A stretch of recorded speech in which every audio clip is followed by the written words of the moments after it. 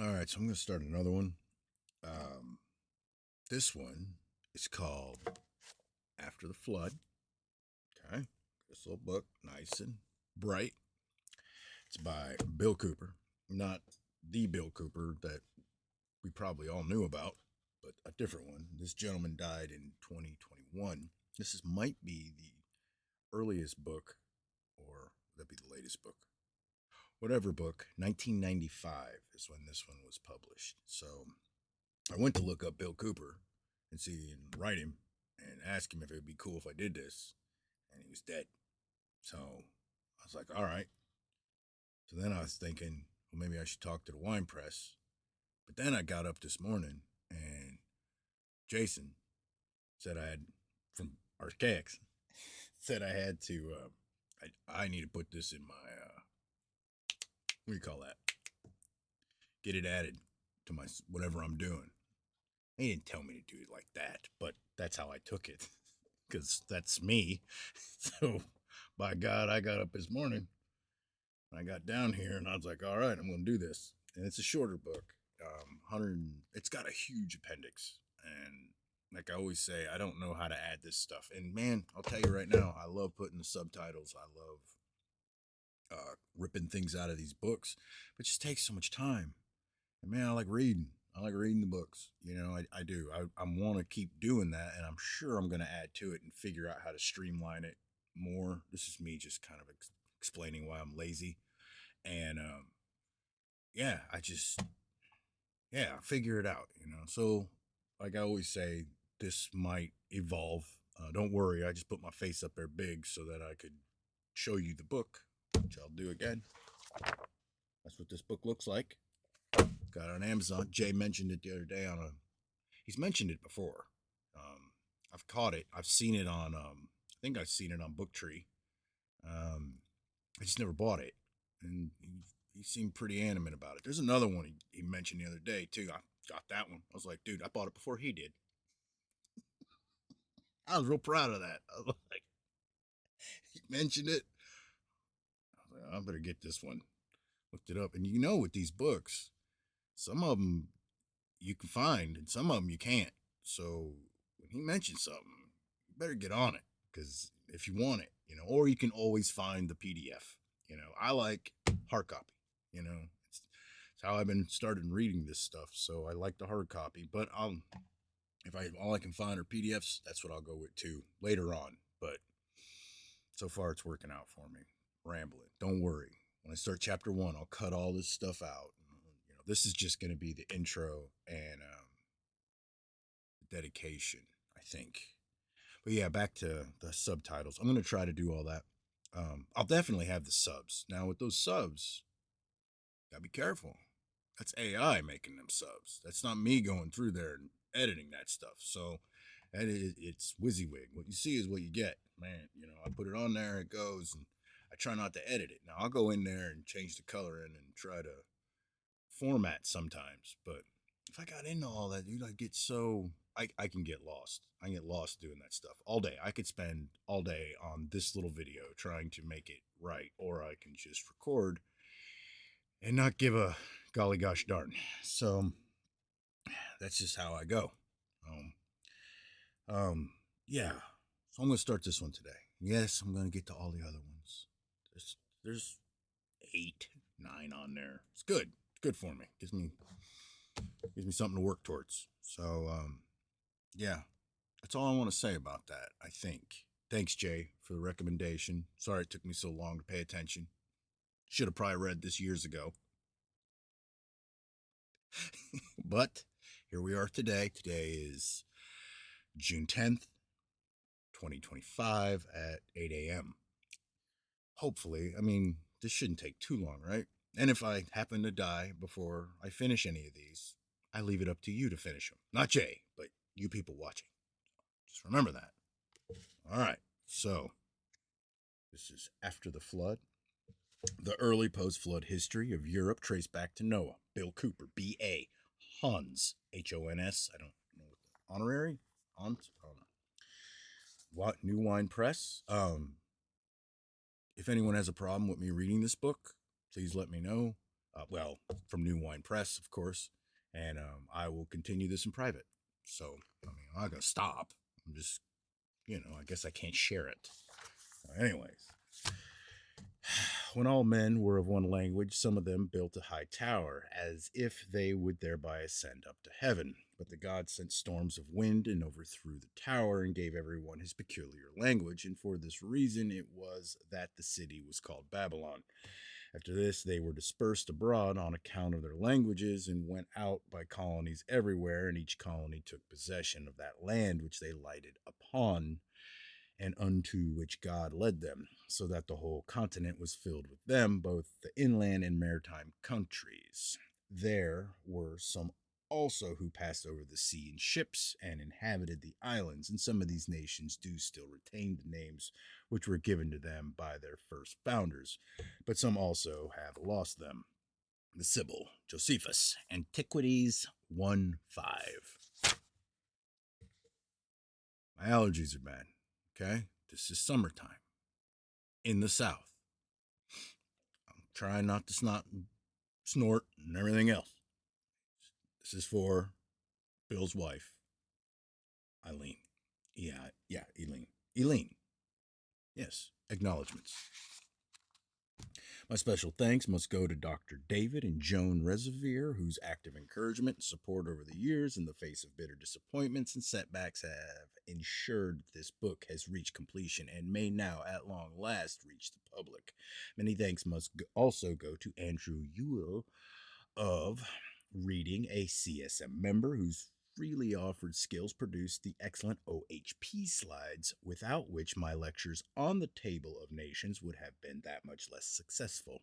To Dr. Andrew Snelling, who published articles of mine on this subject in the Creation Ex Nihilo Technical Journal, and to Laurel Hemmings, his very able assistant.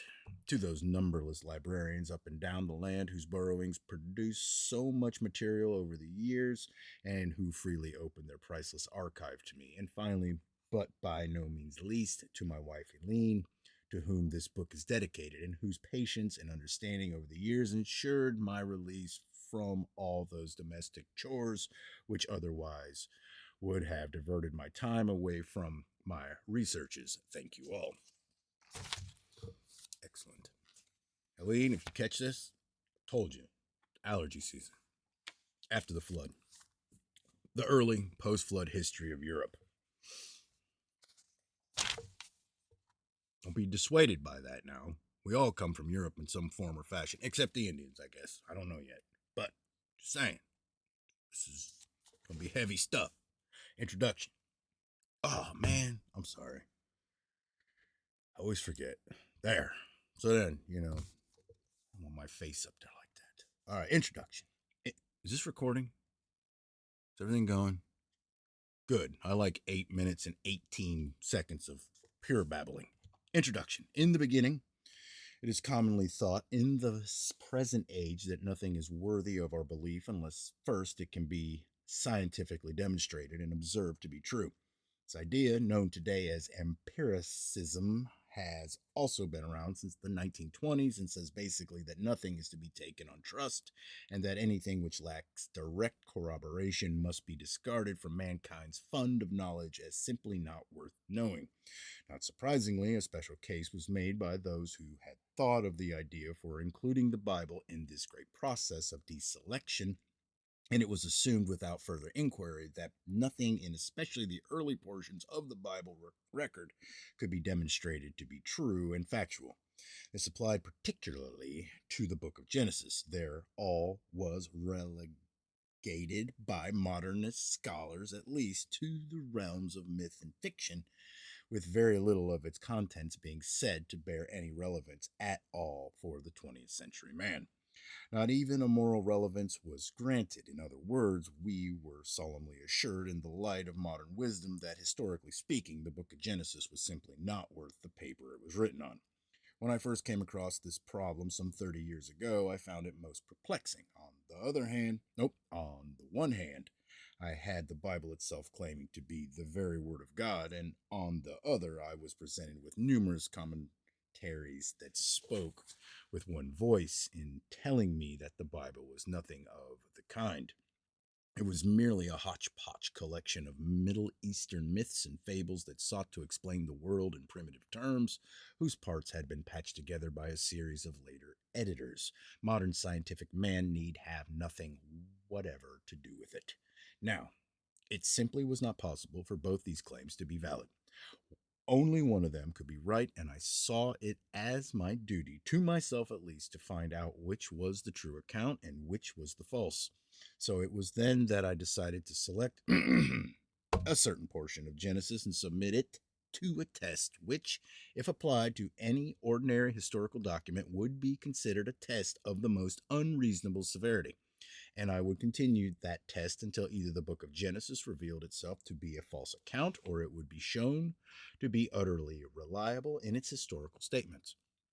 Either way, I would discover once and for all whether the biblical record was worthy of my trust or not. It seemed a little irreverent to treat a book that claimed to be the very word of God in such a fashion. But if truth has any substance at all, then that book would surely be able to bear such a test.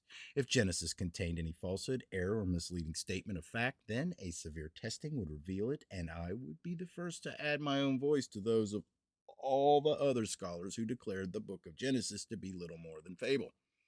With any ordinary historical document, of course, a simple error or even a small series of errors would not necessarily disqualify it from being regarded as an historical account or one that could at least be made use of by historians. But Genesis is no ordinary record. No ordinary document would claim inerrancy to in its statements, and any document which did make such a claim for itself could expect a thorough and severe drubbing at the hands of scholars. But if Genesis was indeed a true account of what had happened all those years ago, if it was indeed everything that it claimed itself to be, then the truth that it proclaimed could not be destroyed by any amount of testing. It could only be vindicated. In that regard, at least, truth is indestructible. What I had not expected at the time was the fact that the task was to engage my attention and energies for more than 25 years, nor had I expected the astonishing degree to which Genesis, particularly the 10th and 11th chapters, was to be vindicated. These chapters are conveniently known to scholars as the Table of Nations, and the sheer breadth and depth of the historical evidence that was available for their studies astonished me. It bore very little relation indeed to what I had been led to expect. But that was not the only surprise in store. The test that I devised was a simple one. If the names of the individuals, families, peoples, and tribes listed in the Table of Nations were genuine, then those same names could appear also in the records of other nations of the Middle East. Archaeology should also reveal that those same families and peoples are listed in Genesis, or not, as the case may be, in their correct ethnological, geographical, and linguistic relationships. I also, for the fact that a good proportion of these names would not appear, either the records that once contained them had long since perished, or the diversity of language and dialect had rendered them unrecognizable. Some would be lost in obscurity. It simply was not realistic to expect that every name would have been recorded in the annals of the ancient Middle East and would also have survived to the present day. I therefore would have been content to have found, say, 40% of the list vindicated. In fact, that would have been a very high achievement given the sheer antiquity of the Table of Nations itself and the reported sparsity of the surviving extra biblical records from those ancient times. But when, over my 25 years of research, that confirmatory evidence grew past 40 to 50% and then 60% and beyond, it soon became apparent that modern wisdom in this matter was wide of the mark. Very wide of the mark indeed. Today, I can say that the names so far vindicated in the Table of Nations make up over 99% of the list, and I shall make no further comment on that other than to say that no other ancient historical document of purely human authorship could be expected to yield such a level of corroboration as that. And I will add further, the modern biblical commentators must make of it what they will. But the test didn't stop there. I had determined at the very beginning that the test was to be done one of unreasonable severity, so even the astonishing level of vindication so far achieved did not fully satisfy the requirements of the test. The reason for this was simple. The Table of Nations was written in the Middle East, but all the records consulted by me in investigating the table were also written in the Middle East. I therefore decided that the test should continue beyond those geographical bounds, and I carried the search into the records of the early peoples of Europe. I wanted to see firstly whether the same patriarchs mentioned in Genesis were evident in the most ancient genealogies and chronicles of the people of Europe, and I wanted also to assess the level at which these early peoples were aware of other events mentioned in Genesis. The important part of this test was that the documents and records consulted by me had to date from before the time that any given European nation was converted to Christianity. That was because it is too often alleged by certain scholars that the early Christian church, particularly the monastic community, was given to a forgery and invention. So only documents that predated the coming of Christianity and its foraging monks to a particular nation whose records I was consulting would be considered. This part of the test was crucial and was to yield as great a level of indication for the 10th and 11th chapters of Genesis as the first part of the test. What follows is a summary of all that evidence. I will not pretend that this book has been easy to write. It hasn't. Although I have aimed for readability, most of the evidence that I uncovered over the years consisted merely of lists of names, innumerable cross references, royal genealogies, king lists, and old chronicles. So if I have failed in any way to make all that a rattling good read, then please blame all those skeletal documents that ancient officialdom has left us rather than the present writer, whose self appointed and lonely task has been to make sense of them all. Any student who wishes to pursue matters further will find copious references to help him or her in further study. The rest, as they say, is history. That's Bill Cooper, Ashford, Middlesex, March 1995. Hold on. Do I want to get into chapter one? How long has that been? No, I think that is a good introduction. Yeah, there's a lot of appendixes in here. Like I said, there's a lot of bold words too. I thought about pulling the bold words out and bolding them up. I'm like, man, you could, if you do that, it's just, does it even matter? I don't even know. So I'm just gonna read this bad boy. We'll see where I go. I gotta get a bookmarker. Hold on. No, I'm not stopping yet. I'll stop whenever I want to stop. That's how that works. I hope you're all having a good Tuesday. I do have to work today, so you know. Whenever I want. No. Yeah, so I'm going to start this one. That's a good start. Chapter one will be next. I told you I'll try to pull important things out. If there's like a genealogy chart or something like that that I can easily get and put it up there for you, I will. That's why I leave those black back there. I also like to put a little picture back there because I know that they can get confusing. So you see a different picture, then you know what book I'm kind of reading. I don't know. Just trying to watch out for you. Y'all have a good one. Later. All right. Chapter one: the knowledge of God amongst the early pagans. So that we may bring the subject we are about to study into its proper perspective, we must first allow that many of our preconceptions regarding ancient man are mistaken. It is commonly supposed, for example, that the nations of the world became aware of the God of Genesis only after they were evangelized by Christian missionaries.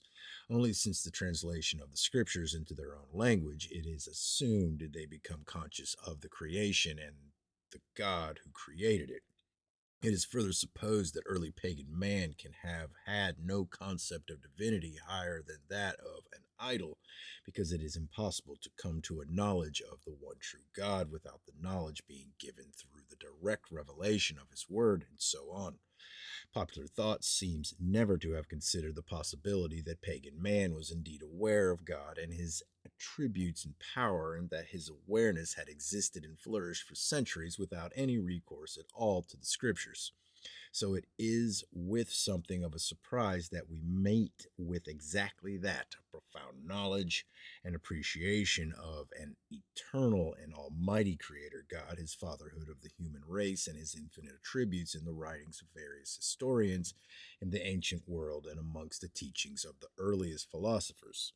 It is of the utmost importance that we familiarize ourselves with this truth as we begin our investigations into the table of nations itself and the knowledge amongst the pagan nations of those patriarchs and events that are so familiar to us from the Genesis record. So profound was the concept of knowledge of God among certain pagan peoples in the ancient world, and in particular the Greek and Roman worlds, that a controversy eventually arose and was to rage for many centuries between those who propagated and preserved that knowledge of God as the creator and those who sought to destroy it by attributing the creation of the universe to purely natural forces. The marked similarity between that pagan controversy and the controversy that rages today between creationists and evolutionists is surprising, and we shall be examining that controversy in this chapter. But first, we must understand something of the sheer profundity of the pagan philosophical concept of the one true God. We meet with it in places as distant from each other as the world is wide, and among cultures as socially and politically diverse as those of ancient Greece and China. For example, it is from the writings of the Taoist Lao Tzu, who flourished in the China of the 6th century BC, that the following profound statement concerning the existence and some of the attributes of God is taken.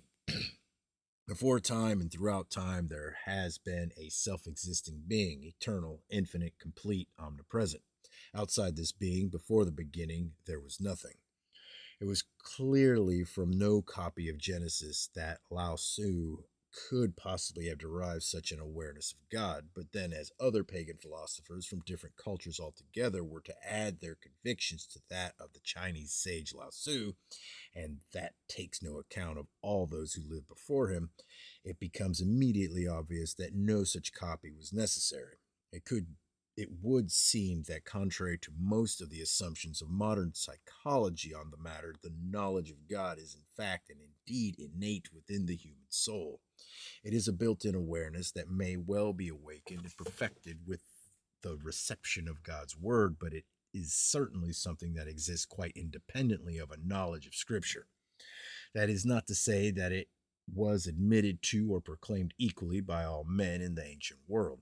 Many, of course, denied it just as they deny it today, for alongside every Lao Tzu who proclaimed the existence of God in the world of ancient China, there was a Ku Sang ready to dispute it.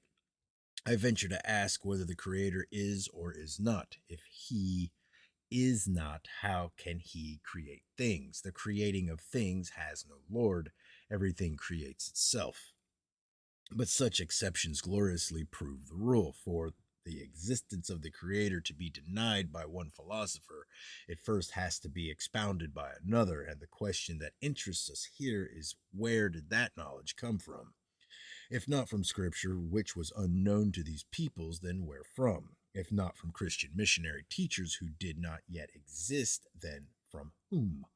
For, imperfect as the concept of God may have been among the early pagans, it was nevertheless very real, often profound, and can only have been founded upon a body of knowledge that had been preserved amongst the early races from a particular point in history. What that point in history was, many become evident as our study proceeds, and as we meet with the families of humankind dispersing from a single point around the globe. But that it was profound in many ways, inspiring, can hardly be denied, as the following ancient text from Heliopolis in Egypt testifies. I am the creator of all things that exist, that came forth from my mouth. Heaven and earth did not exist, nor had been created the herbs of the ground, nor the creeping things. I raised them out of the primeval abyss from a state of non being. It would not be overstating the case to say that the Egyptian concept of a divine creation of the universe was so strongly held that throughout Egypt it governed every sphere of thought and action, political, educational, philosophical, and so on. And it is also noteworthy to consider that there is no record anywhere amongst the vast amount of literature to be recovered from ancient Egypt that suggests that this view was ever challenged. Nowhere in all the long history of Egypt do we find that a philosopher arose who was prepared to propagate the notion that the universe came into being through the agency of non divine forces and processes. There were indeed other types of heretic and dissident, notably the pharaoh Akhenaten, who sought to bring all Egypt under the persuasion that there was but one God instead of the many that the Egyptians worshipped. But this was hardly atheism or a materialist concept that denied the place and reality of the Creator. On the contrary, it was an effort, albeit an unsuccessful effort, ultimately on the part of Akhenaten to clear away much of the theological dross and debris that had obscured by his day the purity of the concept of such a creator. Curiously, we meet with the same lack of challenge to the creationist view almost throughout the ancient literate world. For example, we encounter this same absence of atheism or materialism in both Mesopotamia and early Israel, where records make no mention at all of any materialist thinker, even by way of condemnation or refutation, save perhaps the solitary biblical observation that the fool hath said in his heart there is no God. This, of course, presupposes the existence of such fools at the time the statement was written, ca. 10,000 BC, yet not a shadow of did I say 10,000? 1000 BC, yet not a shadow of controversy has come down to us that so much as hints that the prevailing creationist view was ever challenged or even questioned in the ancient Middle East.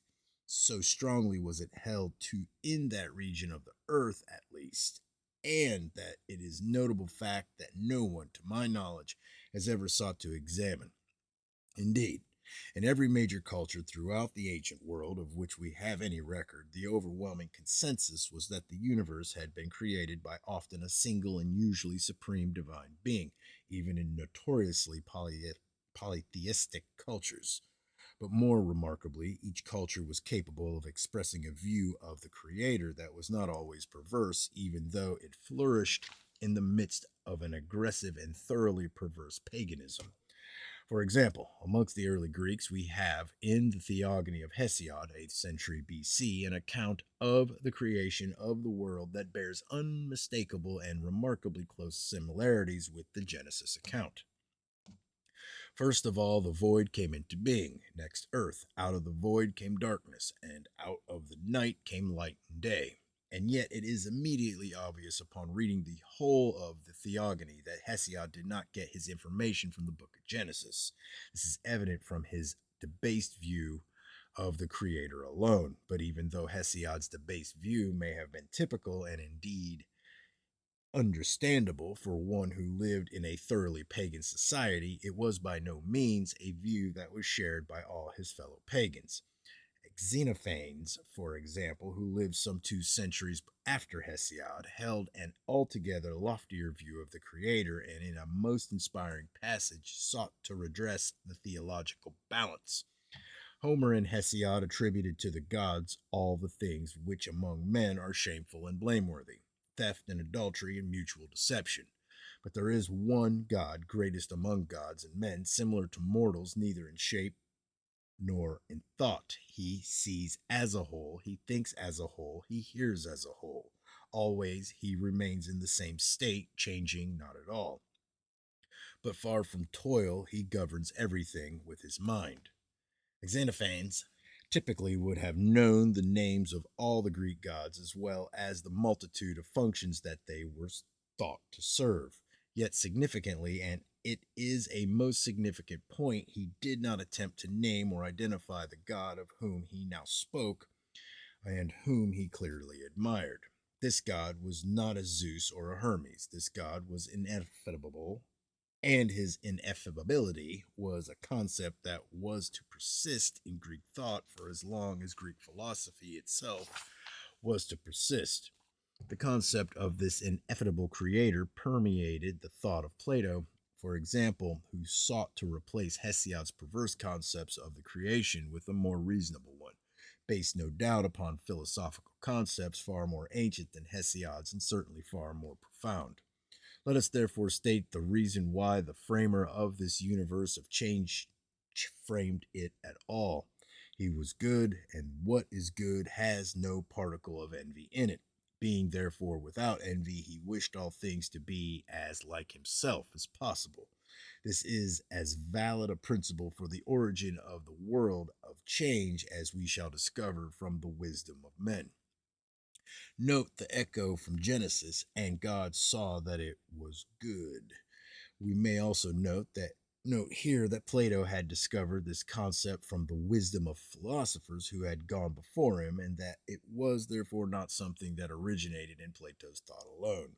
We can say, though, that with the advent of Plato's refined and carefully reasoned model of creation, together with his and Xenophane's higher concept of the creator, it would seem that the classical Greek model of origins was changed for all time. Never again was it to revert to the divine capriciousness of the many Hesiodic gods for an explanation of the universe. The creationist concept of the ancient world was rather to become, under Plato's inspiration and that of his pupils, more scientifically and logically based, with its firm belief in a single and almighty creator. However, in its wake, something far more serious than the earlier Hesiodic misconception was to occur. It is with some irony that whilst the philosophically nurtured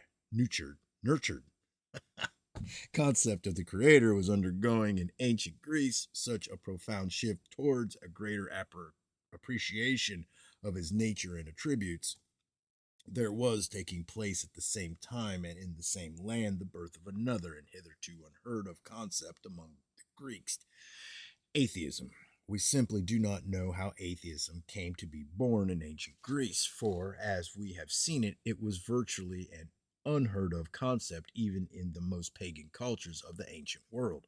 But given the timing of its advent along with that of a higher concept of the creator, which is of an equally mysterious source, historically speaking, it would seem that the atheism of ancient Greece was conceived to directly oppose the burgeoning concept amongst the philosophers of a single supreme and omnipotent deity.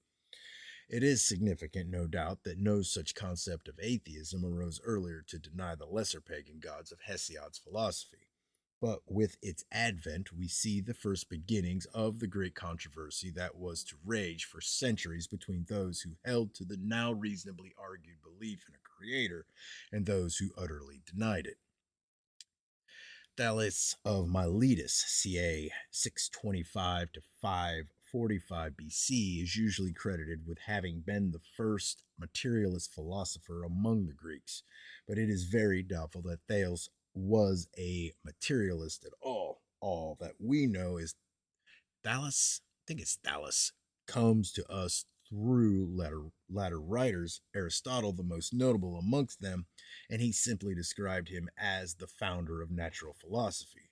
It is upon little more than the strength of this one remark by Aristotle that the case against Thales rests, but against that must be set the aphorisms that are attributed by others to Thales, such as, "Of existing things, God is the oldest, for he is ungenerated. The world is the most beautiful, for it is God's creation. Mind is the swiftest, for it runs through everything," and so on, all of which are classic creationist sentiments. But Thales did have a pupil named Anaximander, ca. 610 to 540 BC, and it is to him that we must look for the first recorded challenge to creationism from the materialist school. We must be careful, though, in assuming Anaximander to have been the very first materialist thinker amongst the Greeks, for the view held by Anaximander was nothing less than a fully developed theory of evolution. From Plutarch's pen, we hear Alexander propounding that originally humans were born from animals of a different kind, and so on. The creative principle that brought the universe into existence being held to be entirely impersonal and natural.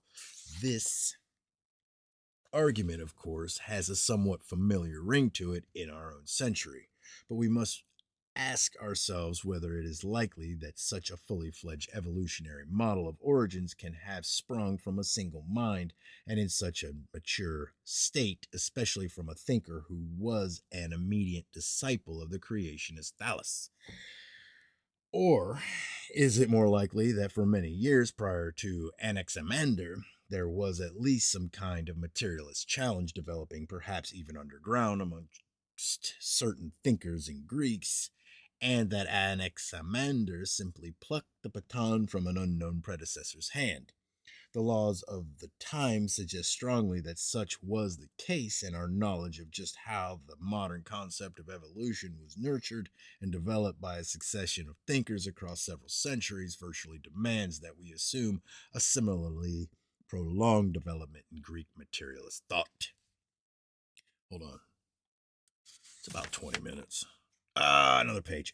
The evidence, such as it is, that is contained in the laws of ancient Greece against blasphemy and impiety makes it certain that there were blasphemers and impious men to be legislated against, and such laws invariably prescribe death as the penalty for such a crime, the famous Socrates himself having finally fallen foul of such laws, and Plato, who was latter to discuss in depth exactly how he thought the impious might be more effectively legislated against in the ideal city state, paints for us a picture of the condition of things in his own day, but speaks of the materialists as if they were an unlikely new breed of thinkers who had only just arrived on the scene. Some people, I believe, account for all things which I have come to exist, all things which are coming into existence now, and all things which do so in the future, by attributing them either to nature, art, or chance. Going on to tell us how these thinkers define the gods as artificial concepts and legal fictions. He names the trend for what he thought to be pernicious doctrine that must be the ruin of the younger generation, both in the state at large and in private families. Unfortunately, Plato declines to name the thinkers who were responsible for this state of affairs and against whom he is contending. But this, in turn, only adds strength to the suggestion that atheism as an ideal was more generally and anciently held and more widespread among Plato's own contemporaries than either the records of the time or Plato himself would lead us to believe. But whoever they were, Plato was to offer them a mighty effective challenge through his own refined creationist model of origins. For whatever the materialists proposed, Plato's model was of a higher concept altogether. For him, the creator turned chaos into order simply because it was his good nature and his good pleasure to do so. He loved order rather than chaos, and to ensure the maintenance of that order, everything he created was made according to an eternal and flawless pattern, Plato's justly famous theory of forms. But the real importance of Plato's model of origins for our inquiry is that it effectively silenced the materialist school for the next 50 years or so, that is, until the time of Epicurus was to lay down his own counter challenge to the creationist model. Aristotle had evidently already attempted to find some middle ground between the idealist Plato and his materialist opponents, but this did little or nothing to modify the scale of the philosophical provocation of what Plato had proposed. Stop there. I stopped it. All right. Epicurus felt bound to oppose it, and he laid down his challenge around the close of the 4th century BC with a cosmology whose effects were to reverberate throughout the coming Roman world for many centuries to come. Indeed, it still survives in the elements of several modern philosophies.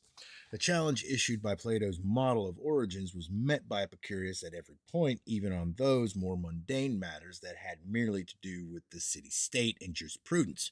But in particular, Epicurus argued that it was insufficient to contend for the divine creation of the universe, as Plato did, from the assumption of a well ordered cosmos, simply because the cosmos, in Epicurus's eyes, was not well ordered. It had culminated from a long, perhaps infinite series of accidents resulting from the random jostling of atoms. But then, ever the sophist, Epicurus shrewdly shifted the ground a little so that any rebuttal from the creationist camp would need to take on board an added complication and consequently be more difficult to propound, for in spite of his unabashed materialism, Epicurus was careful to acknowledge the existence of the gods. He relegated them to a place of complete ineffectuality and disinterest in the cosmos, but he avoided an outright denial of their existence. Apart from the fact that he had to beware of the still standing laws of the time against impiety and blasphemy, Epicurus knew that outright atheism is easily refuted by any philosopher with an eye for controversy, and the fact that few men in any age are outright atheists anyway would ensure scant support for his views. But if the existence of the gods is acknowledged at the same time in which the divine creation of the universe is denied, then the arguments against the Epicurean view becomes infinitely more complex, affording the materialist with the subsequent ability to change ground at will. Such sophistry, of course, was entirely in keeping with the character of Epicurus, who was roundly criticized for it on more than one occasion. Epicurus himself used to do the same thing. For instance, he saw that if those atoms of his were always falling downwards by their own weight, their motion would be fixed and predetermined, and there would be no room for free will in the world. So, casting about for a way to avoid this determinism, which Democritus had apparently overlooked, he said that the atoms, as they fell, just swerved a little.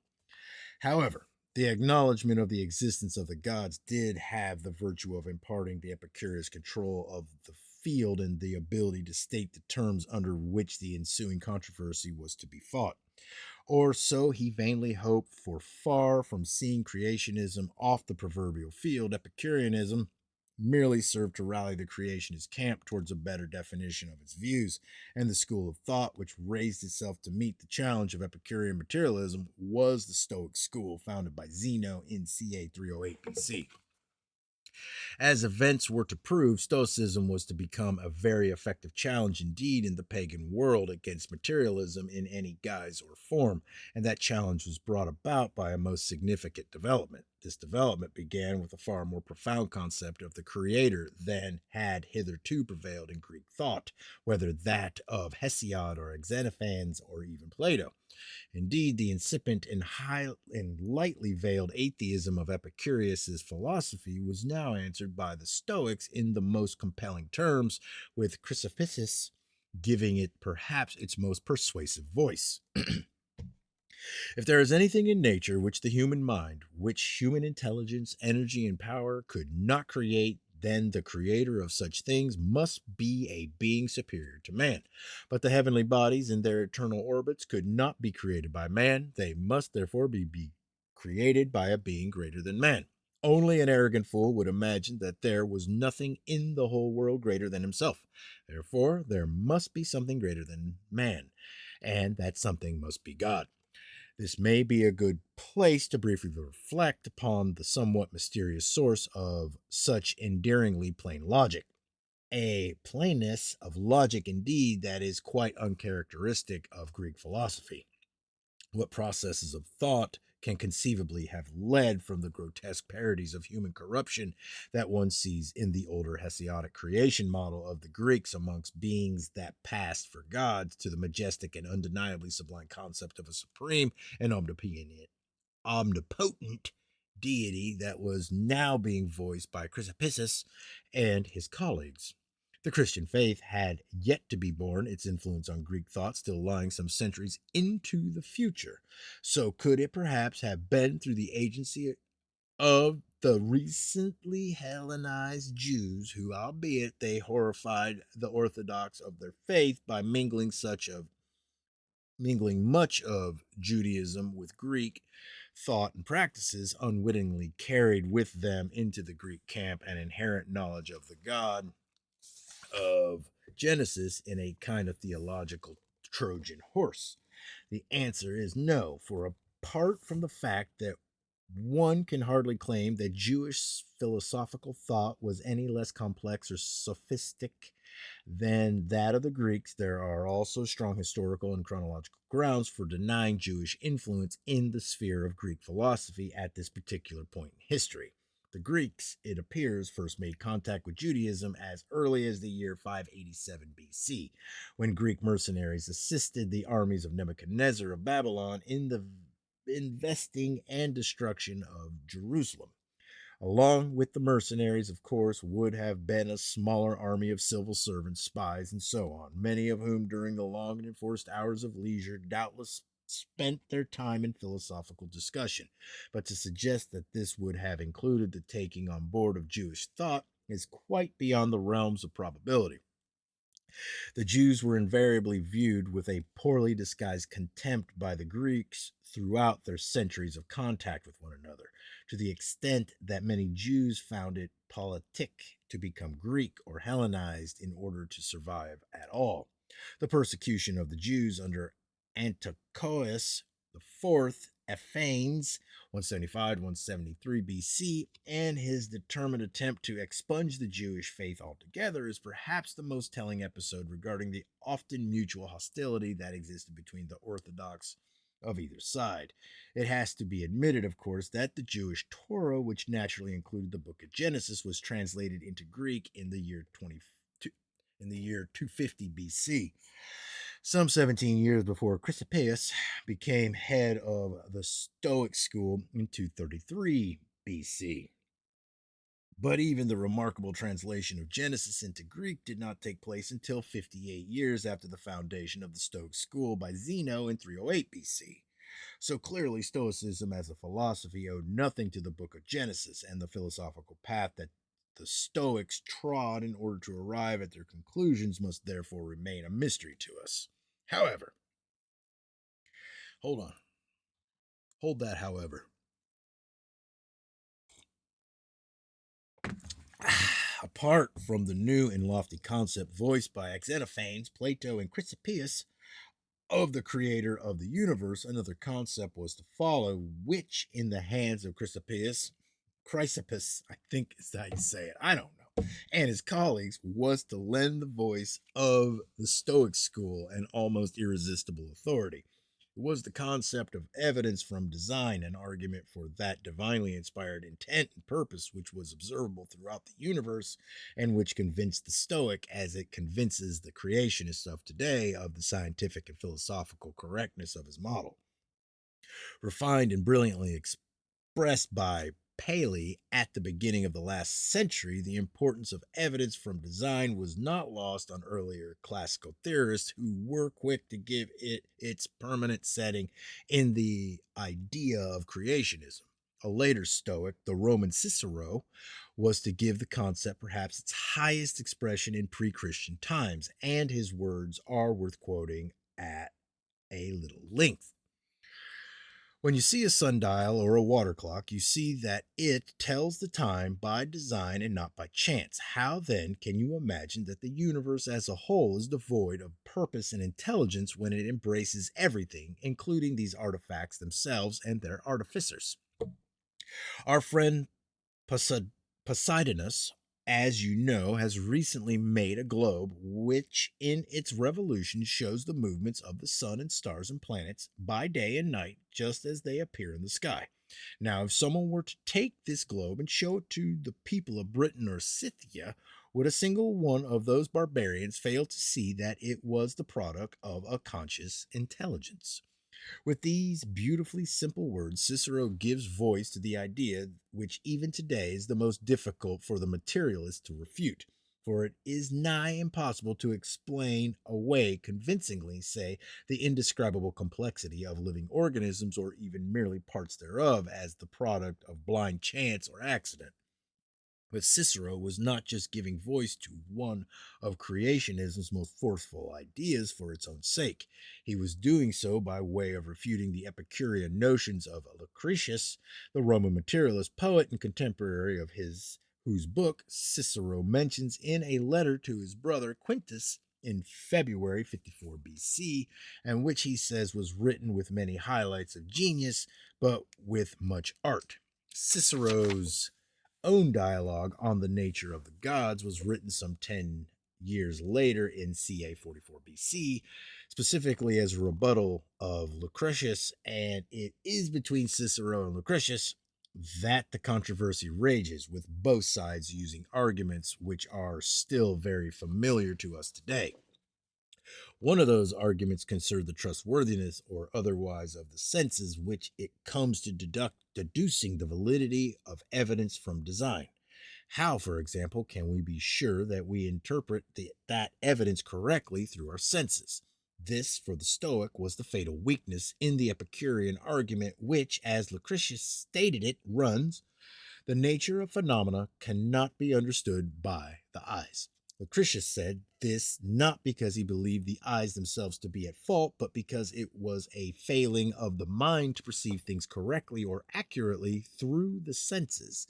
In fairness to Lucretius, he did go on to qualify this statement, recognizing that this dictum, though it appeared to answer the creationist on a philosophical level, could not usefully be translated into everyday experience, for this is to attack belief at its very roots, to tear up the entire foundation on which the maintenance of life is built. If you did not dare trust your senses so as to keep clear of precipices and other such things to be avoided and make for their opposites, there would be a speedy end to life itself. But such sophistry was to cut no ice at all with the Stoic Cicero. It smacked too much of that special pleading for which Cicero, as an advocate in law, had little patience. For if our reasoning powers could be trusted to interpret what our senses were telling us on a day-to-day basis when it came to such vital matters as personal safety and survival, then they could surely be trusted to interpret less vital phenomena, such as evidence from design in the universe around us, which spoke so eloquently and forcefully of the universe having been created by an infinite and omnipotent intelligence. As a creationist, the Stoic Cicero simply could not appreciate the Epicurean viewpoint of Lucretius. In the heavens, there is nothing accidental, nothing arbitrary, nothing out of order, nothing erratic. Everywhere is order, truth, reason, consistency. I cannot understand this regularity in the stars, this harmony of time and motion in their various orbits through all eternity, except as the expression of reason, mind, and purpose. Their constant and eternal motion, wonderful and mysterious in its regularity, declares the indwelling power of a divine intelligence. If any man cannot feel the power of God when he looks upon the stars, then I doubt whether he is capable of any feeling at all. To Cicero's mind, it was the greatest irony that a thinker like Lucretius, who bleated most about his unshakable faith in the innate powers of matter to create itself and arrange itself into a meaningful and purposeful order without any outside aid or influence, found himself unable to trust that the same matter when it came to perceiving or even explaining this fact. In matters not, it matters not, it seems, how eloquently one may fulminate against creationism, charging it with every superstition under the sun, if one then declares that the reasoning powers of him who so fulminates cannot be trusted. Whether expressed in ancient times or in modern, it is still a case of shooting oneself in the philosophical foot, and it has effectually disarmed the materialist cause at every turn. It bedeviled the 18th century Enlightenment philosopher David Hume, whose philosophy in a nutshell stated that it was only reasonable to believe in God. But as we know that God does not exist, then our reasoning powers cannot be trusted.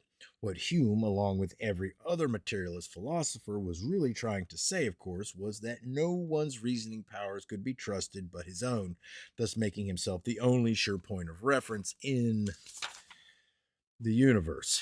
But such was the philosophical mess into which this led him that Kant, the inheritor of Hume's mantle, once painfully lamented the fact that it remains a scandal to philosophy and to human reason in general that the existence of things outside us must be accepted merely on faith, and that if anyone thinks good to doubt their existence, we are unable to counter his doubts by any satisfactory proof.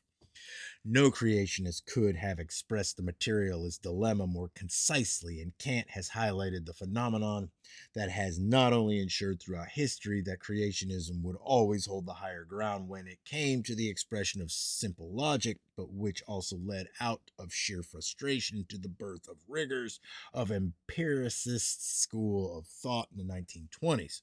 But there is another element in the controversy that has also persisted down the ages concerning the part that chance might be played in the successful arrangement of matter, whether animate or inanimate. The pagan Greeks had taken the argument down to the atomic level and insisted of the desperately sought after simplicity of arrangement that was so necessary to the materialist cause. They found only a greater and more mind boggling complexity, which again only added to their difficulties in attempting to explain the allegedly accidental creation and mindless existence of the universe. Again, we turn to Cicero for a judgment on the scene. It is not a wonder that anyone can bring himself to believe that a number of solid and separate particles, by their chance collisions and moved only by the force of their own weight, could bring into being so marvelous and beautiful a world. If anybody thinks that this is possible, I do not see why he should not think that if an infinite number of examples of the 21 letters of the alphabet made of gold, or what you will, were shaken together and poured out on the ground, it would be possible for them to fall so as to spell out, say, the whole text of the Annuals of Aeneas. In fact, I doubt whether chance would permit them to spell out a single verse. Now, where have we heard that analogy before? This argument, which was the Roman equivalent of today's monkeys and typewriters tapping out the works of Shakespeare, has endured simply because it has always proved to be unanswerable by the materialist in any but the most strained and unlikely terms. Though even this argument was hardly new to Cicero's day, but seems to have been merely part and parcel of an already ancient creation and armory of vexing philosophical questions that the materialist could never satisfactorily answer. The Epicurean school, through Lucretius, did attempt to wreak a vengeance of sorts, for Lucretius went on to specify an idea that threatened to provide a stumbling block to classical, i.e., pagan, creationism, conceding the fact that the materialist perception of the universe was marred somewhat by the alleged inability of human reason to perceive correctly the nature of the philosophical universe. Lucretius claimed that creationism likewise had a chink in its philosophical armor when it came to explaining the Earth's place in the universe. The classical perception of the universe amongst the Greeks was that it was geocentric, the stars, planets, and everything else revolving around a fixed and immovable Earth. And Lucretius assumed wrongly that this was crucial to the creationist view. It gave a fixed point of reference to the universe, and it was a philosophical concept that allowed the teaching of absolute values. Lucretius, therefore, attempted to introduce a more relativistic framework by claiming that the earth was not fixed at all, but moved in an infinite space that possessed no center. This was to counter the Stoics' view of a finite universe whose outer bounds were equidistant from the earth. It is a matter of observation that one thing is limited by another. The hills are demarcated by air, and air by the hills. Land sets bounds to sea, and sea to every land, but the universe has nothing outside to limit it. Shrewdly going on to make his point that there can be no center in infinity. With these ludicrously, ludicrously simple statements, Lucretius had put forward an idea that was truly revolutionary, before which he has received scant acknowledgement from historians of any hue. He did not develop the idea into that of a strictly heliocentric universe, as Copernicus was later to do, but he did depart radically even from the view of his materialist colleagues, for they too held that the earth was fixed and the universe revolved around it. Lucretius had hoped to rob the creationist camp of the finest weapon in its armory, the argument for an ordered and hence designed universe, by introducing the concept of randomness, aimlessness, and sheer relativism. But he was disappointed, for even his materialist peers were unable to follow him down that particular path. Ironically, this had nothing to do with the fact that the Greeks and Romans of the time were ignorant in any way. On the contrary, they were great observers, and the virtue of the geocentric model lay in the fact that it compiled with all the observed facts of contemporary science. Indeed, few theories in the history of science have ever enjoyed such overwhelming and indisputable proofs as those which once graced geocentrism, and that in this present age that virtually worships the concept of empiricism has to be one of the greatest ironies of all. To add to the irony, and contrary to all expectations from the materialist camp, when the Copernican revolution finally did arrive in the 16th century, it did not mean the end of creationism, for a very good and simple reason. In creationist terms, it matters not a jot whether the earth revolves around the sun or the sun around the earth. For whichever model of the universe is the correct one, the question still remains: who created it? Who did it come How did it come into existence, and whence came its astonishing degree of order and complexity? These are the questions that have been asked by men since the beginning of time, and one of them, named Lucilius, had worked out the answer for himself without any help from either Christian or Jew. Attributed the design, creation, and maintenance of the universe to that creator who is, as Enos says, the Father both of gods and men, at a present and a mighty God. If anyone doubts this, then so far as I can see, he might just as well doubt the existence of the Son, for the one is as plain as the other.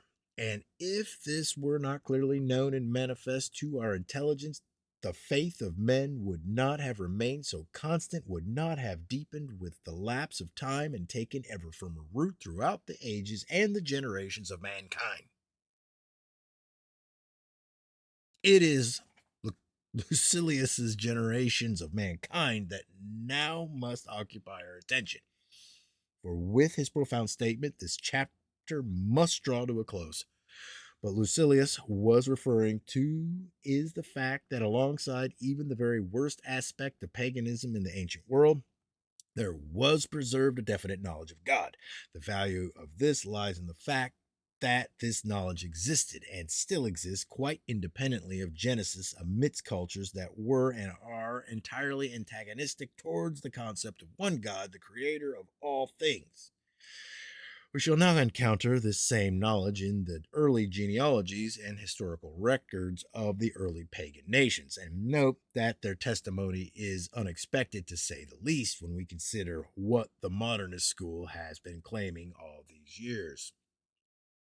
All right, chapter 2. Where to begin? History has never been so popular. The man in the street has never been so well informed about his past as he is today. And yet it is a sad and unhappy fact for all that have been said, written, and broadcast about the early and more recent history of mankind, there remains a very large body of historical evidence that is mostly passed over in silence by today's scholars. And because it is passed over by today's scholars, it never reaches today's general public. I say that this is sad because it is not as if this vast fund of knowledge is hard to get at. On the contrary, every fact that you are about to read is available to anyone who takes the trouble to look, and each fact can be obtained cheaply enough. It does not lie in obscure libraries about which no one has heard of, or to which none can gain access, nor is it written in languages or scripts that cannot be deciphered. Indeed, scholars have been aware of the existence of this vast body of information for many years. So why is it passed over in such silence? Why is it, for example, that no modern book on the early history of Britain goes back beyond the year 55 BC, the year when Julius Caesar made his first attempt to invade these islands? We may read in such books of this culture or that people, this Stone Age, or that method of farming, but we will read of no particular individual or of any particular event before the year 55 BC. This has the unfortunate effect of causing us to believe that this is because there exists no written history for those pre Roman times, and that when they landed in Britain, the Romans encountered only a bunch of illiterate savages who had no recorded history of their own. But our conclusion would be wrong, for we will see as our study progresses that the Britons whom the Romans encountered were, on the admission of the Romans themselves, a people who could teach the Romans a thing or two about the finer arts of warfare, and who left a clear and written record of themselves dating back to the very earliest years of the existence as a nation. These records still survive, and we shall be considering them in some detail. We shall also be examining many other ancient records that various peoples have left behind them, and we shall note with interest the story that is told by each one of these documents. For more can be known about the early recorded history of mankind than is generally allowed, and what is revealed by this history is a story that is very different indeed from the one that we are used to hearing. But where to begin? We must begin our investigations with one of the oldest historical documents in the world. This document comprises the 10th and 11th chapters of the book of Genesis and is known to scholars as the Table of Nations. However, when I use the word document, it must be understood that this is no way subscribes to the erroneous view propagated by Julius Wellhausen and his colleagues in the 19th century regarding the much vaunted but still fashionable documentary hypothesis of biblical criticism. That hypothesis was designed to be destructive of any impression that the Genesis record in particular was a reliable source of historical information, whereas the objective of our present study lies in entirely the opposite direction. But it does recognize the fact that the 10th and 11th chapters of Genesis consist of a self contained unit of information that is complete, even if read in isolation from the rest of the Genesis account. In that sense, at least, it forms a document that we may study in isolation. But how accurate is that document? Most scholars today would denounce it as unreliable, and some would dismiss it from any further discussion by attaching to it labels of myth and pious fiction. Favorite terms among modernist scholars, thus assuring their readers that its study, and especially faith in its accuracy, is a waste of time. These terms and labels will become more familiar to us as we come across a great many extra biblical records that substantiate rather than undermine the Genesis account, but their overuse by certain scholars has left a definite impression that the modernist protests too much, and when applied as often as they are to so many historical records, they become tired and meaningless phrases that convey no information at all. There is doubtless method in the academic madness, given the question that if Genesis cannot be relied upon when it comes to stating accurately simple historical facts, then how can it be relied upon when it comes to stating higher truths? But the overuse of such labels becomes wearisome and ultimately meaningless, and is of no service whatever to healthy historical research. When applied to the Table of Nations, this healthy historical research yields some surprising facts.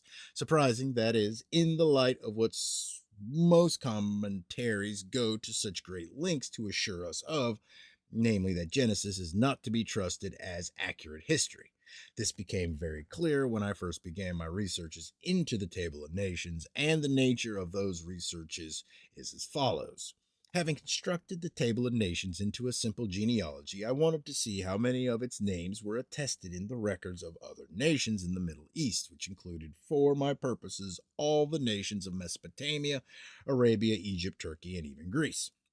It was an obvious procedure, but one that had not, as far as I was aware, been conducted before and the results published. I had already found certain individual names that were mentioned in scattered works of varying merit, often Victorian, but the whole had never been gathered together in one cohesive study. And so my research began. Over the years, little by little, pieces of corroborative evidence came together, and a picture began to build up that revealed the 10th and 11th chapters of Genesis to be an astonishingly accurate record of events. The Table of Nations had listed all the families and tribes of mankind in their correct groupings, whether those groupings were ethnological, linguistic, or geographical. All the names, without exception, were accurate, and in more than 25 years of searching and analyzing, I uncovered not one mistake or false statement of fact in the Table of Nations. It has been said here that such a result could simply not be expected or obtained from any comparable historical document, especially one as ancient as this, the Table of Nations, embraces a sweeping panorama of history that is not only truly vast in its continent but unique in its content, but unique.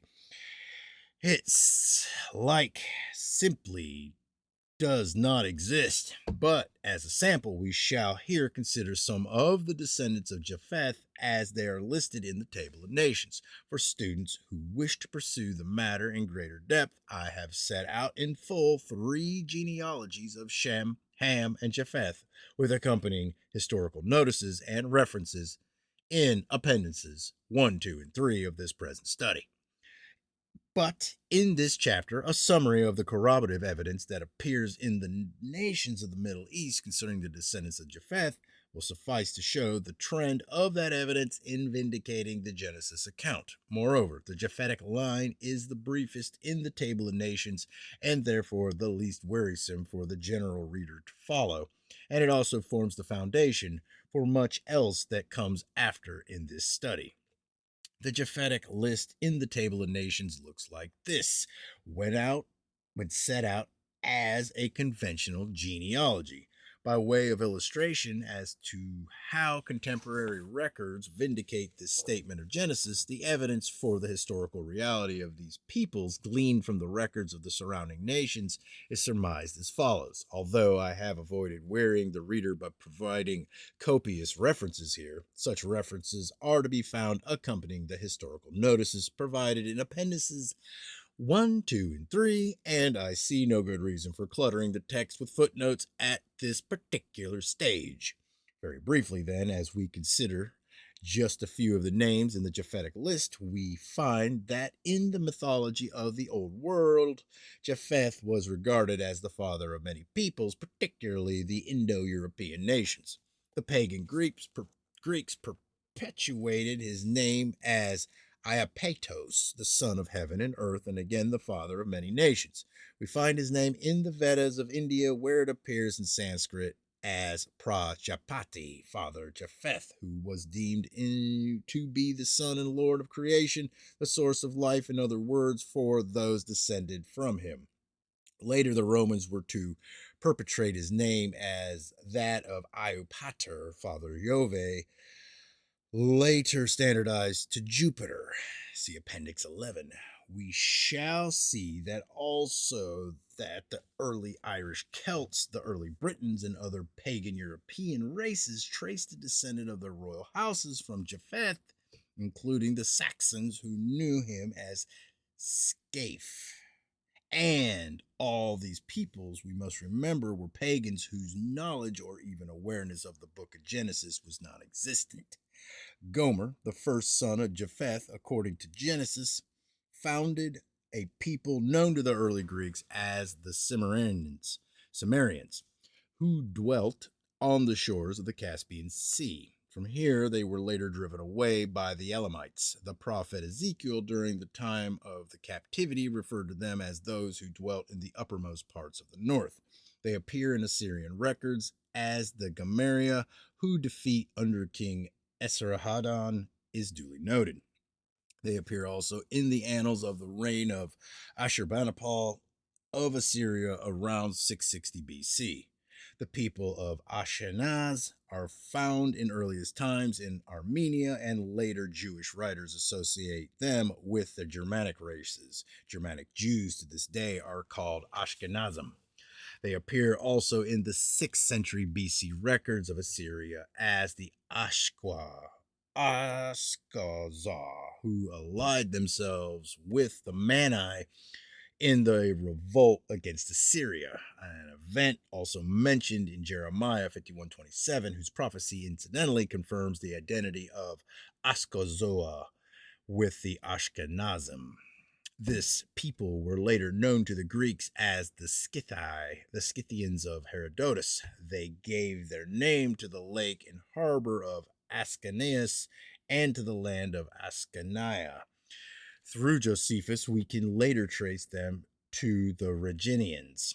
The descendants of Rephath gave their name to the Rephaean mountain range, which at one time was marked by early cosmographers as the northernmost boundary of the earth.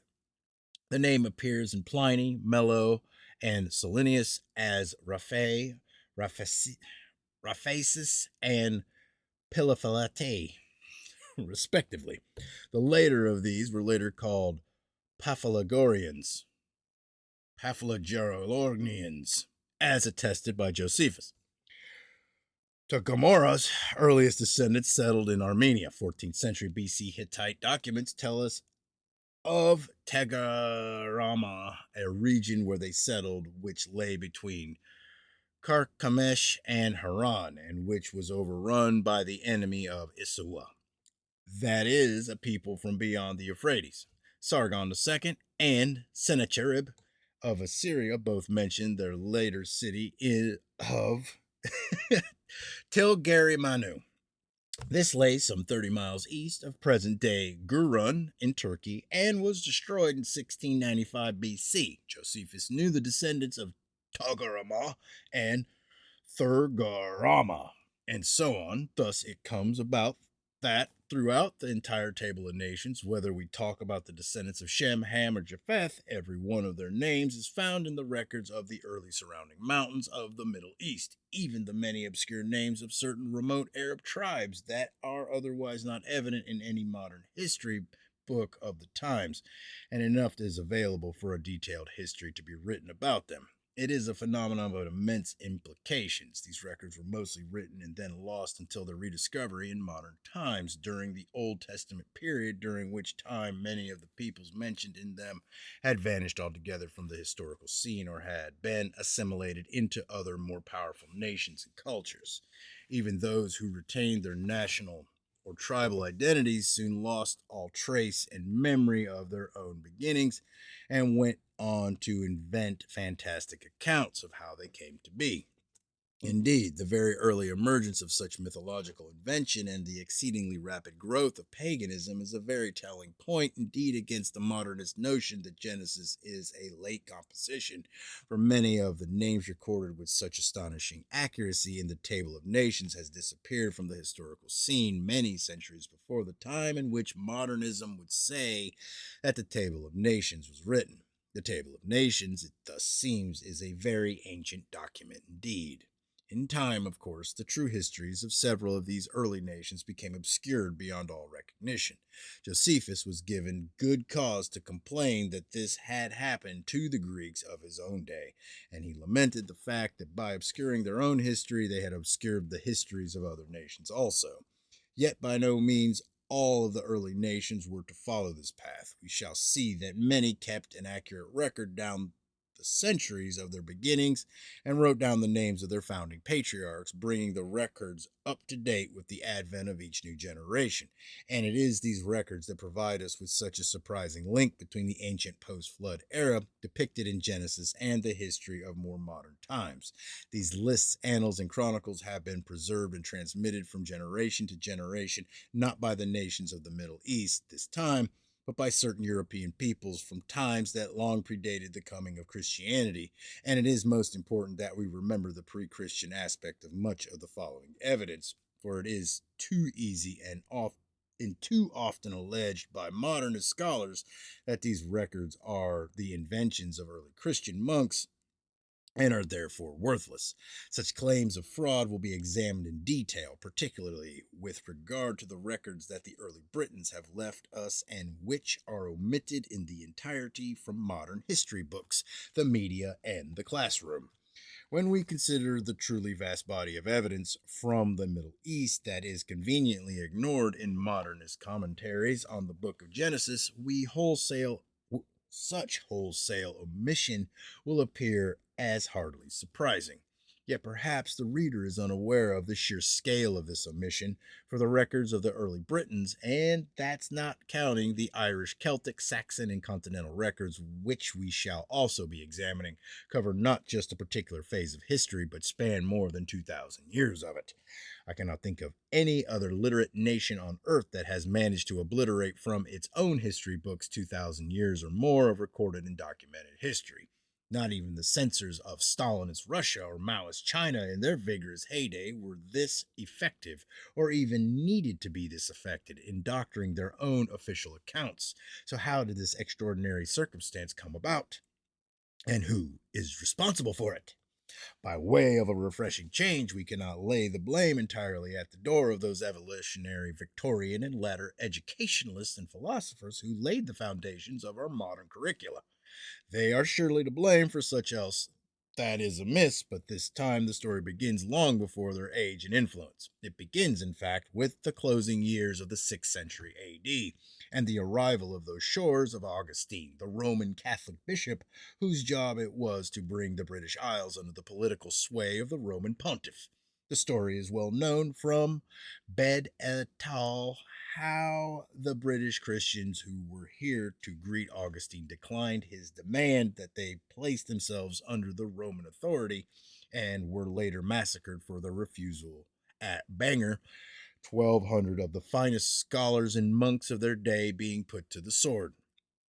From that day on, there existed an amnesty between the Britons, Welsh, and the papacy that was to ferment throughout the early to late Middle Ages, only to culminate in the eventual expulsion of the papal authority from the realm of England under King Henry VIII, who was significantly himself of Welsh Tudor stock. But the early ascendancy of the Saxons meant that all recorded history of the Britons was consigned to oblivion as far as historians and chroniclers were concerned, with only Roman, Saxon, and later Norman accounts of events being taught and promulgated in schools throughout the land. The recorded history of the early Britons was to remain in oblivion for the 500 years that followed the massacre at Bangor. But then an incident occurred that ensured its revival and survival to the present day, even though that revival was itself to last only a matter of a further 500 years or so.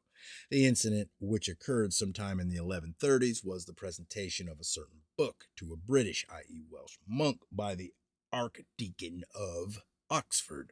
The monk's name was Geoffrey of Monmouth. The archdeacon was Walter of Oxford, and the book was a very ancient, possibly unique copy of the recorded history of early Britons, written in a language so archaic that it needed to be translated quickly into Latin before either the book perished or the language was forgotten. Now, one would think that such a rare event would generate great interest among scholars of all hues. Yet, even today, in our supposedly impartial and inquiring age, the mere mention of Geoffrey of Monmouth will usually bring an academic smirk to the face of scholars. Read any article today about him, and you will be sure to come across statements to the effect that his great work, Historia Regum Britannia, or History of the Kings of Britain, is at best unreadable fiction, and that Geoffrey himself is an unscrupulous liar and forger. We would do well to ask ourselves what it is that could provoke such unscholarly language. It is often claimed in dismissing Geoffrey's work that it contains errors, yet, as any historian worth his salt will tell you, if we rejected histories in general on that account, we should soon be left without any history at all. But it is then claimed that Geoffrey's supposed original book is no longer exists, and therefore Geoffrey must have been lying when he claimed to have translated such a book. However, it is exceedingly rare for the original manuscript or source material of any early historical work to have survived. In fact, I personally am not aware of one instance where this has occurred. It is further claimed, and this claim is significant as much as it can at least be tested that nothing like Geoffrey's Historia is to be found amongst the surviving corpus of medieval Welsh literature. The surprising answer to this is that not only does the same historical material survive in Welsh from medieval times, it survives in no less than 58 manuscript copies. These are listed in Appendix 4, but we may note here that there are not very many medieval Welsh manuscripts in existence, and 58 of them does constitute a rather large percentage of the surviving corpus. The claim is therefore suspicious, as it is hardly likely that scholars who have made this field their life's work could have missed them or have remained for long in ignorance of their existence or contents. Indeed, the manuscripts are freely available to any who care to study them, so why is even the acknowledgement of their very existence such anathema to the modernist mind? The answer to this lies in what these early records tell us about our past. As we shall see, it is an account that flies entirely in the face of everything that we are taught nowadays about where we come from, and it makes fascinating reading. But Geoffrey of Monmouth was not the only medieval Welsh scholar to transmit to us the historical records of the early Britons. He was preceded by another, Nennius by name, and because Nennius passed down to us the contents of records more ancient even than Geoffrey's chronicle, we shall begin our excursion into the history of the early Britons with him. All right, chapter 3. Whoa, I fell out of my chair. Nennius and the Table of European Nations. I, Nennius, pupil of the holy Eveldug, have undertaken to write down some extracts that the stupidity of the British cast out, for the scholars of the island of Britain had no skill. I have, therefore, made a heap of all that I have found. With these words, Nennius opens his great book, Historia Britannium, the history of the Britons. It would be difficult to overstate the immensity of Nennius's achievement of his contribution to the understanding of ancient history, and were we not familiar with the fashions of today, it would be equally difficult to account for the disparagement that his name has suffered amongst modernist scholars in ungrateful return for his labors. His achievement was the gathering together of all the extant records touching on the origins of the Britons that he could find, in which he then set down into one book. It was a time of danger for the Britons as a nation and for the records themselves, and were it not for his labors, the immensity of which we can only guess at, records that were irreplaceable would have been lost to us forever. Morris's translation of Nennius, which opens this present chapter, implies that the British of the time were stupid in the sense of being intellectually dull. But in this context, the word hebetudo, which Nennius used, suggesting something that has been made blunt or dull, and which Morris renders stupidity, would perhaps better be translated as complacency or lethargy, the mood of the Britons that followed in the wake of the massacre of the monks at Bangor.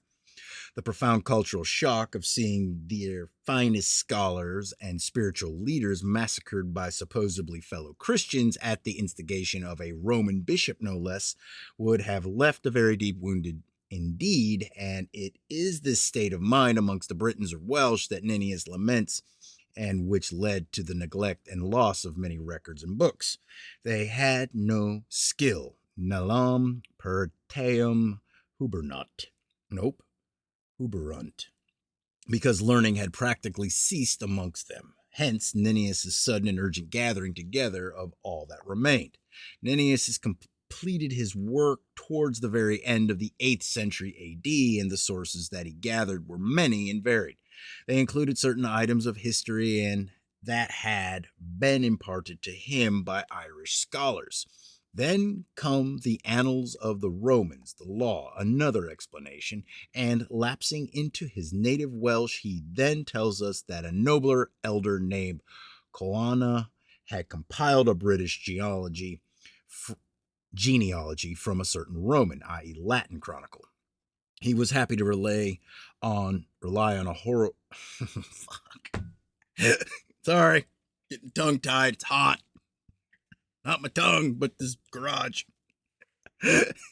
Jesus. All right, where was I? Indicating no explanation. And lapsing into his native Welsh, he then tells us that a noble elder named Quana had compiled a British genealogy from a certain Roman, i.e., Latin chronicle. He was happy to rely on oral history too, quite unashamedly describing one such item as being in the writing of the writer's mind. But one of the really important aspects of his contribution in all this is that Nennius made no apparent attempt to edit his sources or even correct some of their obvious discrepancies. Had he done so, then it would have been difficult for us to assess the actual and original contents of the records consulted by Nennius and distinguish these from what was Nennius's own, perhaps mistaken, ideas about them. Instead, Nennius merely copied down his sources and passed them on to us, historical warts and all, so that we could make of them what we would. A few, but only a very few of the records preserved by Nennius are admittingly of doubtful quality and reliability. But amongst them is one of the most important documents from the ancient world that could have come into our possession. It is set down in chapters 17 and 18 of Historia Britanniae. For the Latin text of these chapters with translation, see Appendix 5 of this book, and it records the descent of a considerable number of early European nations. On the next page, should I put up right there, it is laid out as a conventional genealogy. It is instructive to compare Nennius's table of European nations, as I like to call it, with Appendix 3 of this book, the genealogy of the nations of Japheth as recorded in Genesis. Nennius's source and Genesis are in remarkable agreement with one another, yet Nennius adds details that are not included in Genesis for the natural and obvious reason that the Genesis account is necessarily brief. Gomer, 1, for example, is merely cited by Nennius as being the ancestor of Gauls, Nennius omitting entirely the names of Gomer's three immediate descendants, Ashkenaz, Raphath, and Togarmah. I just mentioned them in Tracing Your Ancestors. That's pretty fun. That's fun. I love that kind of stuff. Are included in Genesis. Would have omitted these if he were merely copying straight from Genesis itself. He cites Magog as the ancestor of both the Scythians and the Goths, and Medea, 3, as the founder of the Medes. So far, so good, but it is from this point that the document from which Nennius was working shows one or two telltale signs of the, albeit remarkably little, distortion that it has suffered in transmission, whether oral or written. For example, and as we shall note in Appendix 3, Tubal was the father of the people known to the Assyrians as the Tabali, whose land, Tabal, present-day Georgia, in what used to be the USSR, whose modern capital, Tbilisi, perpetuates the name of Tabal, lay adjacent to that of the biblical Togarmah, Asser Togarmah. From Nennius, however, comes the added detail that from Tabal came the Iberian, the Spanish, and the Italian races. And this receives the least partial support from Josephus, who wrote some several hundred years before Nennius that Tabal was the father of the Tobalites, known as Iberians, in his own day. And as Josephus makes no mention of either the Spanish or Italian races, nor yet the descent of the Goths from Magog, Nennius was clearly not copying from him. Likewise, Nennius's source cites Meshech as the father of the Cappadocians, an heir that also appears in Josephus. It is doubtful, though, that I gotta break this book because I can't see these words. There.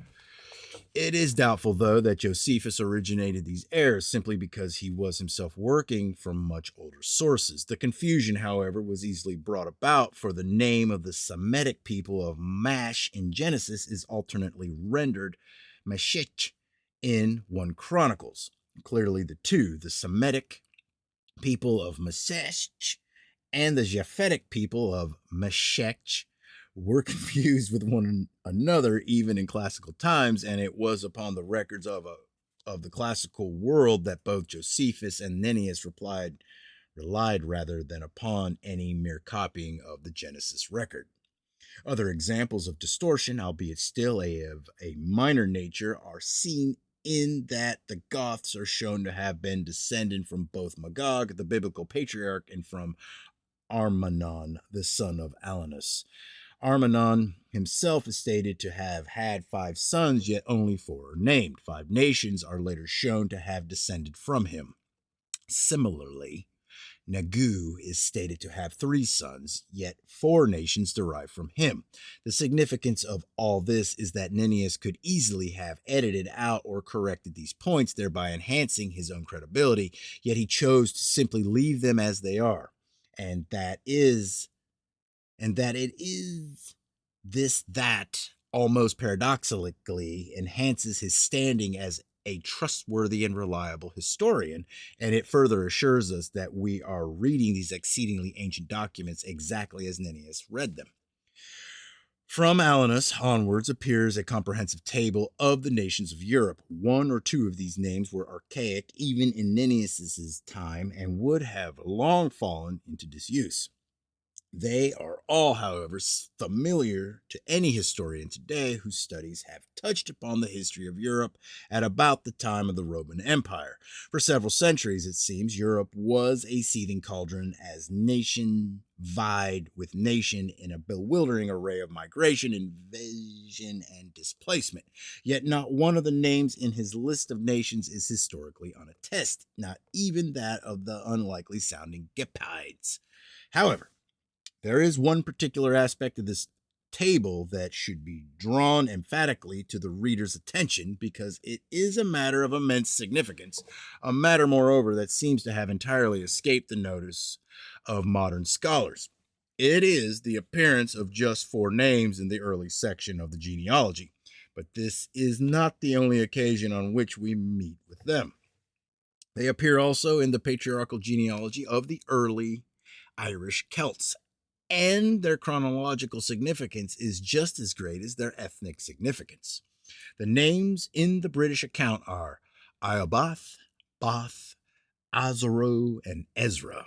But notice their position in the genealogy. They occupy the 4 generations immediately following Javan, the son of Japheth. When we later come to consider the genealogy of the Irish Celts, which has been constructed from entirely different sources, we shall see that these same names occupy similar places, except that they are descended from Magog, not Javan, or Both is depicted as their elder brother and not the son of Iobath.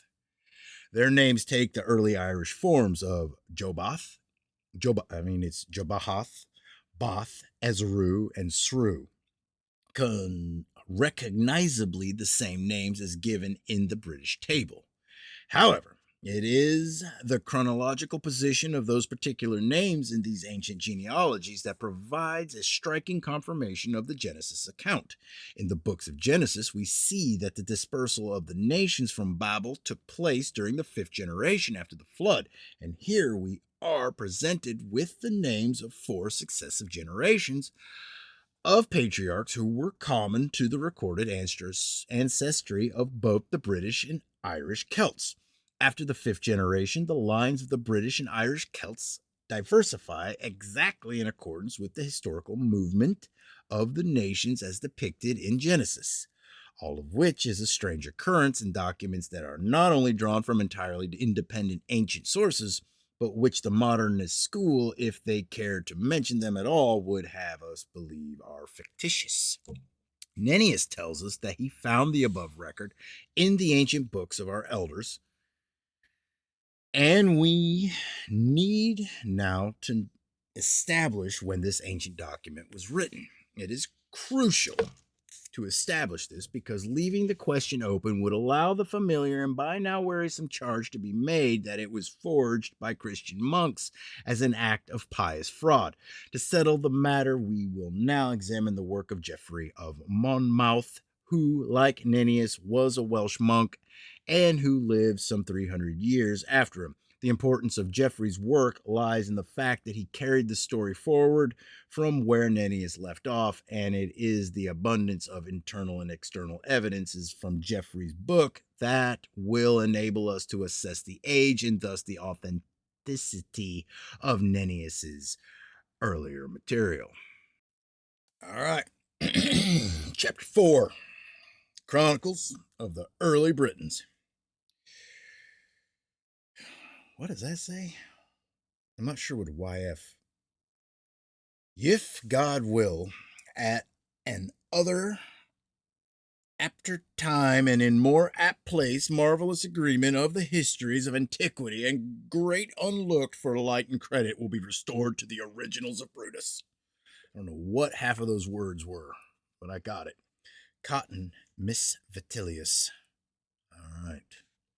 John D., 1577.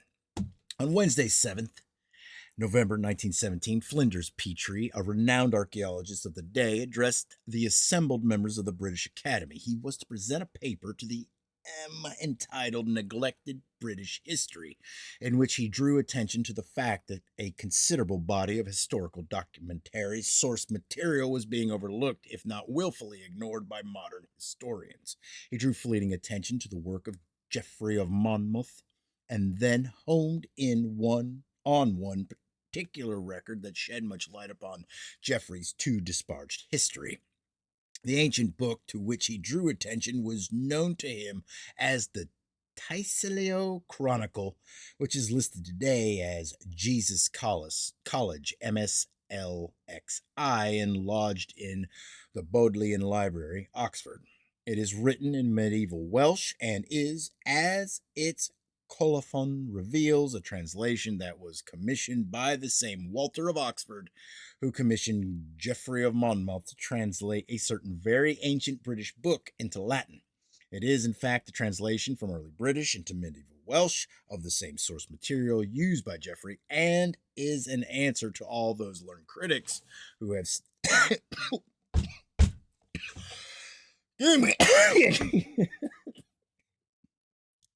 I'll find my cadence. I promise. It's early in the book. Just let me work it out, people. Who have stated with such emphasis over the years that Geoffrey of Monmouth was lying when he claimed to have translated such a book. However, this is not the only light that Welsh Chronicle was to shed, for it was to address matters of far greater import and relevance than the mere vindication of Geoffrey's good name. Indeed, it contains historically verifiable accounts that overturn many modernist assumptions and teachings about our past. More importantly, the material that it contains reveals an antiquity for itself that carries contemporarily recorded history back to uncomfortably early times. Uncomfortable, that is, for evolutionary and modernistic philosophy. Flinders Petrie highlights some of these points, and we shall consider these and others in this chapter. Among the points he mentions is the account contained both in Geoffrey of Monmouth and the Welsh Chronicles of the attempted invasions of these islands by Julius Caesar in 55 and 54 BC. Caesar, of course, has left us his own account of this, and it is tempting to think, and is often stated, that the Welsh Chronicles, and hence Geoffrey of Monmouth, contain nothing more than a rehashed version of Caesar's account. But close examination reveals a different story. The account of Geoffrey and the Welsh Chronicle turns out to be nothing less than the Julian invasion as seen through the eyes of the early Britons themselves. An eyewitness account, in fact, which dates this part of the material to the middle of the 1st century BC. This, of course, is far too early for most modern scholars to accept for Celtic literacy, and it also sheds a somewhat unfavorable light upon Julius Caesar, himself the hero of many a modern book on the history of early Britain. But how exactly do the British and Roman accounts compare? Caesar tells us that when he initially landed on the shore of Britain, the landing was resisted in a most alarming way for the Roman troops. The British charioteers and cavalry rode into the very waves to attack the Roman soldiers as they tried to leap from their ships into the sea, and the landing was almost aborted due the unusual nature and ferocity of the attack. Moreover, Caesar had made some very serious miscalculations about the tide and weather that had almost lost him his army. But what does the British account say of all this? Nothing. Nothing whatever. There is no triumphant trumpeting about the bravery of the Celtic warriors or the Romans' difficulties in making land. Instead, we hear only how, on first receiving news of the Roman landing, the Britons under Caswallon, Caesar's Cassivellaunus, gathered together at a certain fort in Kent. Caesar had clearly been resisted merely by a band of Caesar had clearly been resisted merely by a band of local levies of whom the Britons' intelligence reports had taken no account. But why should they? It was only to be expected by the Britons that the locals would meet the assault, and the opposition to the landing had been unsuccessful in any case. But perhaps the gathering of the Britons at the Kentish fort is one of the more telling aspects of the affair. The Welsh chronicle names the fort Dorel, which Geoffrey of Monmouth transposes into Latin as Dorabellum. It was known to latter Latin writers of Doralevum, and was a fortress that stood roughly midway between Rochester and Canterbury. As Flinders Petrie points out, it would have been the ideal meeting place for an assembling army that was uncertain whether the invading force would proceed directly across the river Medway towards London, or would skirt along the coast towards Sussex and then head north to London, thus saving itself the task of having to cross the Medway.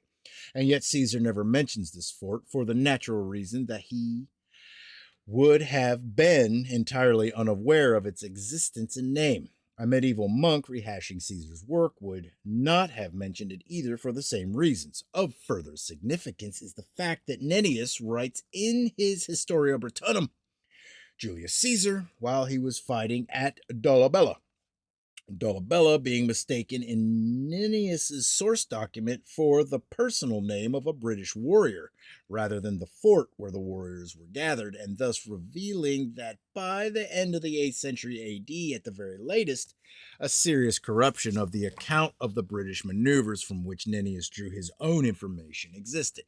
The fact that no such corruption is evident in the Welsh Chronicle, or Geoffrey's Latin version, speaks volumes not only for the purity of the information contained in both the Welsh Chronicle and Geoffrey, but for the antiquity and undoubted authenticity of their common source material. Later in this account, Caesar describes in detail how his cavalry came to grief when they encountered the unusual fighting tactics of the Britons. He describes these tactics in detail, remarking on their effectiveness, and yet no such description appears in the British account. One could reasonably expect that a later forager or compiler would triumphantly have mentioned how these forebears terrified and almost defeated the Romans with superior and ingenious fighting tactics, but not a contemporary Briton who was recording the same events as Caesar, but from a different vantage point.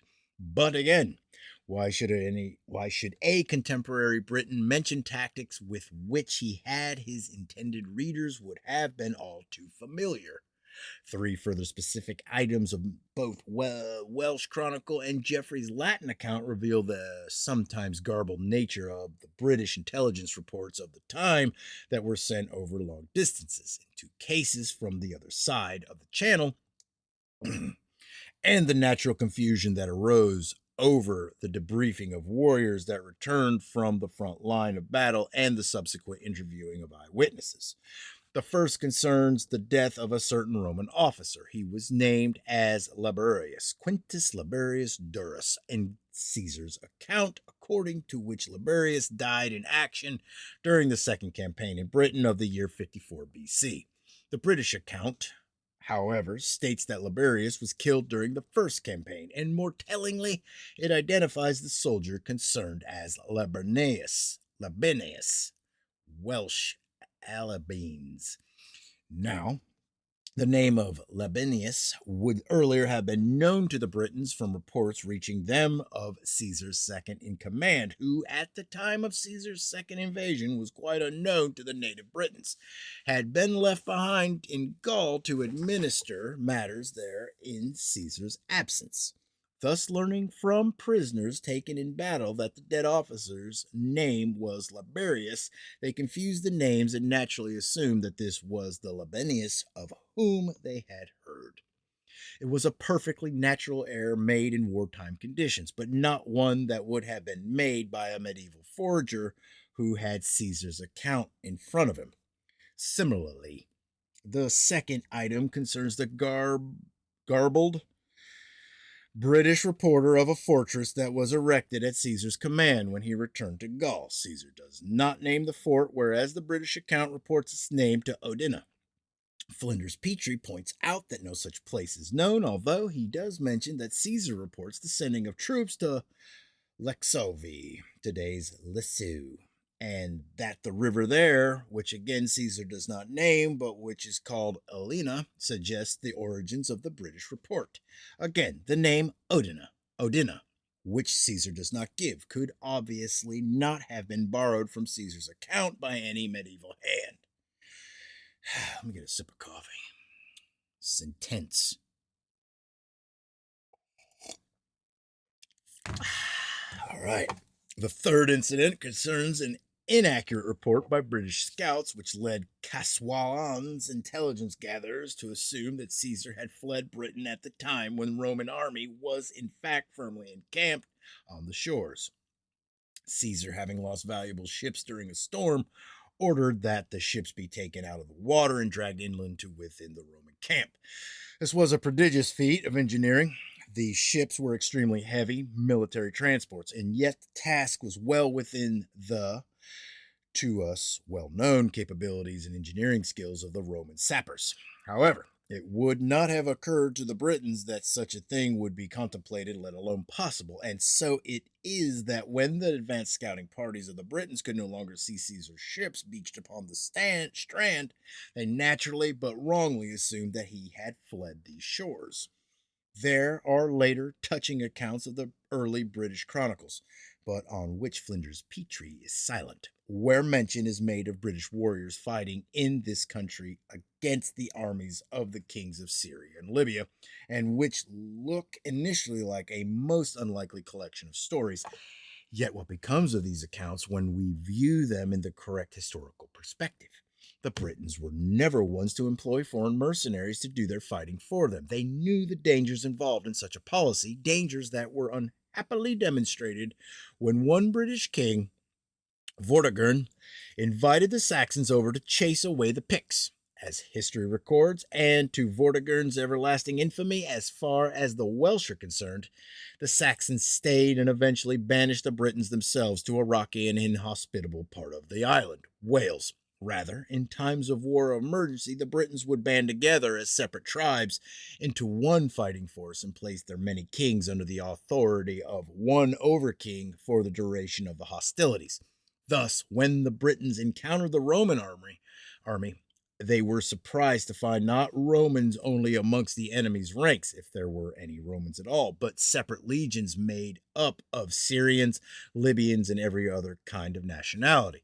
We know from the archaeological record the Syrians and others did actually make up some of the occupying legions in this country, and it is therefore not only natural that the Britons should refer to them by the names of their countries of origin, but that they should also assume that the Syrians and others were led into battle by their own petty kings, as were the Britons themselves who fought them. It is an unsuspected and striking mark of authenticity that no medieval forager would have thought of. But if this portion of the chronicle contains material that can be dated to the middle of the 1st century BC, then there is other material that goes back much further. One such item, on which again Flinders Petrie is surprisingly silent, is the account of two men named Belinus and Berenius in Geoffrey's Latin version, and Belly and Bron in the Welsh. One part of the story records how Bronn led an invasion of Italy and sacked Rome. Certain modernist scholars have been quick to point out that Rome has never been sacked by the Britons and that the story is a nonsensical fiction.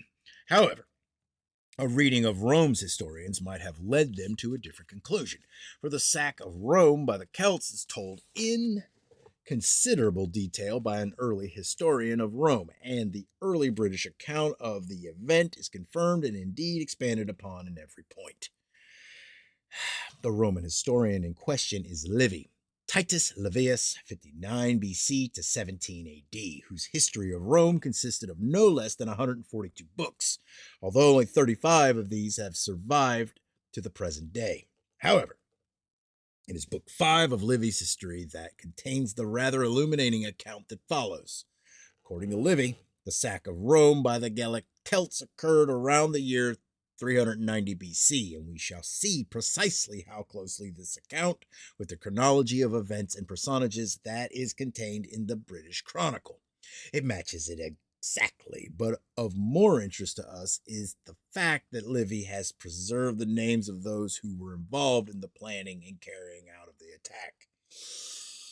The first name is that of King Bitergus, a Gallic Celtic people who were to give their name to the modern city of Bourges.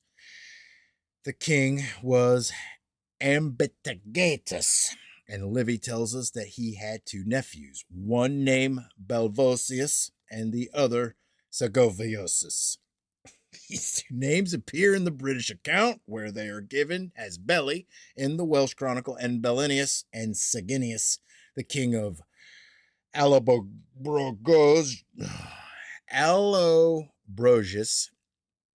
or Brungudinians in Geoffrey of Monmouth. The Welsh Chronicle mentions Seginius as the prince of the Burgundians, and Burgwin, another term for the Allobroges, but does not name him. Each name, however, must have been given in the original British source material for them to appear in either Geoffrey or Welsh Chronicle. And I'm going to stop there because it's halfway through this chapter. All right, page 60. It is here, however, that Livy shed some interesting light upon the Celtic royal families of the early 4th century BC. According to both Geoffrey and the Welsh Chronicle, the father and mother of Belenus and Brennus were Dunvallo Molamutius, Welsh Defenel Molmid, and Tononunea. Yeah. We know from the genealogy around which both Geoffrey's and the Welsh account are built that Dunvallo was of British descent, which means that Tononunea whose genealogy is not given, could easily have been the sister of a Gaulish king. Ambitigatus. Man, some of these words. Ambitigatus. As implied in Livy when he calls Bellovesus, the British Belenus and son of Tononunea, the nephew of Ambitigatus. There is nothing at all unlikely or improbable in such a relationship. Indeed, marriage between the British and continental Celtic royal families would have been an entirely natural and expected event, which brings us to the name of the leader of the Gallic sack of Rome, whom Livy names as Brennus. This is practically identical to the transposition into Latin of the British name of Bran that Geoffrey gives, Brennius, and the fact that Geoffrey and Livy are such distinct and independent authorities reveals that neither of them were making up the names of their characters as they went along, that neither Geoffrey nor the Welsh Chronicle are merely copies or rehashes of Livy's account is abundantly evident when one compares the British account with that of Livy. There are far too many important and fundamental differences between them to suggest that one is dependent on the other, and yet they are all clearly and independently referring to the same historical event, namely the Celtic sack of Rome in ca. 390 BC, but viewing that event from different camps. We may carry the story back another generation by referring to the laws of Dunvalo, the father of Belenus and Brennus, which were known as the Mamertine laws, and which Geoffrey tells us were still held in high esteem by the Britons, Welsh, of Geoffrey's own day. However, not only were they held in high esteem in Geoffrey's day, they also had survived to the present, and they clearly reveal their pagan origins. The light that they shed upon the society in which the early Britons lived is set out in Appendix 6 of this book, where Flinders Petrie tells us in his own words about the laws and their application. But the history of the early Britons can be carried back further still, much further back to the 12th century BC, in fact, the time of the very foundation of the British nation. The story is told of how a colony once landed on these shores, a colony led by Brutus in the Welsh Chronicle. It was from this Brutus that the British people derived their name. The history of Brutus's descendants is set out in the following chapter, but what interests us here is how and by which route the colony arrived on these shores in the first place. Again, we're indebted to Flinders Petrie for bringing to our attention the following details. After leaving Greece, Brutus and his colonies sails to Africa and then passes the Philenian altars, a place called Salene, sails between Ruscaida and the mountains of Azara in danger of pirates, passes the Mala, arrives in Mauritania, and reaches the Pillars of Hercules. On this passage, the ignorant editor notes, it is probably impossible to discover whether these names describe existing places or are purely the invention of the author. Now all these places are known, and they are all in consecutive order. The longitudes of Ptolemy are here added for clearness. The Phalean altars, 46 degrees, 45 something, I think it's feet, I'm not sure, were two great sand heaps for the story of which we see Sallust. They would be well known as the boundary between Carthage and Egypt, but of no importance in late Roman times. Next, Salena are the stretch of salt lagoons, which would be important to mariners for salting fish. Next, Ruscaida is a headland in the south of Sardinia. Brutus sailed between this and the mountains of Azara, and Ptolemy names a mountain tribe of Sardinia as the Acerronassoi. The prevalence of pirates noted here gives the reason for naming the Sardinian mountains, as mariners could stand well off the African coast by sighting Sardinia, which lay 120 miles north, and thus escape the pirate coast track without losing their bearings. Next is the river Mala, which is important as the boundary of early Mauritania. Lastly, the Pillars of Hercules. The general character of these names selected is that the points well known to mariners, such as any seaman might readily give as stages of a voyage. How then do they come into the brute legend?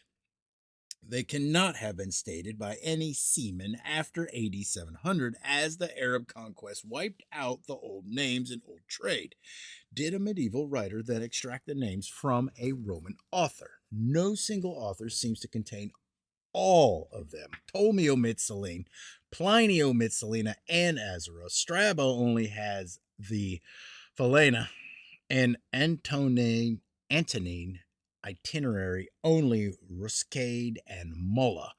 The Protergarian table only Ruscaid and the Phalaeni in a wrong position. When we see the medieval maps from Cosmas on to the Mappamundi of Hereford, it is impossible to suppose a medieval writer having enough geography at hand to compile such a mariner's list of 6 minor places in the right order as they stood during the Roman Empire.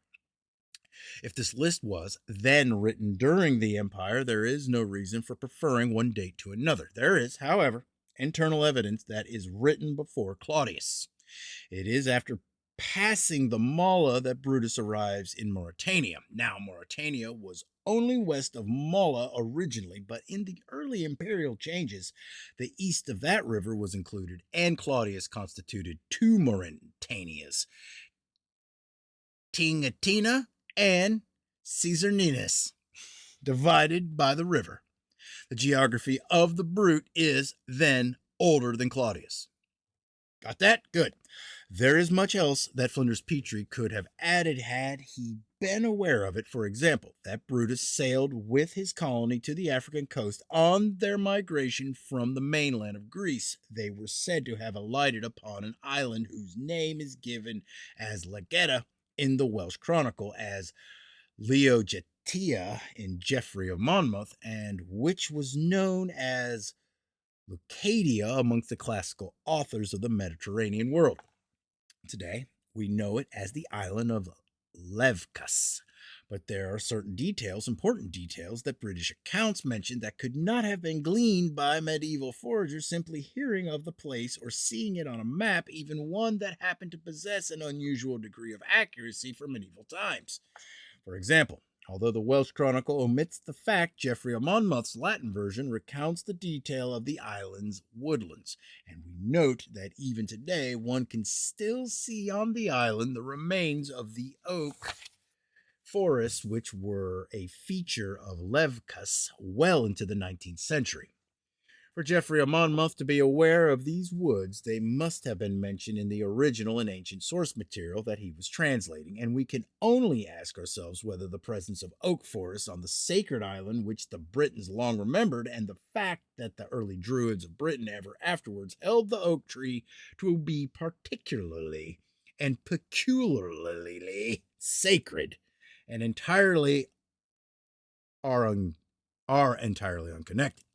As Pliny tells us, the Druidae esteem nothing more sacred in the world than mistletoe, and the tree whereupon it breedeth, so it be on oak. They seem well enough to be named thereupon Drydae in Greek, which signifieth oak priests. However, of added interest is the fact that both Geoffrey of Monmouth and the Welsh Chronicle record the presence on the island of a ruined temple that was dedicated to the goddess Diana. There then follow the descriptions of a most complex ritual performed by Brutus and the nature and attributes of the goddess Diana that could only have come from a pagan source. But there is an added aspect to all this. Diana was considered to be the personification of the moon, and although there is no apparent trace remaining today of the temple of Diana on the island, there are ruins of a temple in Diana's theological husband, the sun god Apollo. These ruins lie on a prominence some 230 feet above the sea, and it was from here that the priests of Apollo would hurl themselves into space, buoyed up, so it was said, by live birds and feathered wings. The relationship between the ritual and the god seems obscure, although there was an early connection between Apollo and various birds. Ovid confirms that the virtues of the flight and the healing waters below the cliff had been known since the time of Deucalion, the Greek Noah. Now, there are definite echoes of this curious and most ancient ritual in the story of one of Brutus's not far removed descendants, King Blahdude. Blahdude is recorded made himself pinions and wings and learned how to fly. He only had one lesson, and the flight was predictably a short one, but the important detail is that Blahdude was killed as he struck the temple of Apollo that once stood in the city known today as London. Yet this is not the only curious detail to emerge out of the early British record. What, for example, are we to make of the mention of Greek fire in the story of Brutus? This appears as Tan Gwelet in the Welsh Chronicle and as Sulphurus Tedus and Greco Igne in Geoffrey of Monmouth's account. As Flinders Petrie rightly points out, Greek fire was entirely unheard of in Europe before the time of the Crusades. Did an early medieval forager have a lucky guess? I doubt it. And what of the further detailed geographical knowledge of the ancient Greek mainland that the British accounts reveal? The region called Hesperadings in the Welsh Chronicle and Sparatinium in Geoffrey's version was anciently known as Thesprotia, an area on the west coast of Greece. Archaeology tells us that the Thesprotians were the earliest inhabitants of the region, their name being perpetuated today in the modern town of Thesproticon. Moreover, the river Yestalen in the Welsh Chronicle, Accolin in Geoffrey, is the Acron that flows through the ancient region of Epirus. Further, there is the name of the king against whom Brutus fought in order to win the freedom of his followers. His name is given as Pandrasus in the Welsh Chronicle and as Pandrasus in Geoffrey. I have seen no attempt whatever to identify this king, and there is now no possibility of tracing the name in the surviving records of ancient Greece, although such tracing would itself be futile.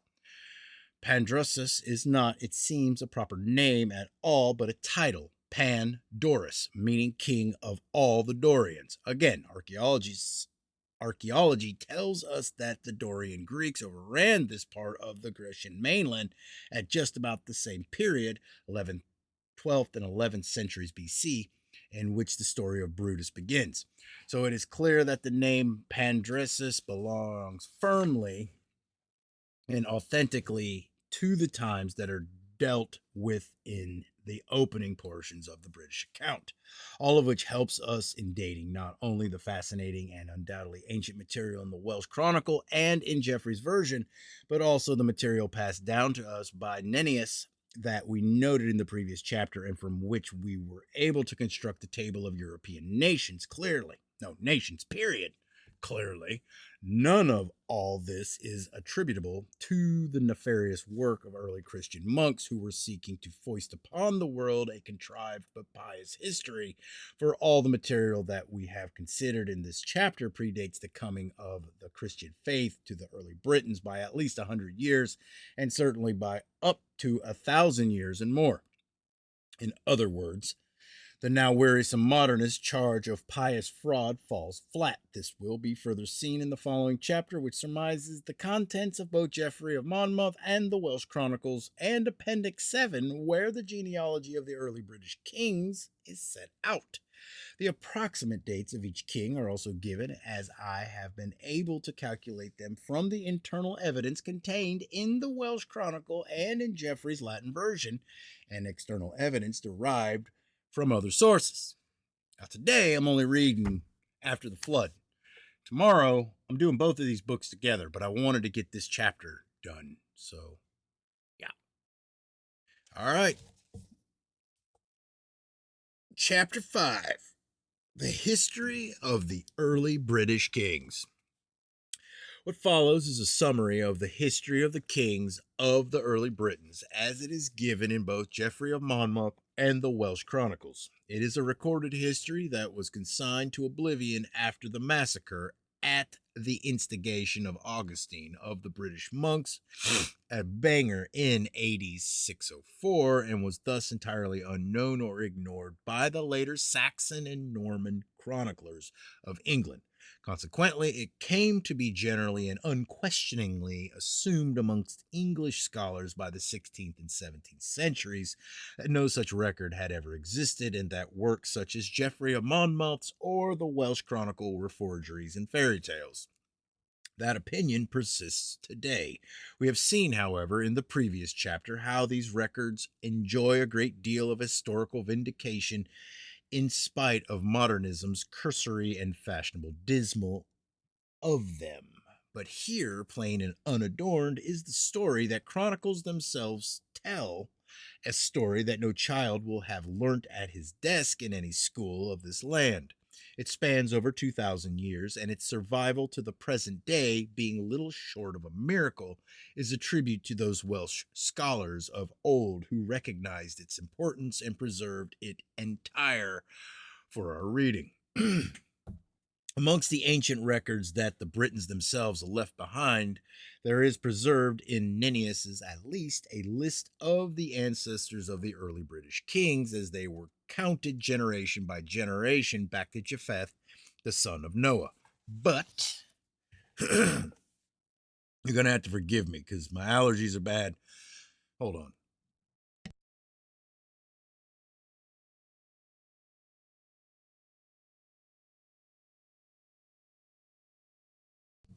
My allergies are bad, which upsets my throat. Drinking coffee, which probably doesn't help. And this is going to be a long chapter. So I'll do my best, okay? And I don't like hitting that button because I'll forget that I hit that button and I'll read for an hour and that thing will be blinking at me. So I don't want to do that. So I'm trying to figure it out the best I can.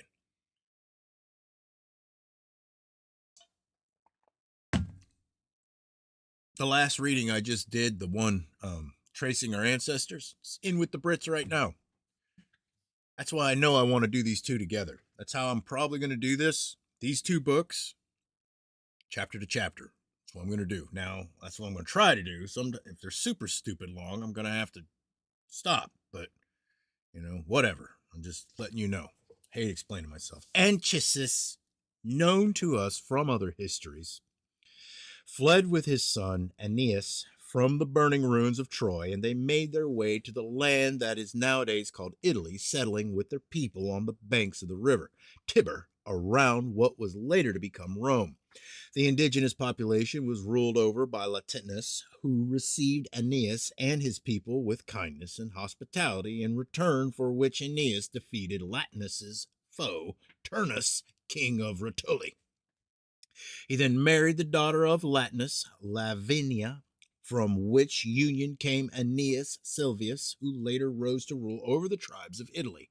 But it was through the line of his brother Ascanius that the royal lineage was presently to be perpetuated, and of this line was born Ascanius' son Silvius. Silvius seduced an unnamed niece of his grandfather's wife, Lavinia, and it was from their union that his son Brutus was born.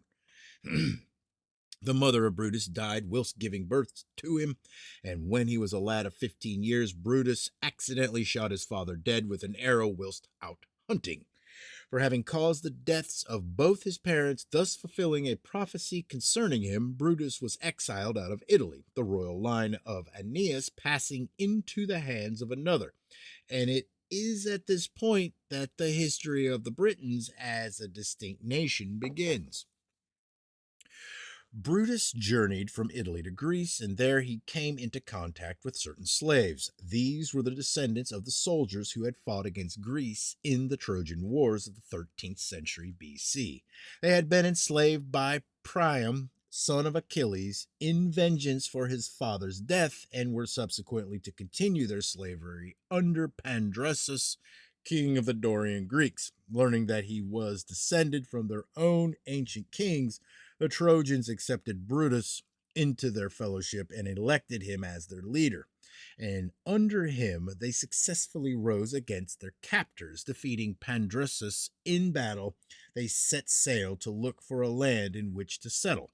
Sailing their fleet out of the Mediterranean between the Pillars of Hercules, the Straits of Gibraltar, they came across another group of Trojans led by Corneus, who were likewise escaping abroad from their captors. They combined forces and landed in Gaul, with Brutus being acclaimed as their overall king.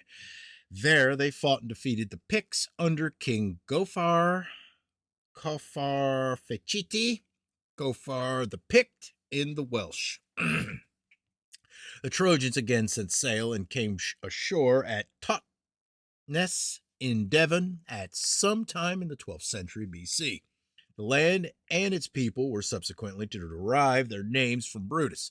Then Brutus founded the city of Trinovantum, or New Troy, which was later to become the city of London. Brutus, the first king of the Britons, reigned over his people in this land for 23 years, i.e., from ca.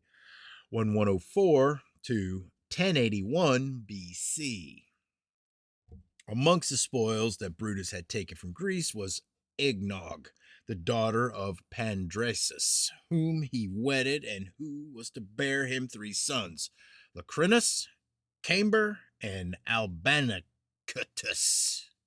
Upon the death of Brutus, Camber and Albandicus inherited Wales, Cambria, and Scotland, Albany, respectively, and Lacrinus became king of Logria, the land named after him, which consisted of present-day England minus Cornwall. The modern Welsh still know England as Logria. Cornwall was ruled over the Corinius, whose daughter over by Quirinius, whose daughter Gwendolen Locrinus had married. Damn it. Ruled over by Quirinius, whose daughter Gwendolen Locrinius had married. Locrinius, however, had also taken another wife, Estrildis, whom he hid for fear of Quirinius. But as soon as Quirinius was dead, he made Estrildis his queen and put away Gwendolen, his lawful wife. In vengeance, Gwendolen raised an army in her father's kingdom of Cornwall, killing Locrinus in the ensuing battle. Estrildis and her daughter Habrin were drowned on Gwendolen's orders, and Gwendolen herself went on to rule Logria for the next 15 years. Then, in ca 1056 BC, she abdicated in favor of her son Madden and retired to her native Cornwall, where she died. Little is said of Madden other than that he ruled the land for 40 years, i.e., from ca 1056 to 1016 BC. His sons, on his death, contended for the throne, Malin, his younger son, being murdered by Mempricus the elder. Mempricus, member in the Welsh Chronicle, became a noted tyrant who abandoned his wife in pursuit of unnatural vices, and he generally misruled the kingdom. Then, in the 20th year of his reign, in about 996 BC, he was separated from his companions in a hunting party and was eaten by wolves. He was succeeded by Abracus, who reigned for the next 39 years from ca 996 to 957 BC. In an eventful and fondly remembered reign, Abracus sacked Gaul and founded the city named after him, Cabroc, which the later Romans were to Latinize as Eboracum, present-day York. On his death, he was succeeded by Brutus Greenshield, Britus Darian Las in the Welsh Chronicle, who reigned for the next 12 years until ca 945 BC. Then Leal succeeded to the throne. He founded the city of Carlisle, which still bears his name, Carlisle. But he was a weak and vacillating king whose 25-year reign ended in ruin and civil war. His son, Hudibras, Run Baldar Bras in Welsh, who came to the throne in ca 920 BC, reestablished peace in the realm and went on to rule Logria for the next 39 years. A great builder, he founded the cities of Carent, Canterbury, Carguent, Winchester, and Paldur, Shaftesbury. He was succeeded by his son Bladud in ca 881 BC, who ruled the land for 20 years. During that time, he founded the city of Bath, Carbadum, the hot springs of which were thought to cure leprosy. At his commandment, necromancy, communicating with the dead, was practiced throughout the kingdom, and he was eventually killed in the misguided attempt to fly. At his death, Lear, his son, took the crown, and he was to enjoy a reign of 60 years, which lasted from ca 861 to 801 BC. He founded the city of Carlisle, Leicester, and lost his kingdom when he attempted to divide it amongst his 3 daughters. Shakespeare tells the story in his celebrated play, King Lear. Lear's youngest daughter, Cordelia, inherited the crown on his father's death and ruled the land in peace for 5 years. She was then disposed by her sisters and committed suicide in prison.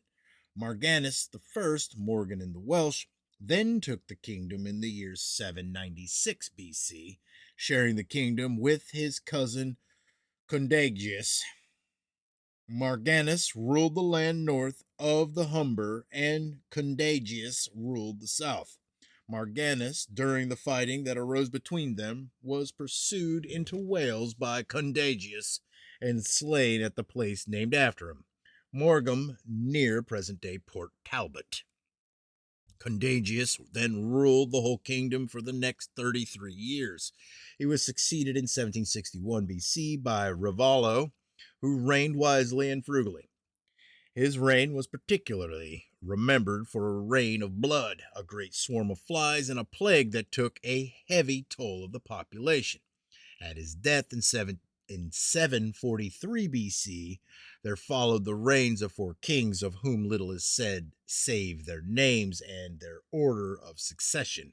And then, in the year 663 BC, Gorboduc came, came to the throne.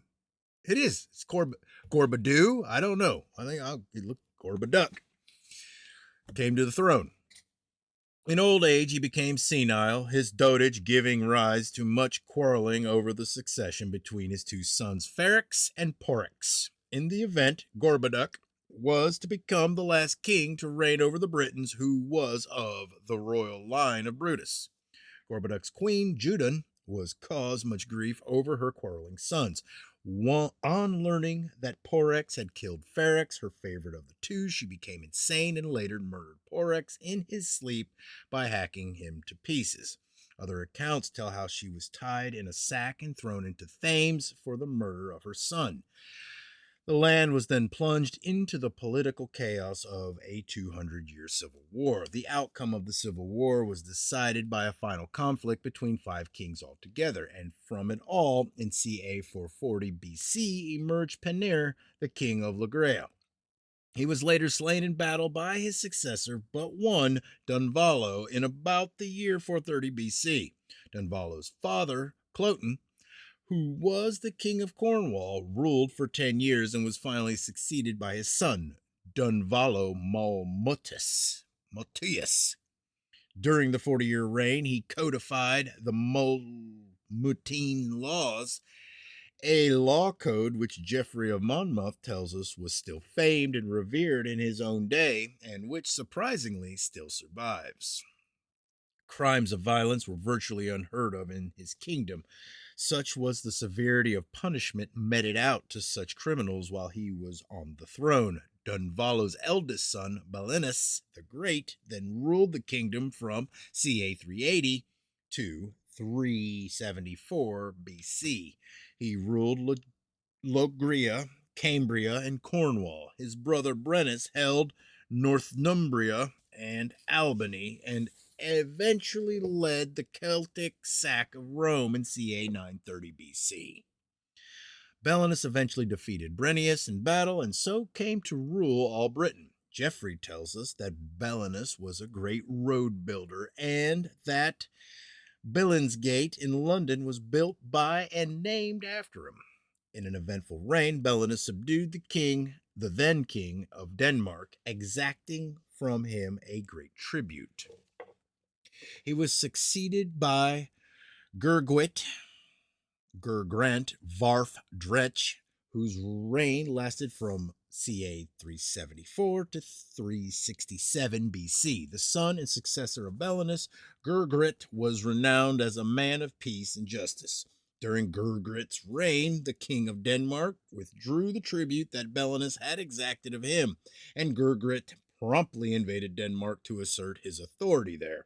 It was during his return from Denmark that Gurgrit is said to have intercepted the ships of Partholon and his fellow exiles. He is then stated to have assigned to Partholon the otherwise uninhabited land of Ireland. This, however, leads us to a problem in chronology. A suggested solution to this is offered in a later chapter. Gurgrit died peacefully and he lies buried in the city of Caerleon on Usk. His son, Guthelion, then held the crown from ca 69 to 363 BC. Guthelion was a noted and benevolent ruler. He married Marcia, a learned woman who codified the Marcian laws, the Lex Martenia. Alfred the Great was later to translate the code as the Marcaean laws, believing them to have been named after the much later Saxon kingdom of America. Queen Marcia ruled Britain for about 5 years after Guthlian's death because of their son's minority. But he, Caecilius, came to the throne in CA 358 BC on her death, ruling for the next 6 years. His reign was followed by those of his sons Canarius and Denius, and then Morvidius, his great nephew, inherited the crown. Morvidius, who ruled from CA 351 to 336 BC, was the illegitimate son of Danius and Tagusteia, but he became king on his father's death. An otherwise heroic ruler, he was noted and feared due to the merciless cruelty that he showed towards those whom he defeated in battle. After one particular attempted invasion of his kingdom, Morvidius, against all the laws of the Celtic Britons regarding warfare, personally put to death many prisoners of war. When he became so exhausted that he had to give up for a time, he ordered the remainder to be skinned alive, and in this state he had them burnt. During his reign, reports of a monstrous animal wreaking havoc in the west reached the kingdom. In Geoffrey of Monmouth's original Latin, the creature is called a bulla. With typical, if hasty bravado, Morvidius fought the beast alone, but the monster killed him and devoured his corpse as if he had been a tiny fish. Gorbanenius followed Mordivius in CA 336 BC. He was much renowned for his goodness as a ruler and was succeeded by Archgallo, who reigned from CA 330 to 326 BC. He was the very opposite of his elder brother, Gorbanius, and such was his tyranny that he was eventually disposed by the nobility of the realm. His younger brother, Eldurus, was elected king in his place. He was surnamed the Dutiful because of the compassion that he showed towards his disposed elder brother. Eldurus exercised his compassion to the point of abdicating after about 5 years in favor of a now reformed Archgallo, whose subsequent behavior as king was a complete reversal of his former reign. Archgallo died after about 10 years, at which point Eldurus resumed the crown. However, his reign was to be interrupted once again. His two younger brothers, Ignius and Perdurus, rebelled and incarcerated Eldurus in a tower. Dividing the land between them, Ignius ruled the south while Perdurus ruled north of Humber. Ignius died 7 years later, and Perdurus went on to reign over the whole island for a further 3 years, being known as a wise and beneficent king. He died in CA 296 BC, and Eldurus came to the throne for a third time. At this point, the order of succession becomes rather complicated, with cousin succeeding cousin. Finally, succession seems to settle down to a father-son order, at least for the next 31 reigns. The short length of the average reign, 5 to 6 years, indicating political turmoil for that period of 170 years or so, until the accession of Heli in about the year 113 BC. He ruled for 40 years until 73 BC, when his son Lud became king. Lud rebuilt the city that Brutus had founded and had named New Troy, and renamed it Karl Lud, the city of Lud, after his own name. The name of the city was later corrupted to Carlundine, which the Romans took up as Londinium, hence London. Interesting. At his death, Lud was buried in an entrance to the city that still bears his name, Ludgate. His youngest brother, Nennius, fought hand to hand with Julius Caesar on the latter's invasion of Britain in the year 55 BC.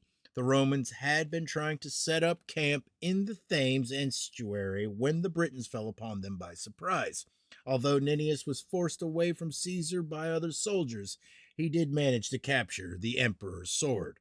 Escaping, Nennius died of his wounds 15 days later and was buried beside the northern entrance to Trinovantium, modern Bishopsgate in London. The sword that he took as spoils and which he had named Yellow Death was buried with him. But the man who was actually king of the Britons when Caesar landed was Cassivellanius, who reigned from ca 58 to 38 BC. Betrayed by Andreas, his brother Lud's eldest son, Cassivellanius was eventually starved into submission when the Romans laid siege to his fort. Castlevania, video game. I wonder if that has anything to do with it. Just kind of neat. Probably not, but just first thing came to mind. He was succeeded by Tenvantius, known in other histories as Tascovanius, who reigned from ca 38 to 18 BC. And then he was followed by Cymbeline.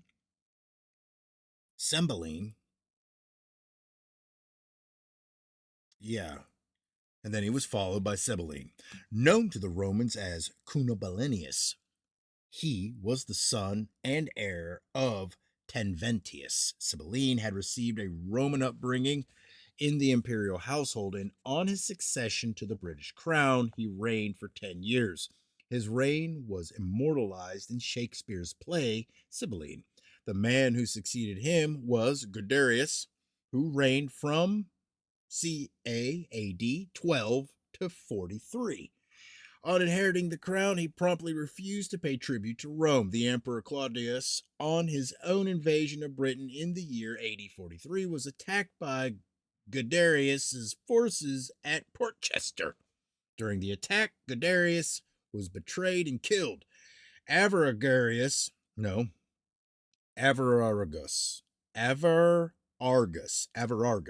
next took the crown, reigning from ca AD 43 to 57. Taking command of the British forces on the death of his brother Guiderius, Avaragarius emerged as victor from a major skirmish with Claudius's troops.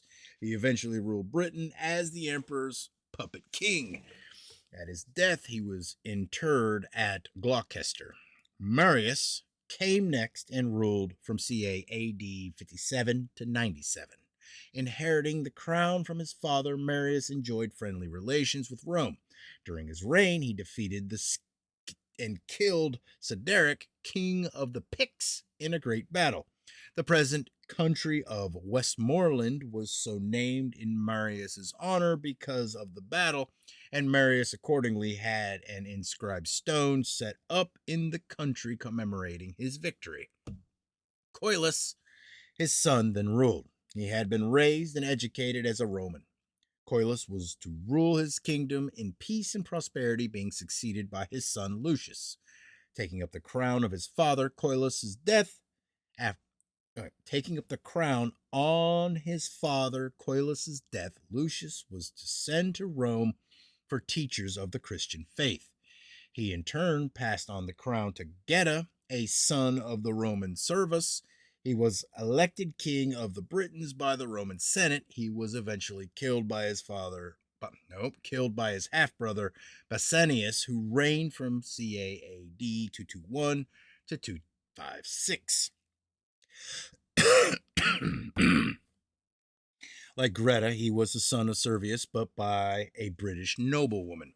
The Britons elected Basanius king after he had killed his half-brother. Carasus then took the crown. After raising a fleet of ships with the blessing of the Roman Senate, Carasus invaded Britain and compelled the Britons to proclaim him king and killed Basanius in the ensuing battle. He was eventually murdered by the Roman legate Alcectus, and it was during Alcectus's time that a Briton once more held the throne. God dang, what is this name? Asclepiodus reigned from AD 296 to 306. He had held the kingdom of Cornwall when he was elected overall king by the Britons. His election to the throne was an attempt by the Britons to break the tyranny of the legate Allectus. under Electus, Livius Gallus held the city of London. In the ensuing siege, after he had killed Electus outside the city, Asclepiodus promised the Romans that all the garrison would be spared if they surrendered without further resistance. This was agreed to, although the Vendoti, the men of Gwynedd in Wales, decided to put the Romans to death by beheading them all. The heads were thrown into the stream called Natagallum in the British tongue after the name of Livius Gallus. The later Saxons, still perpetuating the Roman leader's name, knew it as Gallabroch, and today this name has been further corrupted to Walbrook. As an aside, in the 1860s, a large number of skulls were excavated from the bed of the Walbrook before it was built over, being the remnants, no doubt, of this massacre. It was during the reign of Asclepiodus that the Diocletian persecution began in AD 303. Asclepiodus was finally defeated and killed by the king whose name has been immortalized in nursery rhyme, Cole, Old King Cole, who reigned from AD 306 to 309, known in other histories as Cole Hen Godhebog. Cole founded the city of Colchester that still bears his name. His daughter Helen was married to Constantius, a Roman senator who was sent to Britain as legate. He became king on Cole's death. He in turn was succeeded by his son Constantine I, who ruled Britain from AD 312 to 337. He went on to become the famous emperor of Rome who legalized the Christian religion. Octavius took the crown in Constantine's absence at Rome, ruling during the periods of AD 330 to 335 and 335 to from 335 to 348. He revolted while Constantine was in Rome and assumed the British crown. In AD 348, he was succeeded by Maximinius Weldic, the nephew of Cole, who held the crown by virtue of that descent. He eventually left Britain to rule in Gaul and Germany, making Cardocius king of the Britons in his stead in about the year AD 362. He was later assassinated in Rome, AD 375, by one of the friends of his successor, but one Gracenius Dianotus, unnamed in the Welsh Chronicle, of the kingdom of Cornwall, took the crown of Britain and ruled from AD 375 to 389. Then Gracenius reigned from AD 389 to 402. He was originally sent to Britain by Maximinius to fight off an invasion of the Picts and Huns.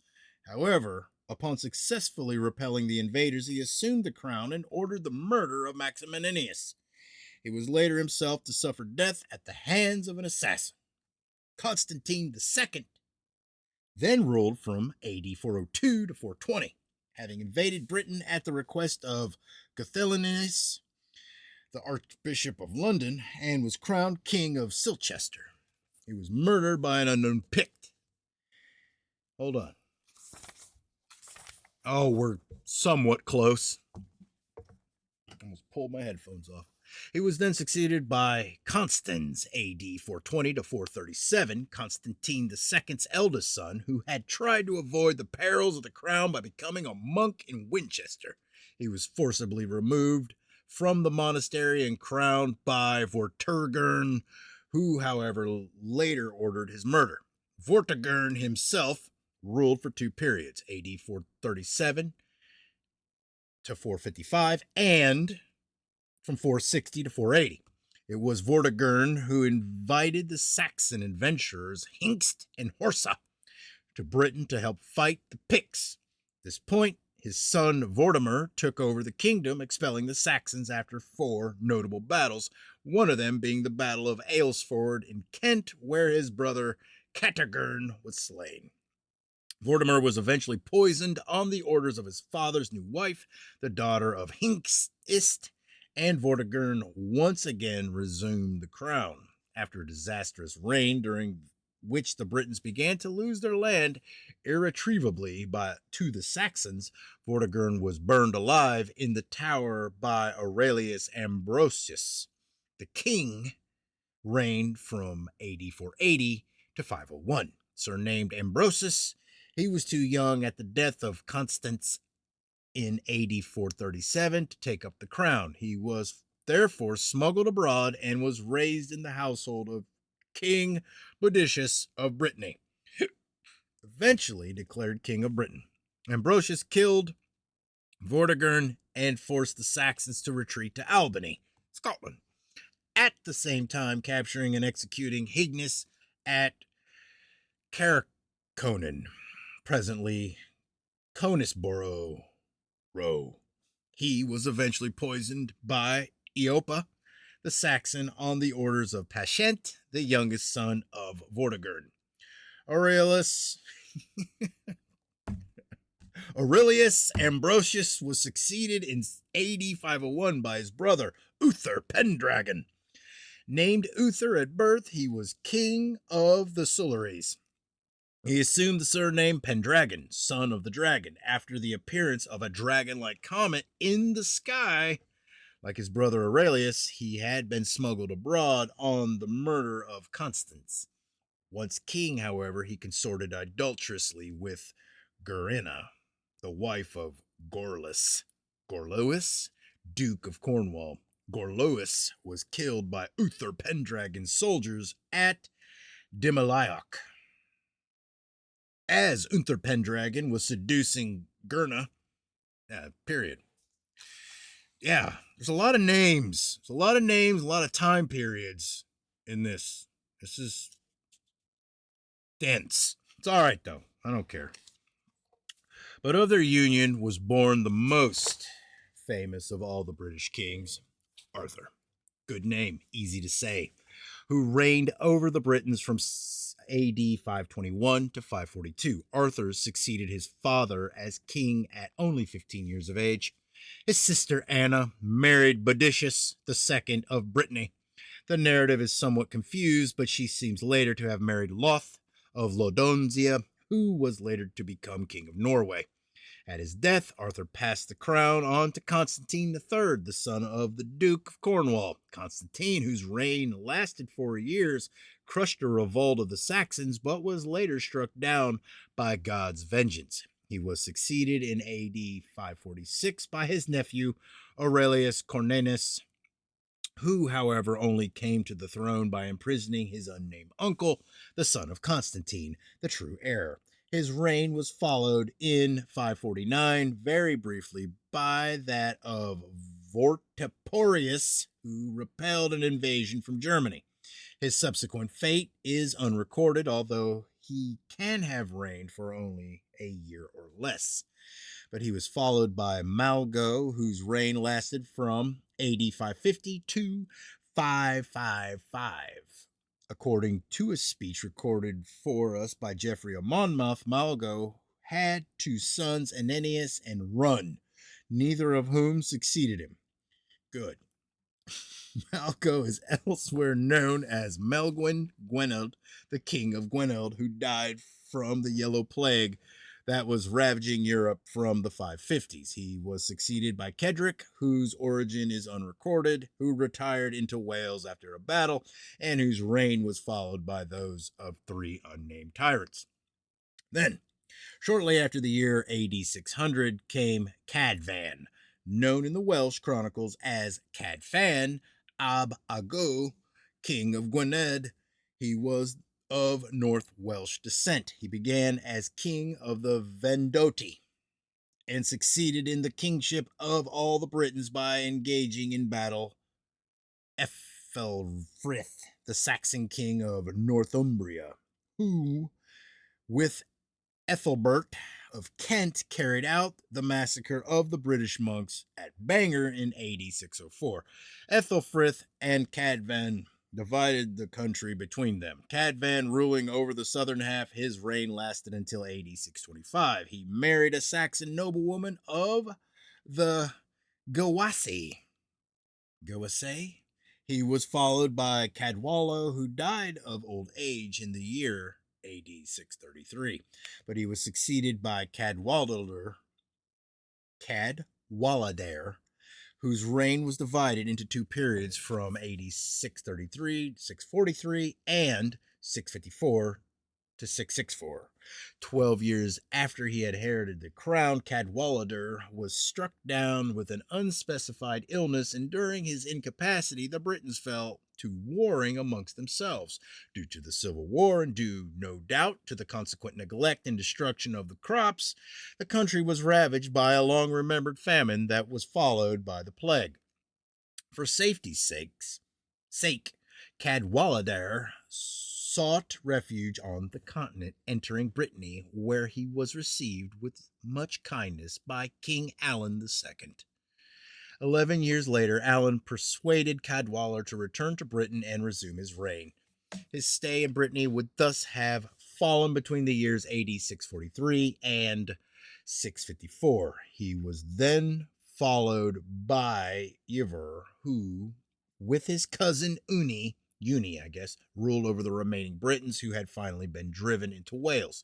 It was indeed during Ivor's reign that the British came to be known despairingly as the Welsh, from an ancient Saxon word meaning a barbaric foreigner. Between them, Ivor and Yini became a persistent nuisance to the Saxons, harassing them for many years, but little good did it do them.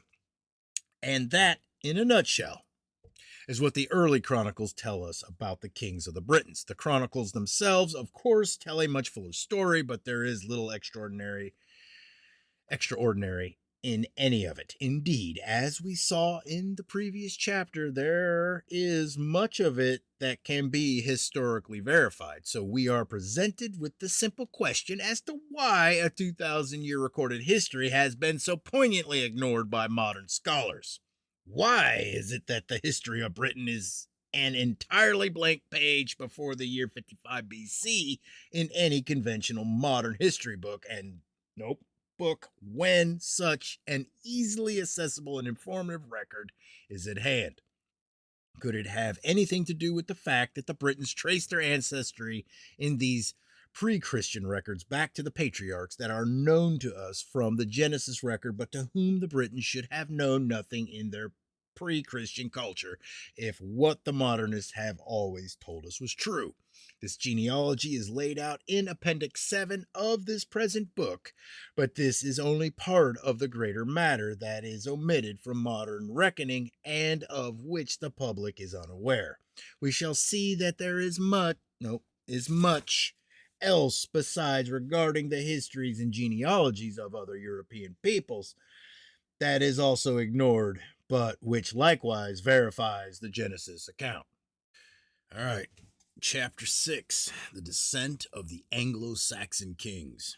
It would not be difficult to go out and buy literally hundreds of books that deal with the history of the Saxons in England. It is a fascinating and popular subject, and the market abounds with books ranging from the seriously academic to coffee table books filled with pictures of Anglo-Saxon weaponry and other relics. Virtually all the popular works on the subject begin with the middle of the 5th century AD, when the Saxons began to migrate to this country from their continental homes. Some books may even refer briefly to those continental homes in order to demonstrate to the reader that the Anglo-Saxons did not simply materialize but actually came from somewhere real. But that is virtually the only mention that is given to the pre-migration history of the Saxons. All that came before, we are left to assume, is lost in the mists of antiquity, and the pre-migration history of the Saxons is simply left as a blank page. Now, why should this be? Is it because the Saxons themselves left no regard of what came before? Or, as in the case of the early Britons, is it because what the Saxons did have to say about their own past runs counter to the modernist creed? To be fair, the Saxons do not seem to have brought over with them a detailed chronicle history of their nation like that possessed by the Britons, or indeed the Irish Celts, which we shall examine later. This is not to say that none existed, of course, just that none has survived to the present day from that pre migration period. What has survived, however, is a detailed genealogy of the pre migration and hence pre-Christian kings of the Saxons, and this enabled us to take Saxon history back generation by generation to the earliest years after the flood. But this is no new discovery. It was everyday knowledge to the historians of previous centuries. On Thursday, July 6, 1600, for example, a certain Elizabethan tourist, Baron Waldstein, visited London's Lambeth Palace. His journal tells us that in one of the rooms there he saw a splendid genealogy of all the kings of England and another genealogy, a historical one, which covers the whole of time and is traced down from the beginning of the world. Later arriving at Richmond Palace on the 28th July, he saw in the library there, beautifully set out on parchment, a genealogy of the kings of England, which goes back to Adam. Such genealogies were immensely popular and as fascinating to the general public as they were to historians and other scholars. As tables of descent, they provided a continuous record of human history from the creation through the post-flood era down to modernist times. But it was these very attributes that made these records unpalatable to certain scholars who delighted to call themselves rationalists and who sought from the 18th century onwards to replace such history with a certain anti-biblical notions of their own. Such was their success in this that today hardly a scholar can be found who would dare to base his history on the truth and reliability of these records. So what is in the early Saxon records that renders them so unpalatable to modernist state taste, but which might interest us in our present inquiry? The pre-migration records that have come down to us are in the form of genealogies and kings lists, and I have assembled the table of descent which opens this chapter from each type. That table shows the sometimes simplified descent of 6 of the Anglo-Saxon royal houses of England. The houses are those of Wessex, Occidentalum Saxonum, of Lindsey, Lindis Ferna, of Kent, Canterwariorum, of Murica, Mariconium, of Northumbria, Northumbrorum, and of the East Anglia, Estangliorum. But it is the treatment that these records have received from the hands of modernist scholars that is fascinating and as telling as the records themselves, and we shall here consider the veil of confusion and obscurity that modern scholarship has thrown over them. We are commonly asked to believe that these 6 royal families concocted these lists and that the lists are thus rendered untrustworthy and false. We are asked to accept that, say, the House of Kent concocted a list of ancestral names that just happens to coincide in its earlier portions with that of, say, the House of Northumbria, in spite of the fact that the 2 kingdoms lay hundreds of miles apart, spoke different dialects, and whose people hardly ever wandered beyond their own borders unless it was to fight. And, moreover, that this happened not between just 2 of the royal houses, but all 6. To put it mildly, this is a lot to ask, and we shall take this opportunity to examine these records, whose earlier portions can be dated back as well before the dawning of the Christian era amongst the Saxons, so that they may speak for themselves.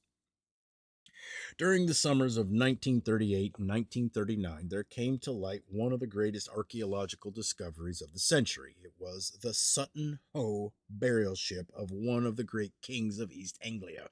It is commonly believed to be that of Rowald or Redwald, who became Bretwalda in the year AD 616.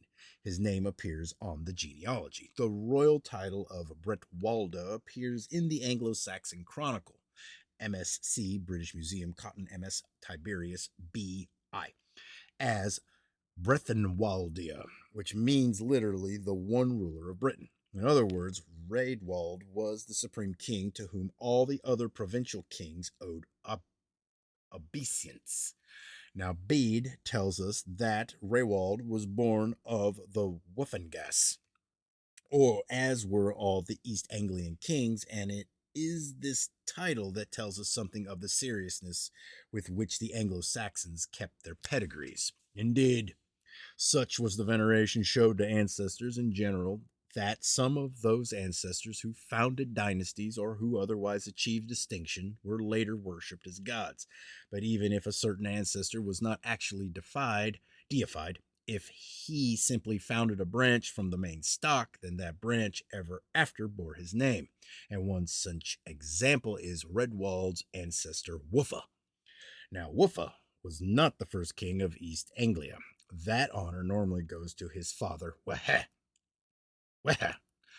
or Weha, who reigned in the early 6th century. And for lack of record, we are left to wonder what otherwise distinguished Wuffa from his father for him to be regarded with such distinction that all his descendants named themselves after him rather than after his father, who was, after all, the very founder of the royal line of the East Anglian kings. Wuffa, of course, was not the only Saxon to found a clan. Skeldwa, otherwise known as Skjold, pronounced shield, founded the Skillingas. Great, pronounced Geet or Gate, likewise founded the Geetingas. Beowulf, of epic fame, see chapter 12, was a Geatling. The Geat himself was inevitably given a place in the Saxons' ancestral pantheon.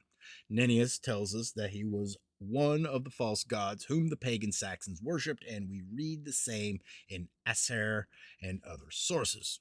Most of the characters in the later part of the genealogy are well known to us. Ethelbert, for example, is famous as the King of Kent when Augustine landed here in AD 597 with instructions to bring the English under the dominion of the papacy. His, Ethelbert's, sister, Racula, married into the East Saxon dynasty in the year AD 580 and thereabouts, see Appendix 8, thus uniting two very powerful royal dynasties. Cedric of Wessex, who reigned from AD 519 to 534, is the earliest Saxon king from whom Her Majesty Queen Elizabeth II traces her own descent, and so on. But of great interest to us is one of the pre-migration ancestors of Cedric, namely Gwis, who illustrates even more powerfully the veneration of ancestral names and the purity of pedigree that was considered so important to the early Saxon settlers of Britain. Gewis founded the clan of the Gewese, who later settled in the west of England, and in the charters that have survived, the King of Wessex are each styled Rex Guisorum. However, when Alfred of Wessex translated into Old English Bede's Historia Ecclesiastica, he suppressed the title Rex Guinerorum, and his reason for doing this was undoubtedly that blatantly pagan connotations of the name. Alfred himself, as a supposedly good and Christian king, wanted no such association of his name with that of Gewis. It would have had the same uncomfortable sounding as styling himself king of the children of Woden, and this would have been anathema both to himself and to his Christian clerical ministers. And yet, and here we come to the significant point in his own authorized biography, i.e., Acer's Life of Alfred, which Alfred himself undoubtedly oversaw with great care, the name of Gewis is allowed to stand proud as one of Alfred's ancestors. Alfred, whilst willing enough to drop for himself the hitherto royal but pagan title of Rex Gewisorum, was clearly not prepared to expunge the name of Gewis from the royal line, simply because the royal genealogies were themselves sacrosanct and inviolable. And this should be carefully considered before any further assurance is given that these royal genealogies were freely tampered with, an allegation that has been made and repeated in countless modernist works on the subject. But it is not only alleged that these genealogies were tampered with. It is just as often stated that they were freely invented, the motive for this extraordinary act supposedly being to enhance the legal credibility of any upstart king's otherwise illegal claim to the crown. And this has led on more than one occasion to a most questionable state of affairs. Consider, for example, the case of Alfred's father, Athelwulf. and the treatment that has been extended to his genealogy by certain scholars who should perhaps have known better. McGowan treats the genealogy of Ethelwulf, which appears in Asser's Life of Alfred, in the following way. Asser gives the line from Woden back to Noah exactly as it appears in our table, with the exception that the name Freywin is omitted. This is all well and good because such gaps do occur and must be expected. However, Asser goes on to recite the ancestors of Noah back to Adam, and the names he gives, in ascending order, are exactly the same as those that appear in descending order from Genesis 5, the book of generations of Adam. Now, these same names are given exactly, except that they appear in ascending order in Luke 3:36-38. And McGowan tries to make a case for arguing that Asser borrowed his names not from Genesis 5, but from Luke. We look in vain for any solid reason why McGowan should favor Luke as the source rather than Genesis, other than the fact that Luke, like Asser, lists his names in ascending order. And for want of a good reason, we are left merely with McGowan's somewhat self-assured statement, I am confident that. But now we arrive at exactly why it is that McGowan wishes to assign a Lucian origin to the names rather than an origin in Genesis. It is this. By virtue of this association, what association, with Luke's genealogy of Jesus, the total effect is to make Ethelwulf, by accident or design, but in any case, in a pointed way, a collateral relative of our Lord. In other words, McGowan is alleging that this genealogy is yet another pious fraud concocted by Christian monks who sought to enhance Ethelwulf's standing amongst his gullible subjects by somehow likening or relating him to Christ. But does the allegation stand up to the evidence? No.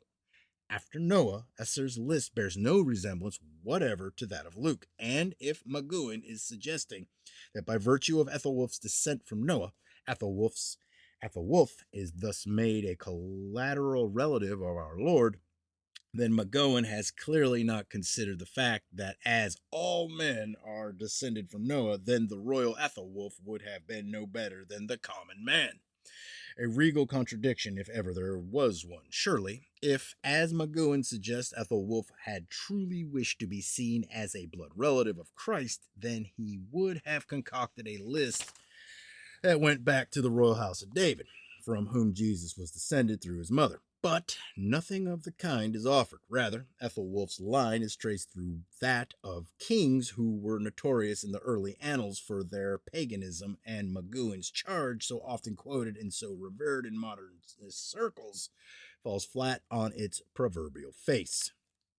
The genealogy runs counter to all that is alleged against it. Yet, that is not the end of the folly, for Keynes and Lapidge propose the most astonishing notion of all, and it is one which draws our attention to the name of Scaif on our genealogy, pronounced Sheaf or Shafe. Making the most of the fact that Asser allegedly misspelt Scaif's name as Seth in the royal genealogy, they blandly informed their readers that towards the end of the genealogy, Asser's Seth, son of Noah, corresponds to Shem, or Luke 3. In other words, Keynes and Lapidge are attempting the same thing as McGowan, and they were aware of McGowan's paper, for they cite it, by trying to tie in the Saxon genealogies with those of the New Testament, namely the Gospel of Luke, so that the wearisome charge of pious fraud could again be made. But they have merely succeeded in rendering their own argument very doubtful, for in the attempts to link Asser's list with that of Luke, they are compelled to conclude that in this case the Saxons were fraudulently trying to pass themselves off as Semites. Now, there are admittedly phases of Germanic history that are vague, but to suggest that there ever was a time when the Germanic races of all people wished to propagate the view that they were Semitic is truly extraordinary. Anti-Semitism has been an inherent feature in Germanic culture since the time immemorial. It was by no means the invention of the Nazis, and to accept such a proposal we would have to fly in the face of all that we know about Saxon and Germanic culture.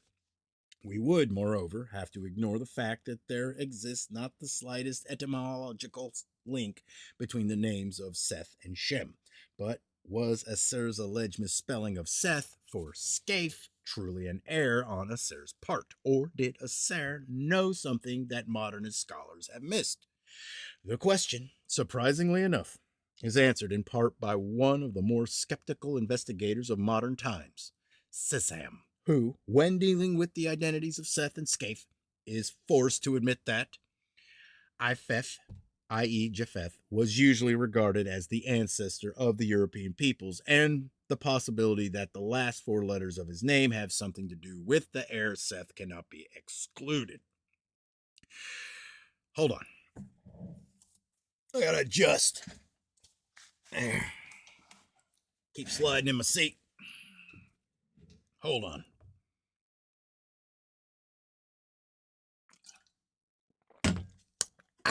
To further the identity of Sir Seth with the Scaife of other chronicles, we have the testimony of Florence of Worcester, who wrote in AD 1118 that Seth Saxonis Scaife, and in another of his manuscripts, the name of Scaife is written over an erasure of the name Seth by a later scribe, which shows that confusion over the names had arisen by the first half of the 12th century at the very latest and needed to be sorted out. But after his eminently sensible observation, Sisam then went on to create problems of his own for having written an extremely involved and in-depth study of the Anglo-Saxon royal genealogies. When it came to the lists of the various biblical patriarchs whose names appear in the earliest parts of those same pedigrees, he dismissed them thus. The biblical names show the artificial character of this lengthened pedigree and the crudeness of the connections that passed muster. Otherwise, they need not detain us. This rather large assumption, however, merely led him into further difficulties, for he was then led to dismiss with equal abruptness everything else that he had previously written concerning the lists of even non-biblical names. Beyond Curtic, all is fiction or error, and if the names themselves are old, they were not attached to the ancestry of the West Saxon kings by old tradition. We could ask what they were attached by, if not by old tradition, although it is more to our purpose to consider that Sisam recognized that one part of the Saxon genealogy depends very much upon the other. If one section collapses, then so do the others. However, there are more points to consider concerning the all-important identity of Scaife. Sisam has already pointed out that Japheth was considered by the Saxons to be the founder of the European nations. Significantly, perhaps he does not specify whether this was exclusively the belief of the later Christianized Saxons or if it was shared by their pagan forebears. However, the Saxons themselves had something to say concerning Scaife, and it was this. And it looks like it's in Greek. This Scaife was Noah's son, and he was born in the ark. All right, my translation. Clearly, not my translation, that's the translation of the author. Clearly, the early Saxons identified Scaife as a son of Noah and not a distant descendant of his, and it is equally clear that Japheth is here being referred to. But, and here is the point of the greatest significance, that Japheth was known as Scaife to the later Christianized Saxons. The answer is no. The later Christianized Saxons always referred to Japheth as Japheth. No later Saxon scholar knew him as Scaife, as is witnessed in the following extract from Alfric of Ensham's 10th century work on the beginning of creation. And I will save thee alone, and thy wife, and thy 3 sons, Shem, Ham, and Japheth. My translation, which means the authors. This I don't know, maybe he's getting a translation from somebody else, but it's not my translation. This rendering of Japheth's name, Ipheth, is absolutely typical of Christianized Saxon usage, for the simple reason that it is the Latin cum Hebrew rendering that appears in the Vulgate and older Latin versions of the Bible, which were the only versions known to the Christianized Saxons and copied by them. Moreover, we have to consider the remark connected with the older form of Scaife, namely how Scaife was not only Noah's son, but that he was born in the ark. Now, anyone who was familiar with the Genesis account and the book of Genesis was very much the favorite book of the Christianized Saxons, would have known that Japheth helped to build the ark.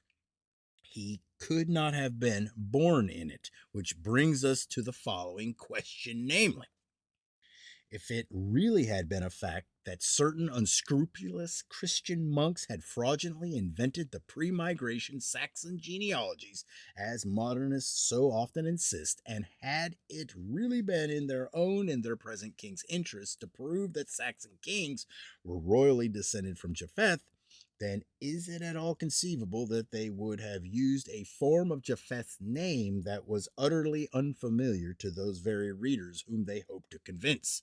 And surely no educated monk would have made such a silly error over Japheth being born in the ark when every one of his readers would have known that Japheth, far from being born in the ark, had helped build it.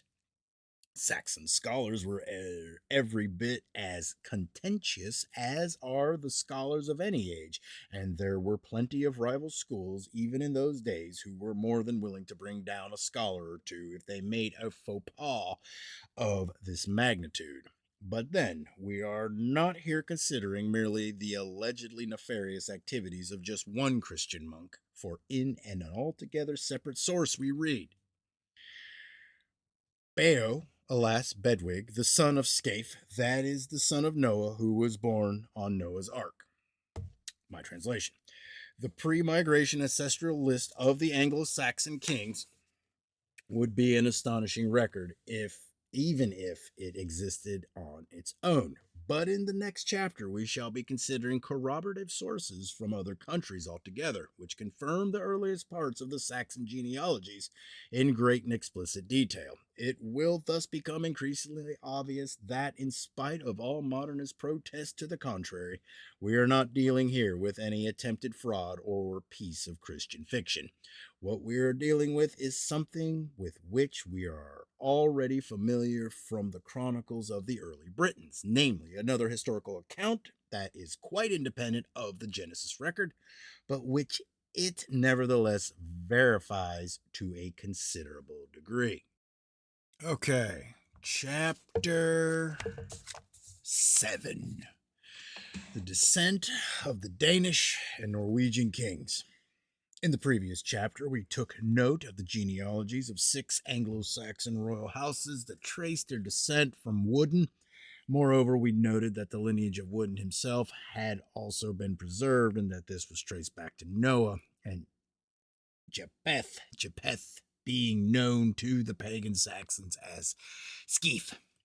We shall expand on this lineage in this chapter by noting the recorded descent of the pagan Danish and Norwegian kings. The royal ancestral list of Denmark and Norway is set out in the table that opens this chapter, which contains also 5 other ancestral lists. The source of each list is given beneath the table, but it will be noticed that 3 of the lists are of Anglo-Saxon origin. Only early British, 1 Danish, and did I say only? 1 early British, 1 Danish, and the other Icelandic, i.e., 6 lists from 4 nations.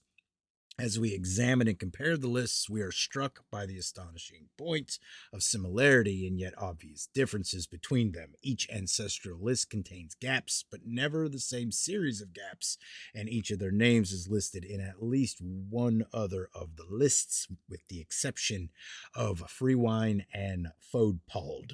Moreover, we should also note that the names always appear in exactly the same sequence. There is neither confusion nor discrepancy over the chronological order of each successive generation.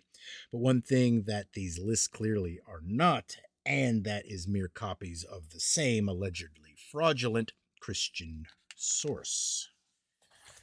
All right. Where the hell are we? Okay. It may be argued with conviction that Asser's list, for example, is merely a Latinized version of that which appears in the Anglo-Saxon Chronicle, even though Asser includes 2 patriarchs that the Chronicle omits. But that cannot be argued for Ethelweird's list, since that omits no less than 7 important patriarchal names. Moreover, One of these omissions concerns the name of Noah, so it cannot be argued that Ethelwerd's source document was a pious forgery, for surely the object of such forgery would be to include biblical names, and Ethelwerd himself had the integrity not to add Noah's name to the in conformity with other lists and traditions of which he was undoubtedly aware. Unless, of course, modernism is prepared to accept that Scif did rank as the name of the biblical patriarch, Japheth, among the pagan peoples of Europe. But that would only demolish the case that modernism has built up so carefully over the years. For what knowledge could pagan Saxons et al. Have had of supposedly non existent biblical characters under the modernist scheme of things? Exactly the same goes for the Edalist. That too omits the name of Noah, yet accurately passes down the names of most of the other patriarchs, Scif or Seskef included.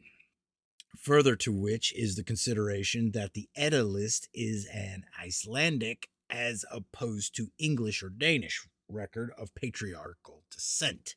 Allowing for obvious linguistic variations, however, each name is recognizably that of a patriarch whose name also appears in the lists of Denmark and England. The third list that omits the name of Noah as well as other patriarch is that preserved in Nennius, and we shall consider this shortly for what it tells us concerning the age of his source material. The very diversity of the nations from which these lists emerge argues powerfully against the charge of invention, for it is safe to assume that if these various peoples were inventive enough to forge the records of their own descent, as we are assured has occurred, then they were surely inventive enough to make up their own stories and not have a copy of those other rival nations that were in any case difficult to get. The various poems, sagas, and fictions that have come down to us from these countries show diversity enough and reveal in that diversity their particular national biases. That is only to be expected, but these lists, these ancestral pedigrees show no such diversity, save that of linguistic variation and genealogical gaps, which again are only to be expected. And if it is to be argued that these lists are virtually identical because the Norse peoples shared a common heritage, then that only argues more forcefully against their invention and for the extreme antiquity of the material contained within them. For that would have to go back to the times before these nations diversified and went their separate ways, and that point in history would long predate the coming of the Christian faith. It is a sobering thought that under any other circumstances, the historicity of these common patriarchs would be accepted unreservedly on the basis of such evidence. Indeed, they would normally be accepted on much less evidence. And yet, in this case, and over each one of these lists, the cry is invariably set up of forgery, fraud, and invention, which in itself may tell us more about the real historicity of these documents than 1,000 learned works on the subject. For example, Keen's and Laptage's assertion that the Seth in Asser's list is synonymous with the Shem of Luke's gospel, and therefore the Scif of all the other lists, see previous chapter, becomes laughable when seen in the context of these other lists, where it is revealed that if that is truly the case, then the Danes, Saxons, and Icelanders must all have been claiming a Semitic descent for themselves. For if that charge is good enough to lay against the Saxons, it is also good enough to lay against the Danes and Icelanders, and few scholars, I think, would want to risk their reputations on that assertion. But we should note that when charges similar to those made by Mogun, Keynes, and Laptage et al. Are set out before the reader, they are invariably made in isolation with little or no exemplanatory evidence to support them. Speculation is the sole argument, and it is left merely for the uninformed reader to conclude, after a sometimes torturous exercise in wordplay, that such tables of descent must be mythical and that no serious scholar or intelligent layman would accept these records or the book of Genesis, which they corroborate, as serious history. But what evidence is there for the true age of the material contained in these records? For if that material demonstrably, rather than suspiciously, demonstrably, rather than suspiciously, dates from after the time when the Saxons and now the Danes and Icelanders were converted to Christianity, then it would admittedly be difficult to refute the modernist charge of Christian compilation and fraudulent use. So we will here note certain items of external and internal evidence concerning these Saxon, Icelandic, and Danish patriarchs that will indicate the definitely pre-Christian origin of these ancestral lists. We will begin our considerations with the most fragmented of the lists, that of Nennius. It is given in chapter 31 of Nennius's Historia Brittonum, and is a fragment from a now lost record known to scholars as the Kentish Chronicle. It is a near contemporary account of the arrival of Hengist on the Isle of Thanet, and it notes the decidedly pagan ancestry that the newly arrived Saxons claim for themselves. But the date of this document is the most crucial point, for the landing of Hengist took place in the very middle of the 5th century, and as Morris says, there is no other sign that the text owed anything to English records, and the British knowledge of Kent cannot have lasted long beyond the 6th century, if so long. In other words, we can be certain that at least the wooden Great Line was a place amongst the Saxons by the mid-5th century at the very latest, for long before Christian, what is that word?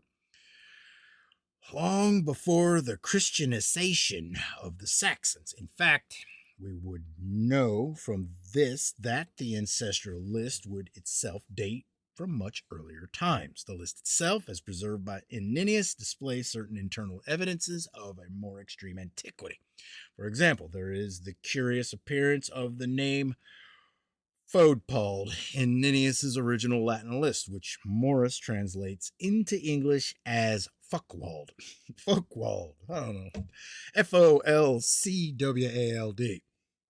We meet with a curious corruption of this name in Henry of Huntingdon, where he renders the name Fuckwald, all of which more the strongly hints at an ancient source that by Nennius's day was rendered illegible in places by damage in time. Fuckwald does not appear in the Anglo-Saxon Chronicle, but it does appear in the Saxon epic poem Widsith, Finn, Fuckwalding, and in the poem Beowulf.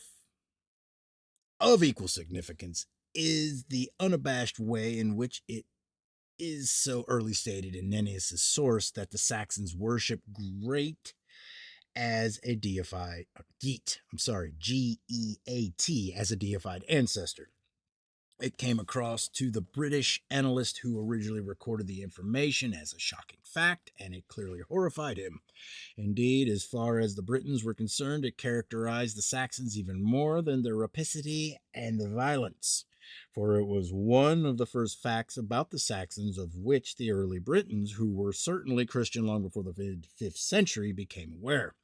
Thus, it is clear that such idolatrous practices are not the manufactured accusations of later Christian writers. It is equally clear that the Saxons themselves would have revered their ancestral lists just as much as the ancestors whose names were enshrined therein, making tampering and falsifying a most unlikely event, and certainly not one that would be knowingly tolerated by the Saxons. Which brings us to the Icelandic list. There, we encounter a much fuller pedigree that carries the lineage of Othin, i.e. Odin or Woden, back to Seskef. The name Seskef is itself merely a variant of the Saxon Scef, who we noticed in the previous chapter as the biblical Japheth. But notice that the Icelandic list does not go back to Noah, an omission that places it right outside the pale of pious forgeries. Iceland was first colonized by Norwegian Vikings in the 870s, and it cannot be pretended by any stretch of the imagination that either the Norwegian or Danish Vikings were Christian by this name. As in the case of Saxon Scef, the Icelandic Seskef is a form of Japheth's name that would not have been used by any Christian forger who wished to falsify the records. For the Christian Icelanders, like the Christian Saxons, would have known Japheth under the Latin cum Hebrew form of his name, Apheth, Apheth, yeah, and not under the more ancient form that appears in the ancestral lists. But, hold on. Let me get a drink of coffee. I'm sorry. Fuckwald got me.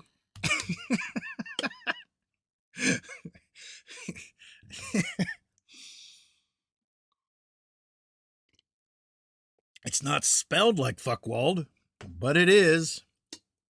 It's Flockwald. Sorry, I ain't redoing it. Just have to keep up.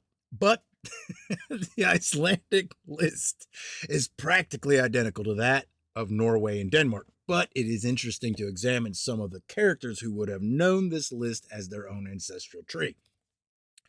For example, just before the Norwegian settlement of Iceland in the 870s, there's lived one famous Viking who went by the name of Ragnar Lothbrok, known affectionately amongst his torture victims as Harry Breeches.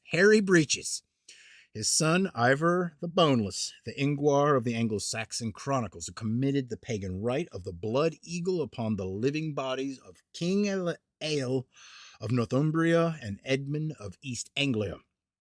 This was a sacrificial rite to Odin, and it involved cutting out the lungs of a living man and laying them out on his shoulders so that they resembled the outspread wings of an eagle. And it was such men as these who counted it an inestimable honor to be able to trace their descent from such patriarchs as Odin, Woden, Geet, Seskef, and, in the case of the Norwegians and Danes, Noah. No friends of Christians these, and it is impossible to believe that they would have looked on as anyone, Christian or pagan, tampered with the sacred lists in which were enshrined the very ancestral gods of the nation, gods to whom even kings were sacrificed. The allegation is so easy enough to make, but passing difficult to realize from a purely historical perspective. It is simply impossible to imagine that any form of tampering with the royal lists would have been permitted in such an age and amongst such a people as these. And when we consider the purity and strictness with which these records were kept amongst such diverse languages and cultures, and the almost non-existent corruption of the names over the centuries, then such imaginings seem even more detached from reality. Indeed, it must stand as a lasting tribute to the scholars who were entrusted with the keeping of the ancient lists, that those remained so pure and uncorrupted. They employed certain ingenious methods, of course, for preventing interference and damage to the lists, and one of these methods is demonstrated in Appendix 8, which deals with the descent of the East Saxon kings. But we shall see in the following chapter how the records of another race altogether were cherished and protected from age and interference, and how those same records added their own pagan but independent testimony to the historical reliability of the book of Genesis. Okay, chapter 8. Here we go. Let me get my scritches in. Chapter 8, Descendant. Already fucked it up. Descent of the Irish Celtic Kings. The Scots, originally Irish, but by now Scotch, were at this time inhabiting Ireland, having driven the Irish Picts out of Scotland, while the Picts, originally Scots, were now Irish, and vice versa. It is essential to keep these distinctions clearly in mind. When Sellar and Yeatman penned these satirical words on the history of the Irish and Scots, they were not entirely joking. The early history of Ireland, any single clear fact of which is virtually untaught in England's schools and colleges, and in Ireland's too, I suspect, has lain under a cloak of almost inextricable confusion since Victorian times. And on those rare occasions when the subject is broached at all, it is invariably broached at that point in history that gave rise to the hilarious misunderstanding quoted above, the so called Dark Ages.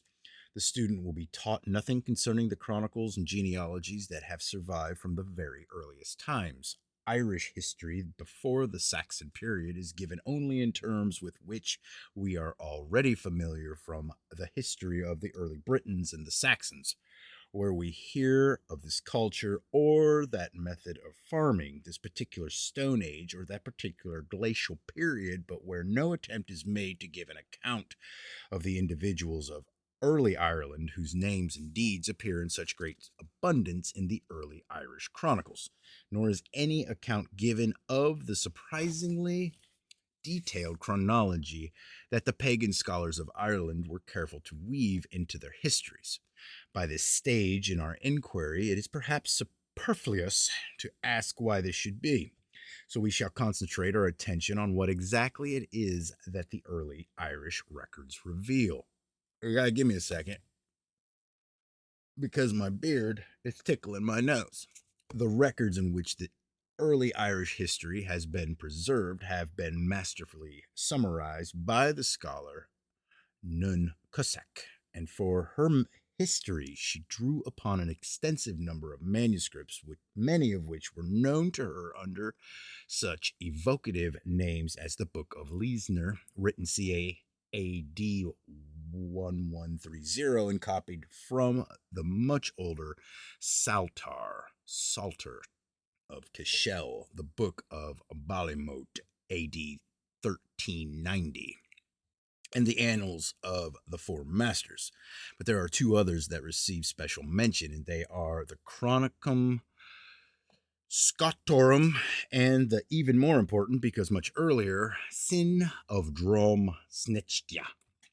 The Sin of Drumsnichtia, otherwise known as the Book of Invasions, is now lost by all accounts, but its contents were preserved by Keating, the Irish historian who wrote his own history from this and many other early manuscripts in about AD 1630. The importance of the Sin of Drumsnichtia, however, lies in the very early date of its compilation, concerning which a note in the 12th century Book of Leisner tells us. Ernan, son of Duach, that is, son of the king of Connacht, it was he that collected the genealogies and histories of the men of Erin in one book, that is, the Sin of Drumsnichta. The importance of this passage lies in the fact that Duach is known to have died in the year AD 365, which places Erin's gatherings of the material well before the coming to Ireland of St. Patrick, whose mission to Ireland took place in ca. AD 432, and the later Christian monks whose sole business some would have us believe was to forge fake histories for the early nations of Western Europe. Cusack provides further information from the Book of Leinster on another of these early chronicles, inasmuch as the contents of the Culimin were almost forgotten by as early as AD 580, showing that by that year it was already of great antiquity. Regarding the material of these early chronicles, however, whose contents were already of great age by the time Ernan copied them down, Keating writes, we will set down here the branching off of the races of Magog according to the Book of Invasions of Ireland, which was called the Sin of Drumsnichta. SNECHTA. The later follows a succession of strange and ancient names, of which the table of descent that opens this chapter is a somewhat simplified extract. The important thing for us is to notice in this table of descent, though, is the unequivocal statement that the decidedly pagan Irish trace their origins back to the biblical patriarch Magog, the son of Japheth.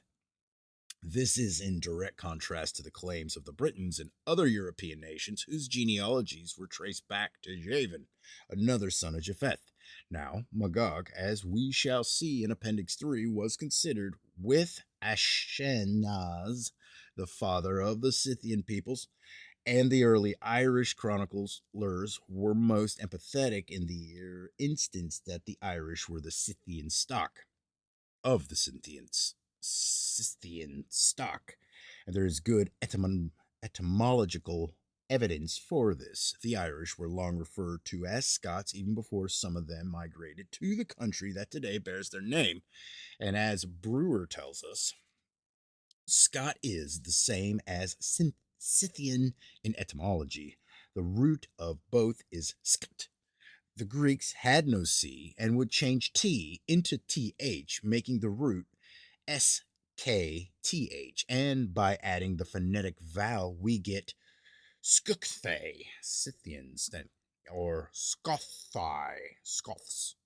The Welsh disliked S at the beginning of a word and would change it to YS. They would also change the C or K to G and the TH to D, whence the Welsh root would be YSGD, and Scuth or Scoth would become YSGOD. Once more, the Saxons would cut off the Welsh Y and change the G back again to C and the D to T, converting the Weisgod to Scot. It would be no strange thing to find Scythian peoples as far as west as Ireland. After all, the land in Asia Minor known of old as Galatia was populated by a migrating colony of Gallic Celts from whom the country got its name. St. Paul wrote his famous epistle to their descendants. Many other examples from history are known of nations seemingly popping up in places where one would normally not expect to find them, so it requires no great stretch of the imagination to accept what the early Irish chroniclers so often insisted upon, namely their descent from the Scythian races. I know I'm mispronouncing it. Is it Scythian? Whatever. But it is at this stage that we must notice those four particular patriarchs whose names we have already noted in the table of European nations passed down to us by Ninnius. There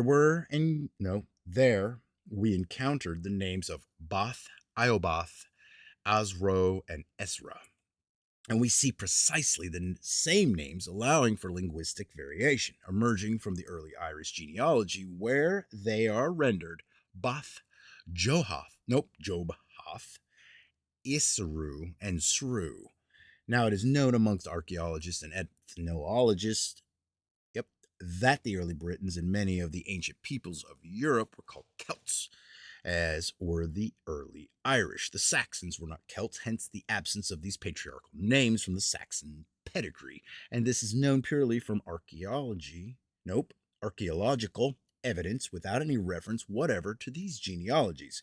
Indeed, most modern scholars within these disciplines would scorn such a reference. So, how do we account for the presence of these names in such diverse genealogies as the early British and the Irish? There is one discrepancy. Nennius's table of European nations traces the descent of these four patriarchs from Javan, whereas the Irish genealogy traces them from Magog. Which is right? They both are. The discrepancy is explained by the fact that there was certainly a mixing of the various patriarchal lines before Babel. It was only after Babel that the nations were separated. From this moment in time, the pedigrees branched away from each other in a markedly emphatic way. But previously, the families of mankind were uniting into a single people, which was their expressed intent, of course, and the dispersal of the nations, as recorded in the Genesis account, happened for the precise purpose of preventing the process of unification. Interestingly, the dispersal is depicted in Genesis as having occurred in the fifth generation after the flood, and we note in these ancient genealogies that after the fifth generation, the Irish and continental pedigrees diverge in a most pointed way in exact accordance with the Genesis account. I say it every day, but my allergies are real bad, so let me get a cough out.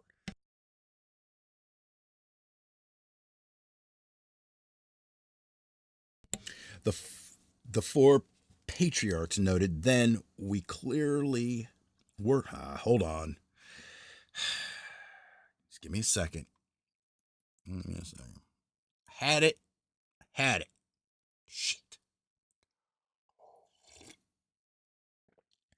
What I have no idea. The four patriarchs noted then were clearly the pre-Babel founders of both the British and the Irish Celts, which should give us some idea of the extreme antiquity of some of the material that is to be found in the early pagan Irish chronicles and Nennius's table of European nations.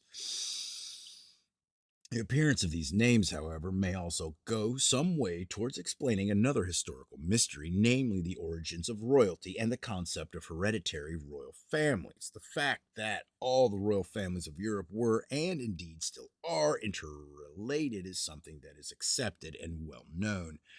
But what was the origin of these families, or rather this original family, who have always insisted that they were set above the common herd and entitled to rule their fellow man by a sort of divine right, a claim that cost Charles I of England and the royal families of France and Russia their very lives? Clearly, it was not a concept that was just thought up one day. Indeed, the aforementioned royal families took it so seriously that they pursued their right to the death. Rather, it has its roots right back in the very dawn of history and was such an anciently established concept that the early Israelites felt somehow excluded from the rest of humanity because they did not have a royal family of their own. So were Bath, Iobath, Azru, and Ezra the original stock from which the latter royal families of Europe are descended? It would certainly seem to point in that direction. And what of Iobath? Did his name become enshrined elsewhere in early European thought as Father Jove? It is all very intriguing. The very notion of kingship was itself a decidedly pagan concept, where in Assyria, for example, the king was deemed to rule as a representative of the national god, the biblical Ashur, Assyria's founder, and in Egypt, where the king was deemed to actually be a god himself, as latter were the Roman Caesars. This is what marked the Israelites' cry for a king to rule over them as a cry of apostasy. So it would seem that the concept of royalty and of a privileged and divinely appointed royal family whose rule was to embrace many nations originated initially amongst the pre-Babel patriarchs, such as those noted above in the Irish and British genealogies, and was nurtured and developed as a unifying principle within and amongst the dispersed pagan societies. This would, of course, have been an act of open defiance towards God and an attempt to repair or perhaps exploit the damage that was inflicted against a unifying of mankind at Babel. Of further interest to us, however, is the pagan memory revealed in the early Irish chronicles of the creation and the flood. These were remembered by the Irish as relatively recent and definitely historical events. Moreover, they reckoned the dates of our subsequent and successive historical events by counting the years since the creation, and this is examined more closely in the following chapter. But for the moment, we need note only that, according to this chronology, the first colonization of Ireland seems to have taken place ca 1484 BC, the 2520th year after the creation. It was the colony led by one Partholon, which landed in the estuary of the river Kenmare. Partholon himself was to die 30 years later in about 1454 BC, or Anno Mundi, the year of the world, 2550. Some 300 years later, it is recorded that the colony was wiped out by a plague, 9,000 men, women, and children dying in 1 week alone. The name of the area in which they had settled was later called Talat, denoting a place where plague victims lie buried. And it is interesting to note that it is still littered with ancient burial mounds today. Of added interest of certain details that we have handed down to us by Geoffrey of Monmouth, we are told by him how Partholon's colony consisted of 30 ships. Interestingly, Nennius makes no mention of the number of ships, but does tell us that the colony consisted of 1,000 souls, which indicates that he and Geoffrey were working from different sources. However, Geoffrey also tells us that the colony had recently been expelled from the Spanish mainland, and moreover that they were called Basilienses, or Basques. Now, We know that the present-day Basques of northern Spain are of an entirely mysterious origin, and we also know that they speak a language that is quite unrelated to any known Indo-European tongue, in which context it is interesting to note what Professor Mackey has written concerning the language of the early Picts, who had more than a passing influence on both the early and latter history of the Irish. The Picts certainly used a form of P Celtic, the mother of Welsh, Cornish, and Breton, which traces of Gaulish forms. However, it is clear from the few scraps of evidence which survive that the Picts also used another language, probably unrelated to any Indo-European tongue and therefore so different from modern European languages as to be incomprehensible to us. Presumably, this information would not have been available to that allegedly incorrigible forager, Geoffrey of Monmouth, but it is instructive to compare Mackey's remarks with a comment by Cusack when he says, "Those who have maintained the theory of a Gaulish colonization of Ireland have been obliged to make Spain the point of embarkation. The next recorded invasion or settlement of Ireland took place, according to the chronicles, in Anno Mundi 2859 or ca. 1145 BC in our terms. This colony was led by Nemedius, see genealogy, or Nemed, and is recorded that the people of Nemed were credited with having built certain types of fort as well as clearing the land for a particular method of cultivation. A later outbreak of plague took its toll on the population, the remainder of whom are recorded as having fought off an invasion of Ireland by the Formorians, who, according to the annals of Clonmaconus, were a sept descended from Cam, i.e. Ham, the son of Noah, who lived by piracy and spoil of other nations and were in those days very troublesome to the whole world. This is of particular interest to us, as we know from the Chronicle of the Early Britons that the British mainland was at this time being settled by Brutus and his people in ca. 1104 BC, according to the British chronology. Now, although Brutus is said to have been the first colonizer of Britain, the chronicles do emphatically state that he had to displace an indigenous race of giants. Whether physical giantism is here intended cannot be certainly resolved, as the early British word gar, or like the Hebrew gabar, could mean simply a great warrior as well as a giant man. But we do know from the biblical record that giantism was a particular physical trait among certain of Ham's descendants, Goliath of Gath being the best known example, which lends both the British and Irish accounts a degree of hitherto unsuspected corroboration. The Formorians, it seems, were the displaced natives of Britain who were trying to seek a foothold on the Irish mainland, only to be repelled by the Nemedians, thereafter having to live, like many other displaced peoples, by scavenging and piracy. After the repulsion of the Formorians, the new Nemedian survivors settled further inland, presumably for safety, while they consolidated their numbers. They are then recorded as subsequently dividing themselves into 3 bands, each with their respective leaders. One of these groups migrated to northern Europe, where they founded a nation known later to the Irish as the Tuatha De Danann. A second group settled intriguingly in the northernmost parts of Britain, apparently the first Pictish settlement of what is now called Scotland. This settlement of Picts from Scythia also states the British record. Note etymological derivation given above of Scot from Scythian into Albany is recalled in the early British chronicles as having taken place under the Pictish king Soderic. The British chronology seems to have slipped somewhat at this point, but the event is real enough and accurately portrayed. The third group are named as the Firbolgs, who migrated to Greece and then returned to Ireland, which they subsequently divided up into 5 provinces. However, in Anno Mundi 3303 or ca. 701 BC in our terms. The Firbolgs were subdued in their turn by the returning colony of Tuatha De Danann. The last colonization of Ireland is then recorded under Anno Mundi 3500, i.e. ca. 504 BC. The fleet of the sons of Milleda came to Ireland at the end of this year to take it from the Tuatha De Danann, and they fought the Battle of Slaba Mis with them on the third day after landing.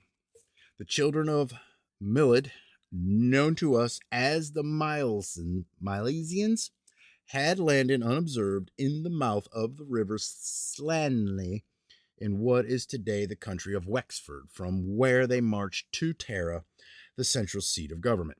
The word Milesian is still used, although with increasing rarity, to denote the Irish people themselves or things pertaining to Ireland. And of further interest to our inquiry is the fact that the Milesians were newly arrived via the Spanish peninsula from the city of Miltus, whose ruins still stand on the Turkish mainland and which was finally destroyed by the Persian army in the year 494 BC. Given that the Irish records state ca. 504 BC for the landing of the Milesian colony in Ireland, this is a spontaneous and unexpected chronological correlation that is close enough to give us serious pause for thought. For there's many an Egyptologist who wishes that he could get that close with Egyptian chronology. The lives of the people of Miletus had been made precarious for decades prior to the fall of their city due to the increasingly threatening ambitions of the Persian army, and nothing would have been more natural than that a colony of Milesians should decide to flee in search of a safe haven.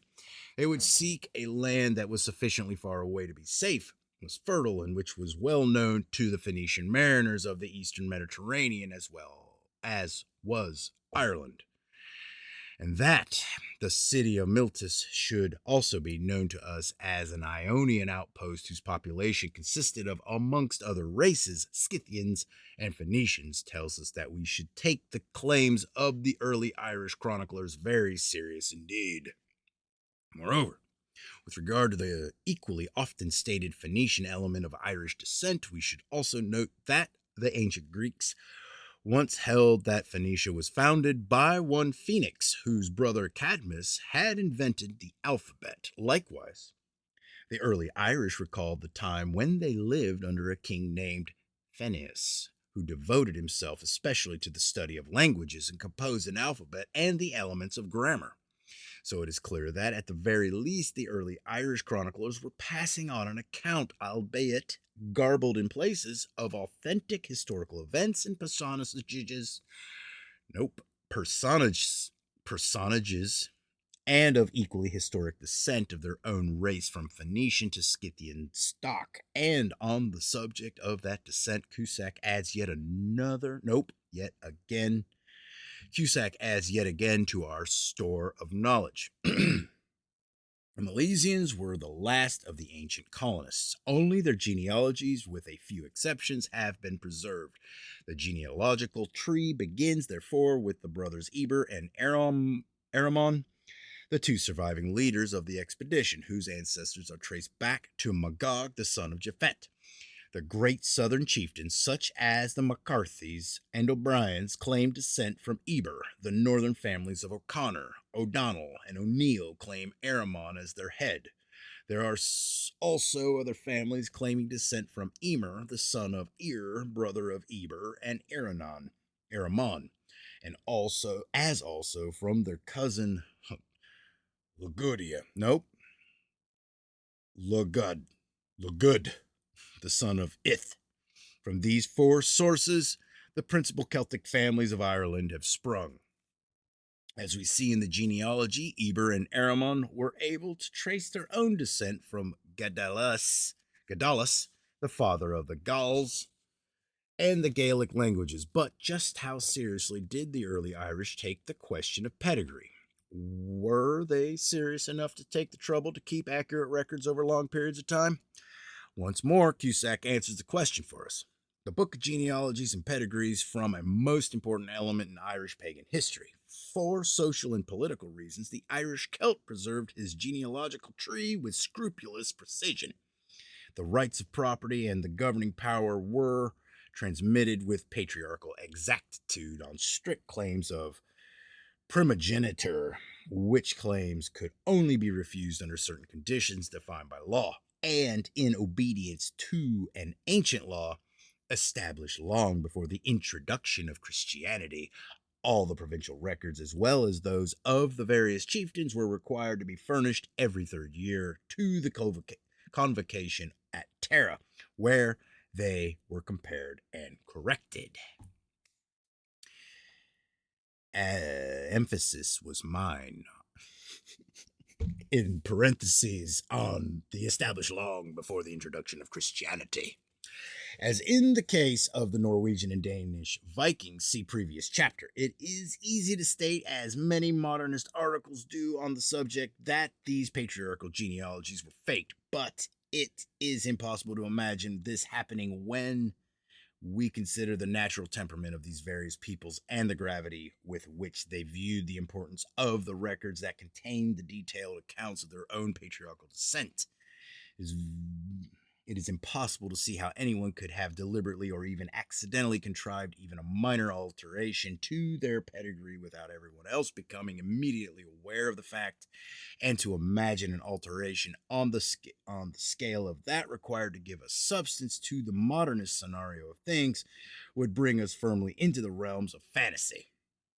Historically, the modernist view of this simply cannot be justified. Such an attempt at fraud or forgery would have brought the full force of the law, or rather the more immediate remedy of someone's sword crashing down upon the culprit's head. These records may be relied upon, therefore, to be as accurate as any record can be. All right. Chapter 9. Ancient chronologies and the age of the earth. That the earth might be millions or even billions of years old is a fairly recent idea which did not really begin to be formed until the turn of the 18th and the 19th centuries, after the works of Hutton and Lyell were first published. They introduced an idea known as the uniformitarian theory, stating in effect that the processes of nature had always been the same slow processes that they are today, and that hence the Earth's features formed gradually over eons of time. It was a notion in which there was no room given to either a recent six-day creation or the flood of Noah. The notion of uniformitarianism, as well as laying the foundations for the theory of evolution, which was to follow, was deemed sufficient in its own right to disprove the Genesis record, and the somewhat dubious philosophical attractions of this idea have led to the near universal acceptance of the theory. Indeed, the rejection of the Genesis account seems to have been the one objective behind the formulation of the theory in the first place.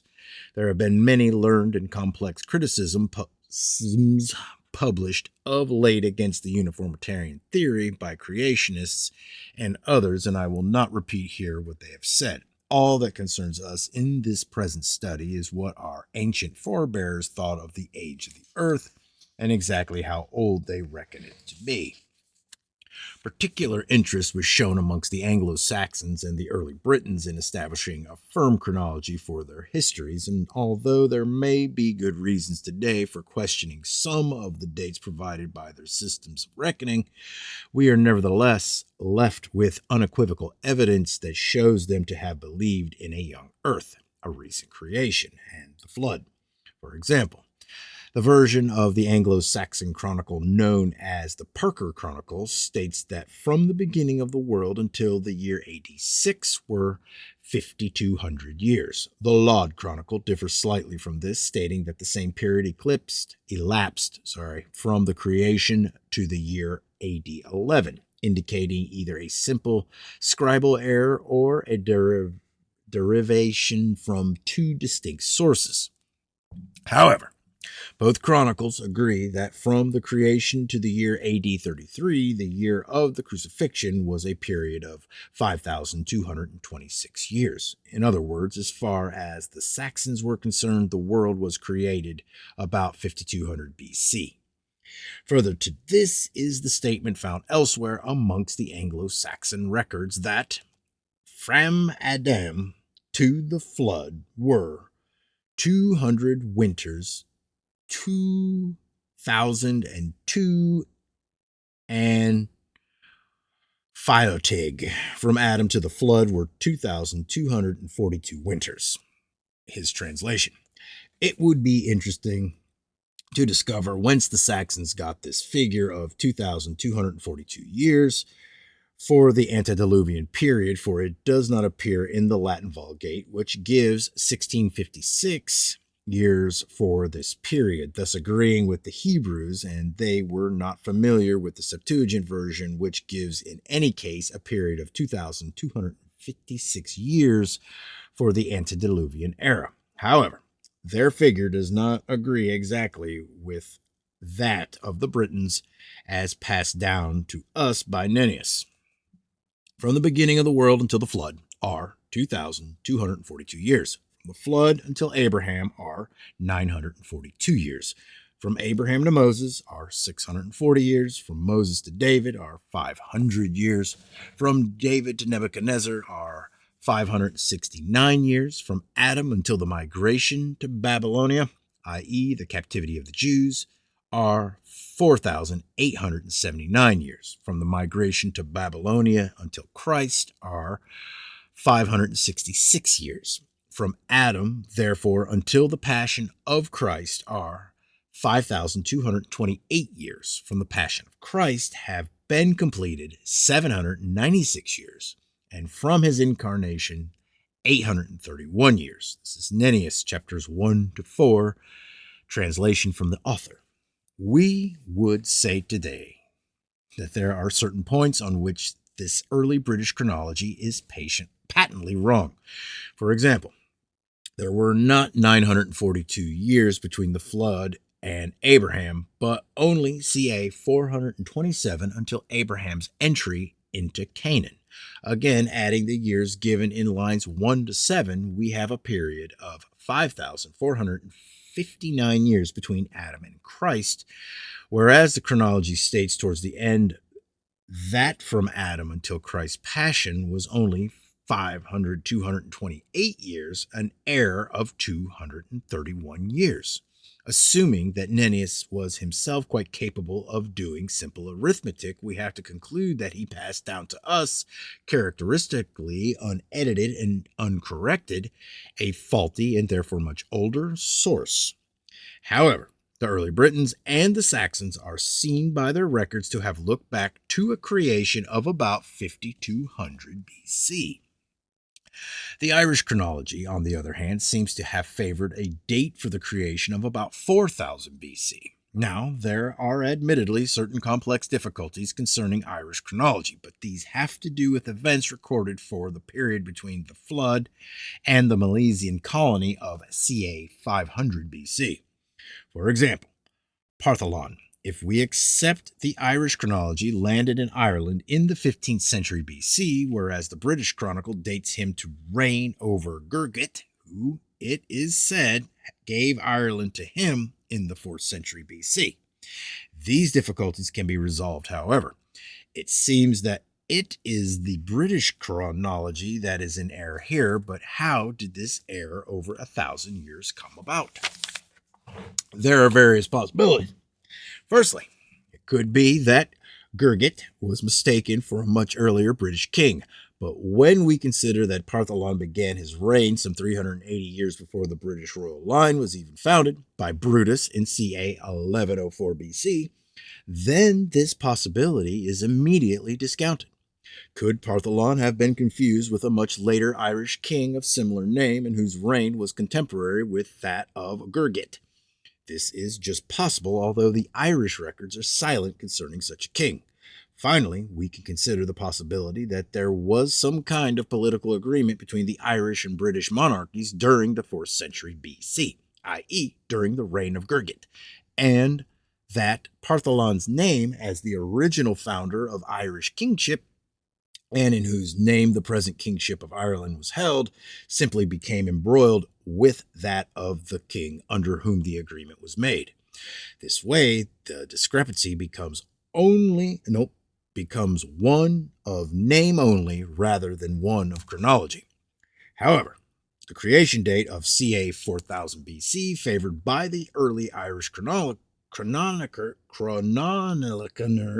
brings to mind the most famous of all proposed for the creation, that of Ussher, who, in his 17th century work Annals Veritas et Novi Testamenti, calculated a date of 4004 BC. Ussher was himself an Irishman, of course, who was doubtless steeped in the lore of his countrymen. But whether Ussher was influenced by this or not, we note that the favored dates for the creation between the Britons, Saxons, and Irish were somewhere between ca. 4000 BC on the one hand and ca. 5200 BC on the other. Which brings us to the following observation concerning the work of the 16th century chronologist Scaliger. Joseph Scaliger, 1540 to 1609, was a scholar of immense ability who broke much new ground in the study of classical literature. Yet his chief claim to fame, if the comparative obscurity so far afforded him can be described as fame, lies in his work De Emendantem Temporum, which he published in 1583 and which paved the way for the modern science of chronology. This was followed by the publication in 1606 of his Thesaurus Temporum, in which he reconstructed Eusebius's Chronicon. Scaliger turned his interest from classical literature and languages to chronology primarily because chronology was a science that had degenerated into some disarray by his own day. Indeed, it was so beset with difficulties that it was nigh unworkable, and Scaliger set himself the task of either improving it or replacing it altogether. In his De Emendantante Temporum, Scaliger rightly recognized that the calendar as it now stands, i.e. the Gregorian calendar, which was introduced in Europe in 1582, and which he heavily criticized, was a somewhat cumbersome apparatus with which to reconstruct the chronology of past events. Its very complexity lent itself to mistakes, whilst its inherent inaccuracies lent themselves to yet further inaccuracies. So he decided to solve the problem, and his solution was as ingenious as it was simple. Instead of an event being said to have occurred at such a date in such a year, BC or AD, it would henceforth be said to have occurred on a certain numbered day. Now, although a day count was the answer, it raised a further question. From which point in time should this day count begin? The answer was obvious. It should begin from day one of the creation. But when did day one occur? Well, Scaliger partially solved the problem by turning his attention to the three basic units upon which virtually all workable calendars are based, namely the solar cycle, the Metonic cycle, and the Roman indication. Yes. In simple terms, the solar cycle is completed every 28 years, the Metonic cycle every 19 years, and the Roman indication every 15 years. Scaliger realized that there must obviously be points in time when all three cycles begin and end together. So, noting carefully the age of each cycle at the moment when he began his calculations, he counted the years backwards until he came to that year when all three cycles began together. And that was the year 4713 BC. Simple arithmetic then told him that the three cycles would only meet together in time every 7,980 years. This figure being the product of 28 times 19 times 15. And given that they begun together in 4713 BC, the period which he named the Julian period in honor of his father Julius would not end until the close of the year AD 3267. This was an excellent and broad base upon which to build his system of chronology, and for convenience's sake, Scaliger counted 1st January 4713 BC as day one, building up his chronology from there. However, the fact that the three cycles, solar, Metonic, and Roman indication, began in the year 4713 BC will hold a certain significance for creationists, for Genesis is quite clear on the matter when it tells us, apart from their light-giving properties, the solar system and its backdrop of stars were created so that we could measure by them times and seasons, days and years. In other words, God had created a gigantic clock, and what more natural than that? Oh man, I'm losing it. Than that, the creator should start the clock ticking, as it were, at a setting that would measure the age of the universe as well as the more mundane passing of the seasons here on Earth.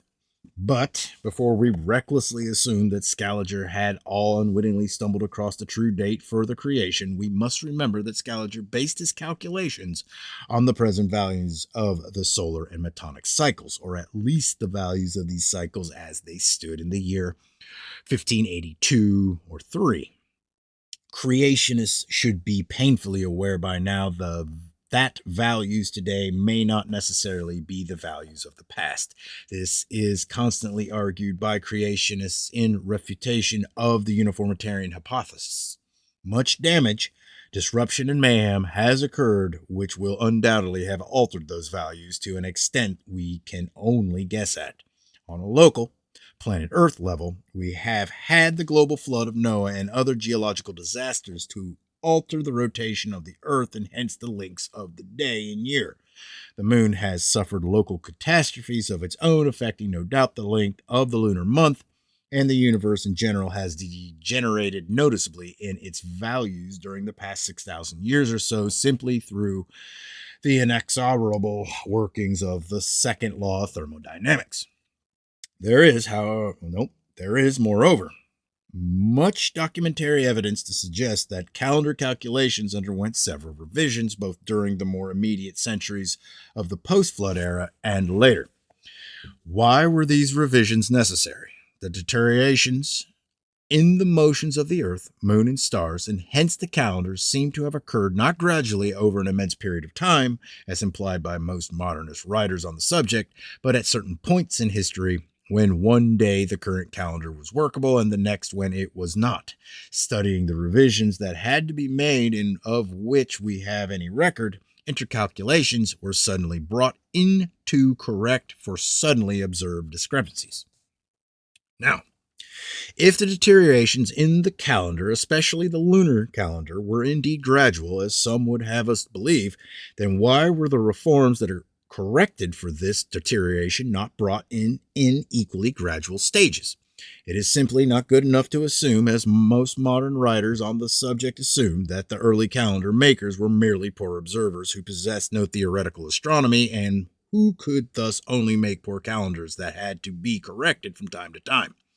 If the people of the time had truly devised a calendar that was unworkably in error, then they would surely have discovered this within only a year or two of its inauguration, and would not have waited centuries to allegedly evolve sufficient acumen to notice that the seasons were widely at variance with their own calculated harvest time.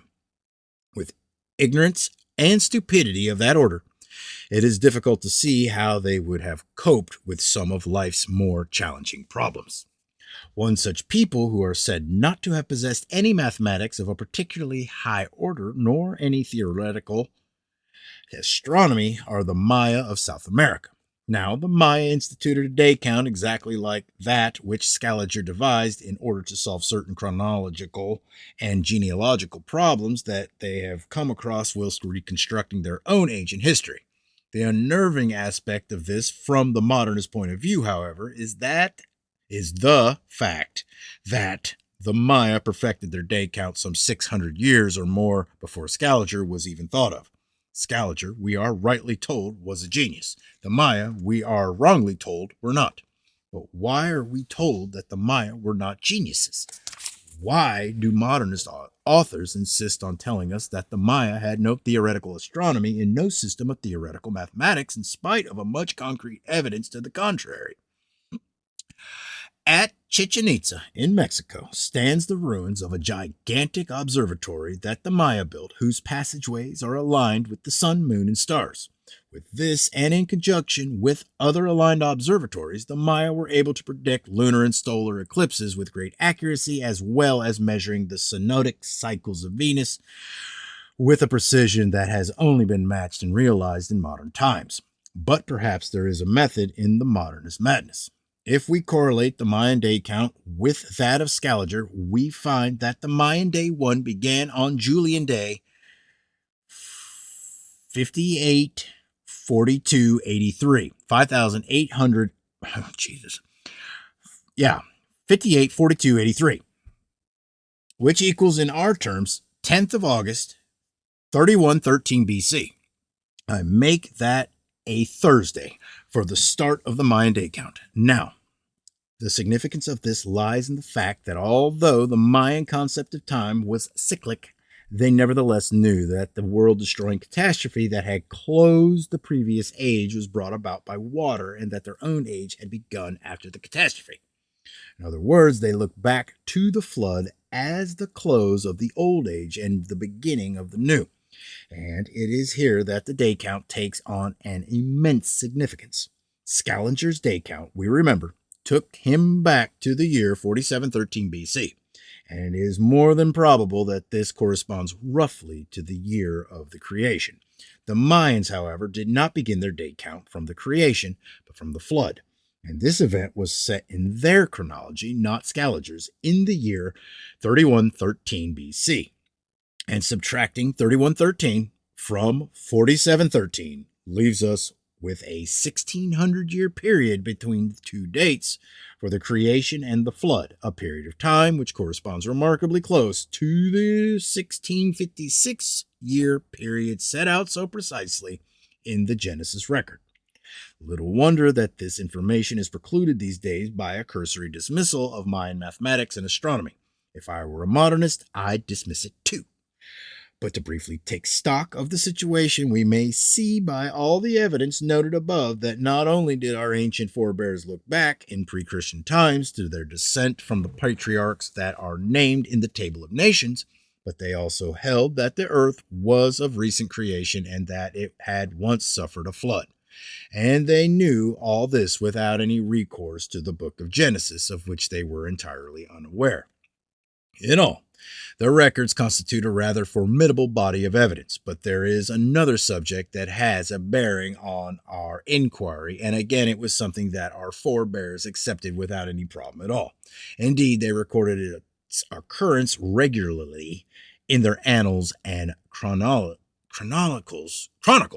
blissfully unaware of the fact that today it would be a most controversial and sensitive subject. It is one that we deal with in the following chapter. Okay, chapter 10. Dinosaurs from Anglo-Saxon and other records.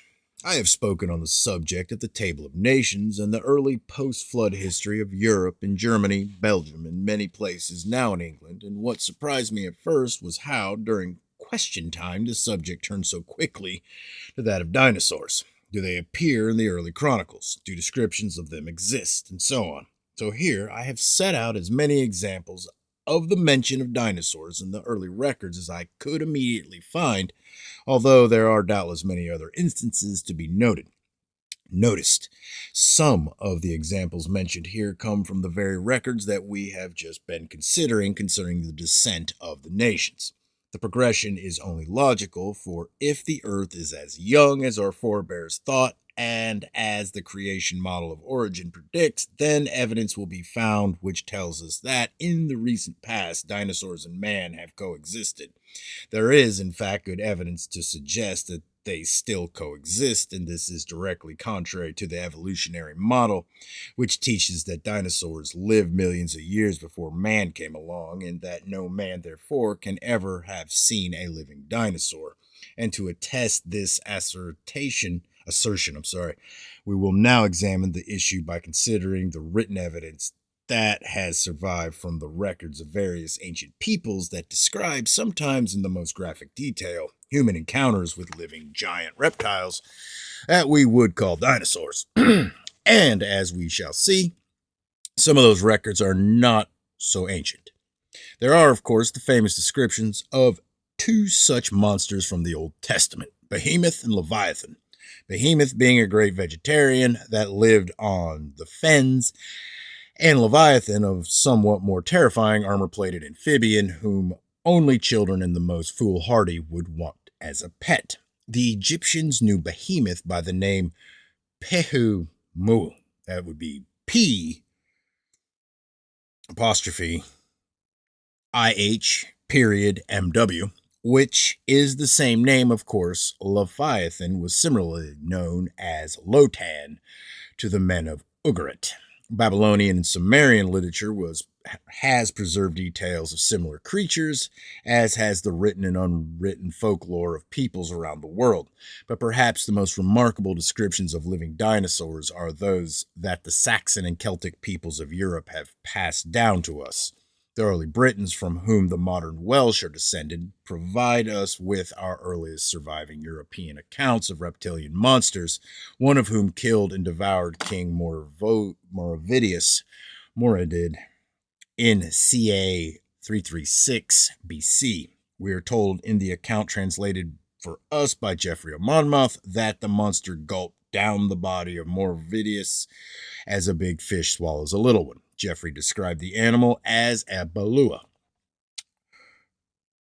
Peredur, not the ancient king of that name, 306 to 296 BC, but a much later son of Earl Ethelweg, had better luck than Morovidius, actually managing to slay his monster, an Adank. Athank. Yeah, Athank. At a place called Llyn Lion in Wales. At other Welsh locations, the Adank is further spoken of along with other reptilian species known as the Carog.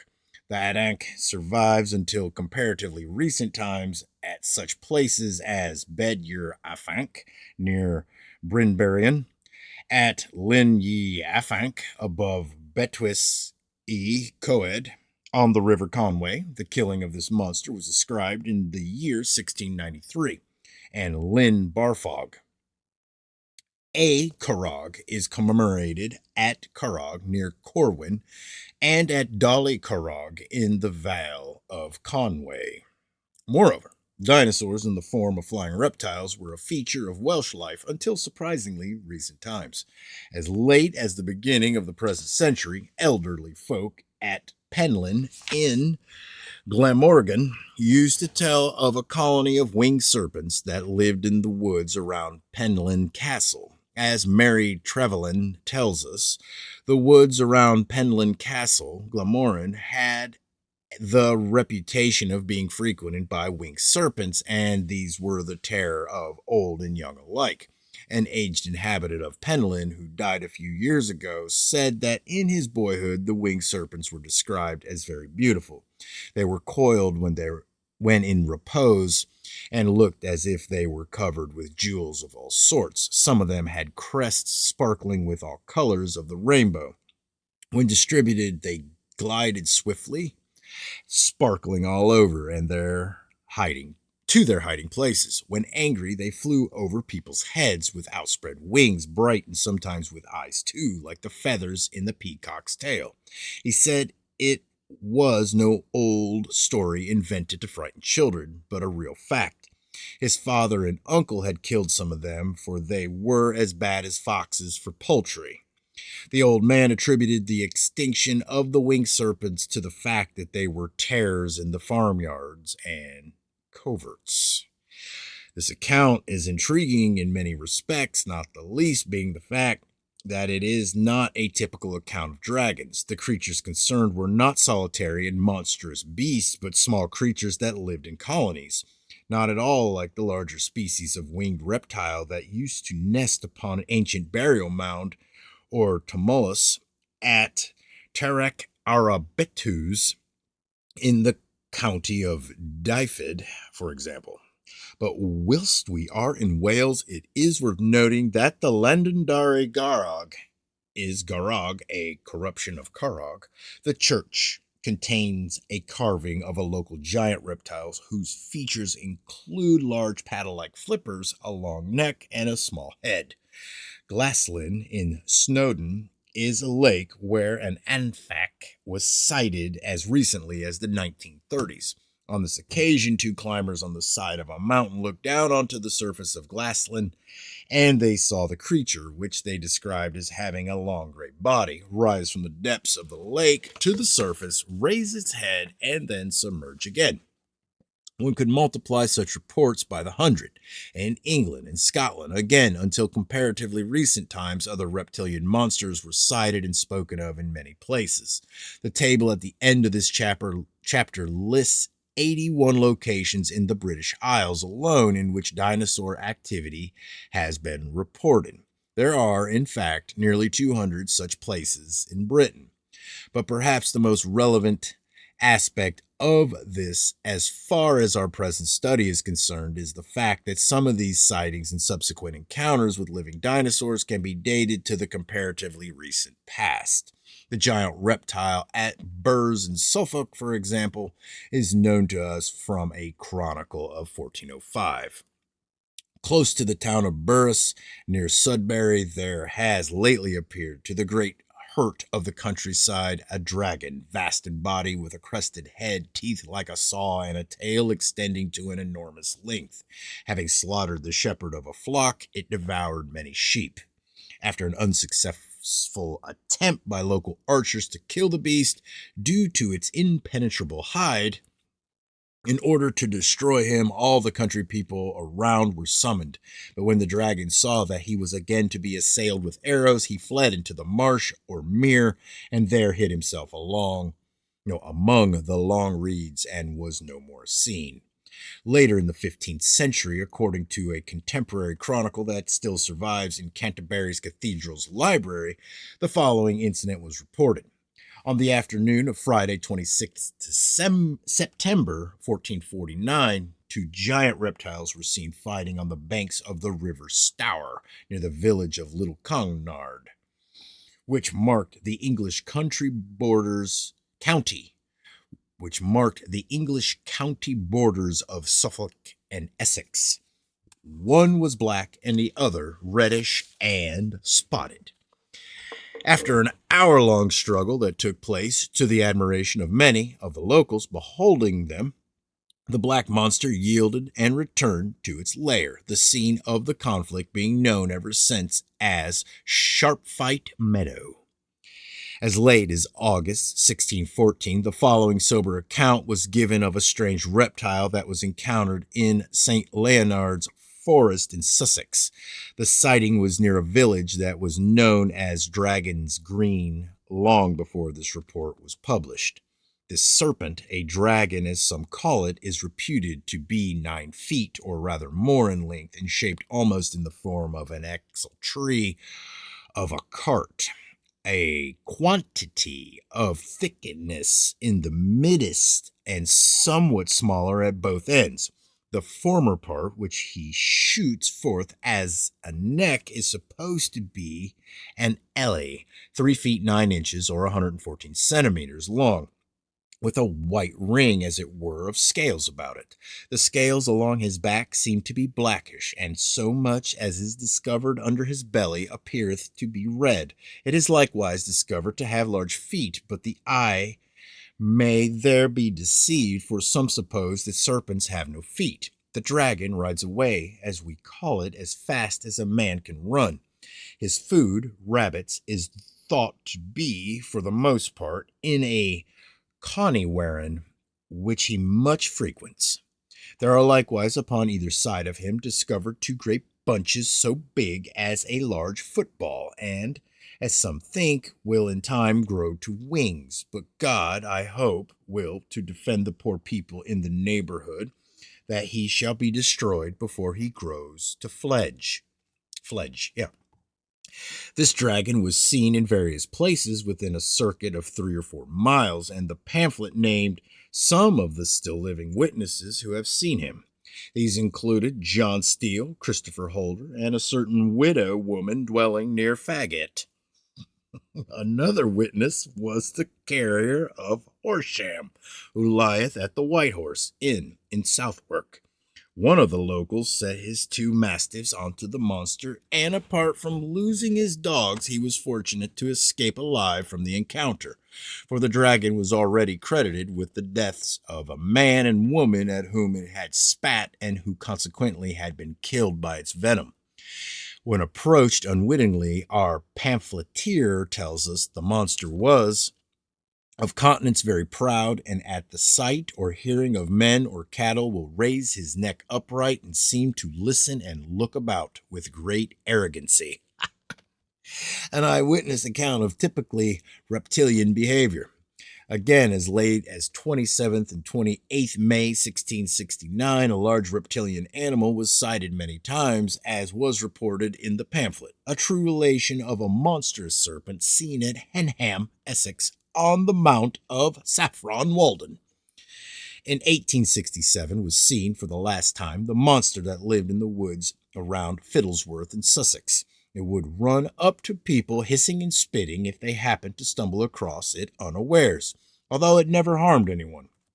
Several such cases could be cited, but suffice it to say that too many incidents like these are reported down through the centuries and from all sorts of locations for us to say that they are all fairy tales.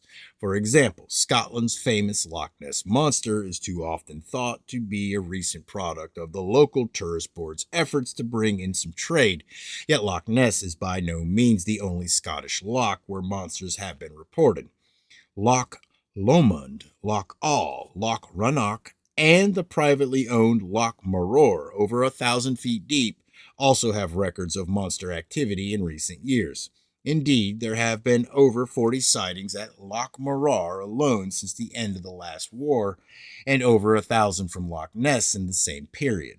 However, as far as Loch Ness itself is concerned, few realize that monstrous reptiles, no doubt the same species, have been sighted in and around the loch since the so-called Dark Ages, the most notable instance being that which is described in Adamann's famous 6th century Life of St. Columba.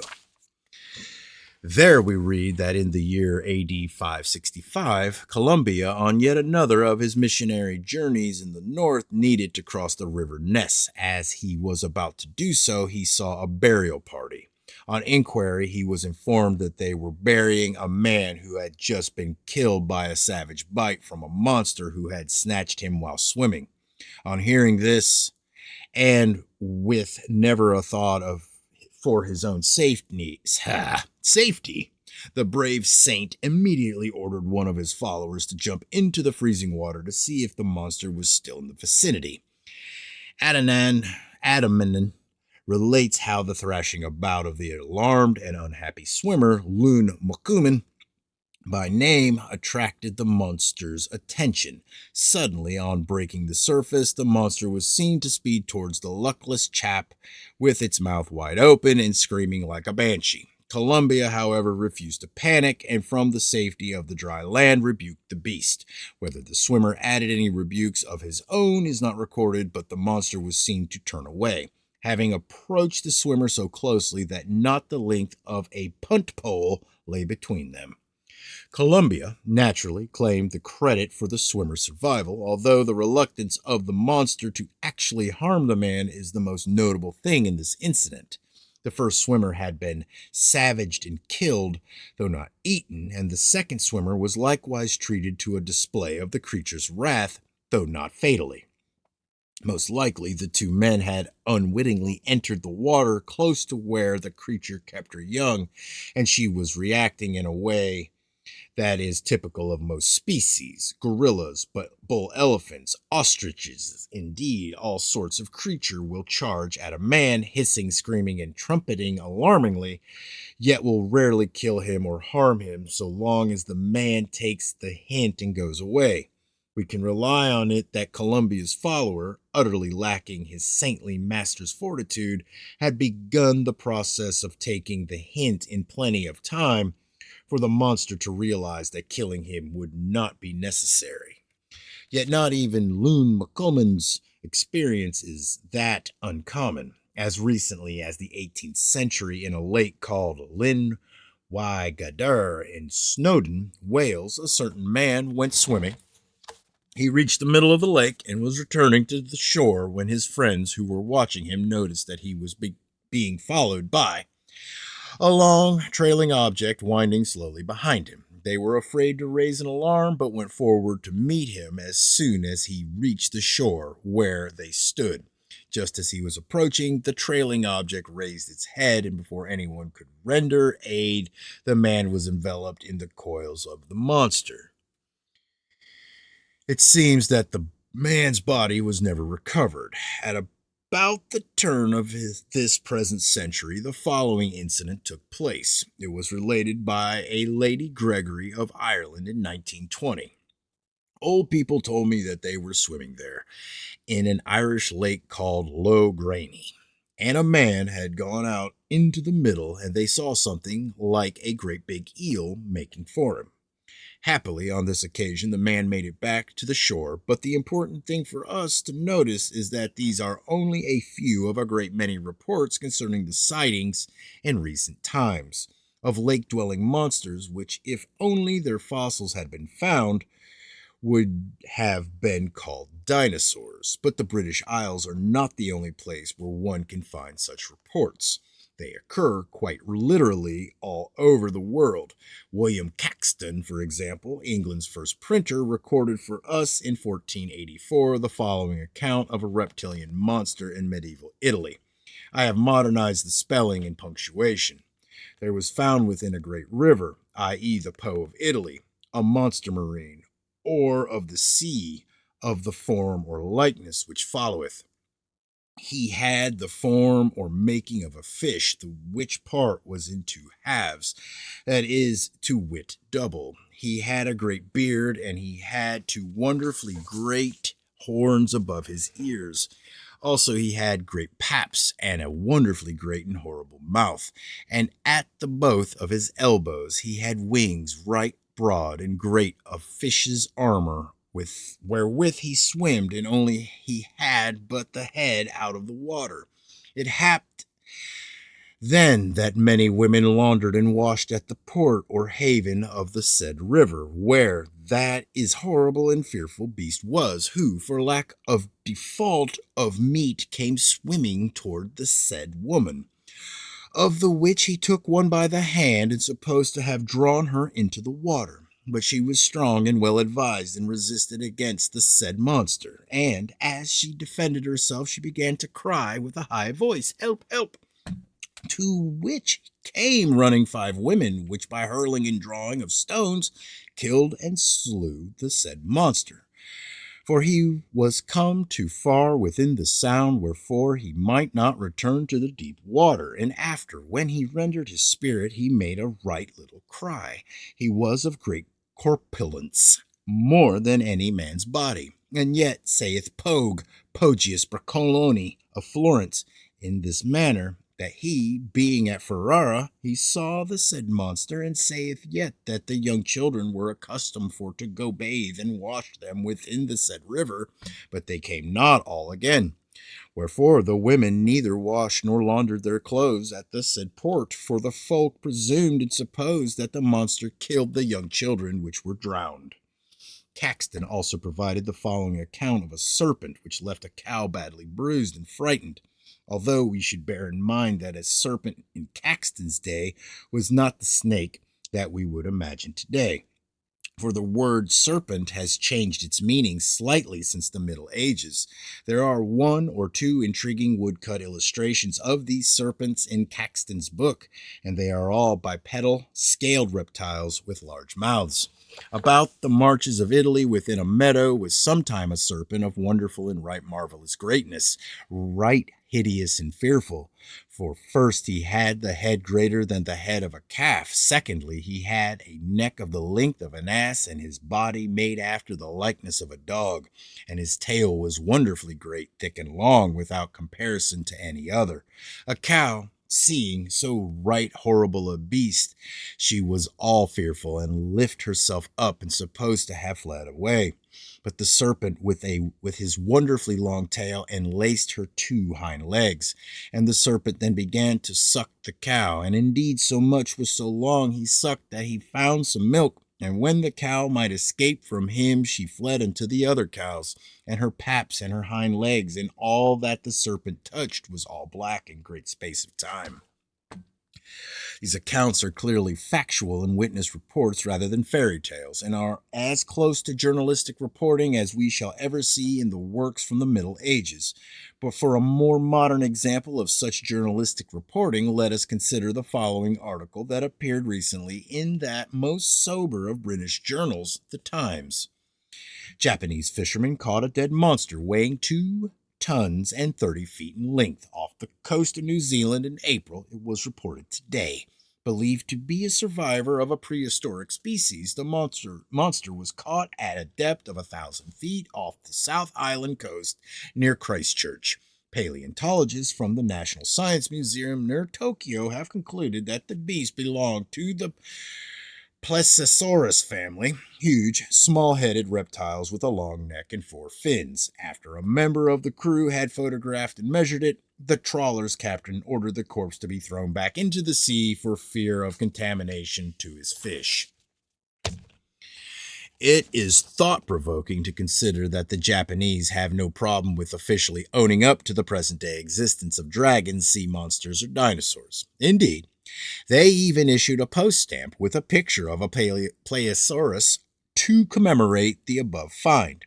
Only we in the West seem to have a problem with the present-day existence of these creatures, for only 9 days after the appearance of the Times article, it was somberly announced on the 30th July 1977 by the BBC that the monster only looked like a Plesiosaurus.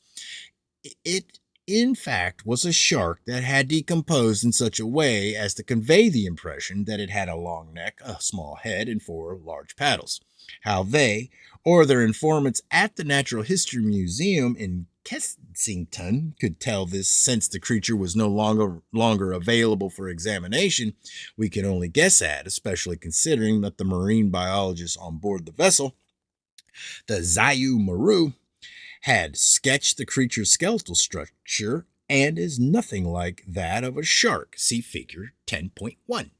Marine biologists are highly trained scientists whose ability to detect disease and mutations in fish and marine mammals is crucial to the health of the consumer, let alone the profits of the fishing vessel concerned. So their knowledge of marine life is necessarily very great.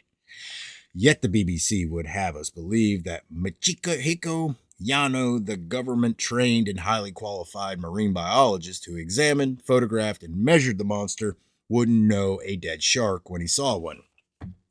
But Western officialdom has not always been as averse as this at acknowledging and even mentioning the official reports the existence of creatures which are supposed by today's establishment to have died out millions of years ago.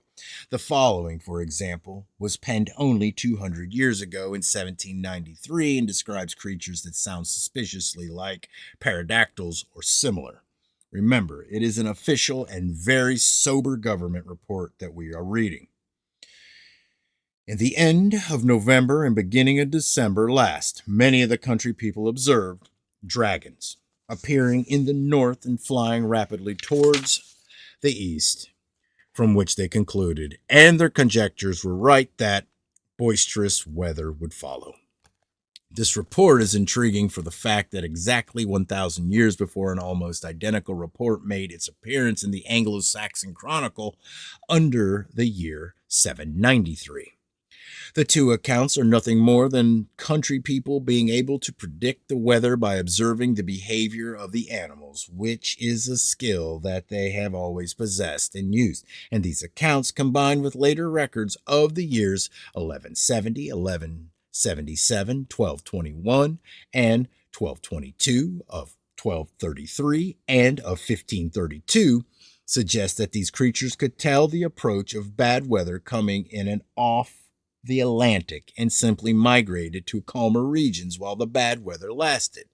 Considering the flimsiness and fragility of the wings of pterodactyls, and similar creatures, the reports make eminent sense.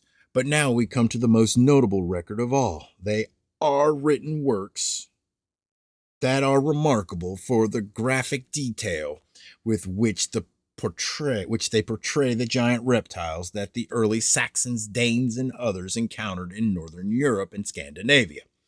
In various Nordic sagas, the slaying of dragons is depicted in some detail, and this helps us to reconstruct the physical appearance of some of these creatures. In the Volsungasagra, for example, the slaying, that is Volsungasaga.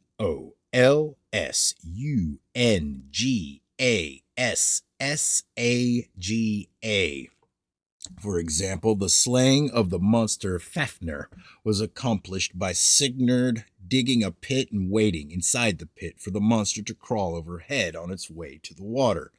This allowed Sigurd to attack the animal's soft underbelly. Clearly, Fafnir walked on all fours with his belly close to the ground. Likewise, the Voluspa tells us of a certain monster which the early Vikings called a Nithhogger. Its name, Corpse Terror, revealing the fact that it lived off carrion. Saxo Grammaticus, in his Gesta Danorum, tells us of the Danish king Frotho's fight with a giant reptile, and it is in the advice given by a local to the king and recorded by Saxo that the monster is described in great detail. It was, he says, a serpent, weathered in coils, doubled in many a fold, and with a tail drawn out in winding whirls, shaking his manifold spirals and shedding venom. His slaver, saliva burns up when it bespatters. Yet, he tells the king in words that were doubtless meant to encourage rather than dismay, remember to keep the dauntless temper of thy mind, not let the point of the jagged tooth trouble thee, nor the starkness of the beast, nor the venom. There is a place under his lowest belly whither thou mayest plunge the blade. The description of this reptilian monster closely resembles that of the monsters seen at Henham. See note 11. And the two animals could well have belonged to the same or similar species. Notable, especially in their defense mechanism of spitting corrosive venom at their victims.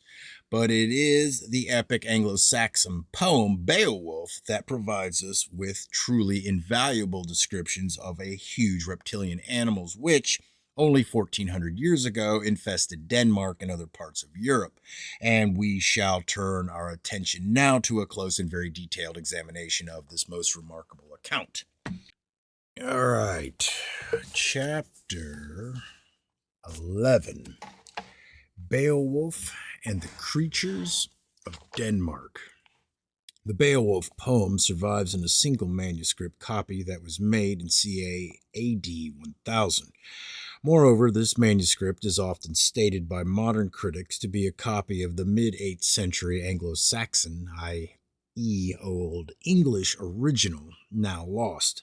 This original is in turn described as an essentially Christian poem, yet the continually repeated assertion of the supposedly Christian origins of the poem not only contributes towards a serious misunderstanding of the poem's nature and purpose, but notably fails to take into account the following facts.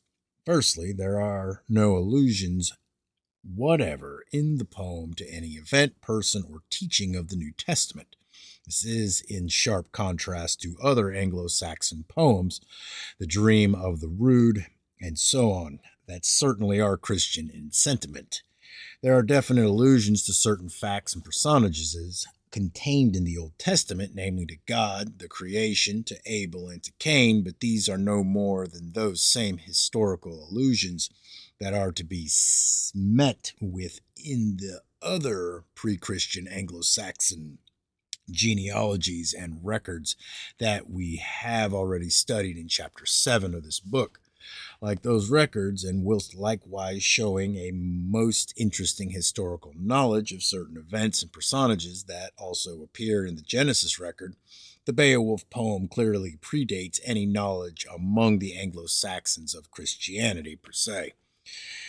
In view of this, it is hardly surprising to find that the sentiments of the poem are strongly pagan, extolling the highly questionable virtues of vengeance, the accumulation of plunder, and the boasting of and reliance upon human strength and prowess. Allusions are also made to blatantly pagan oaths, sacrifices, sentiments, and forms of burial. But there are certainly no exclusively Christian sentiments expressed anywhere in its 3,182 lines of text. Nowhere in the poem is any reference made to the British Isles or to any British or English king, personage, or historical event. This is simply because this epic poem predates the migration of the Saxons to these isles. And what are we to make of the following passage? Fortham Alpha was Gotham, and Gotham Garkesine man wide Gerworthode wisdom hallowed Ethel sin Thonan Emmer walk Halathun to Hepbe, which Alexander, see bibliography, translates thus. So it was that Offa, the king of the continental Angles, brave with the spear, was broken of abroad for his wars and his gifts. He governed with wisdom the land of his birth. To him was born Amor, helper of the heroes. The Offa, who is mentioned here, was the pre-migration ancestor of his 8th century namesake, King Offa of America, AD 757 to 796, whom we have already met along with this same ancestor in the early Saxon genealogies. We have also met Eomar in the same genealogies, where his name is rendered Eomer and where he is, strictly speaking, the grandson and not the son of Offa. These ancient genealogies were clearly fresh in the mind of the writer of Beowulf, which again tells us something of the times in which the poem was composed. There is, moreover, no sycophantic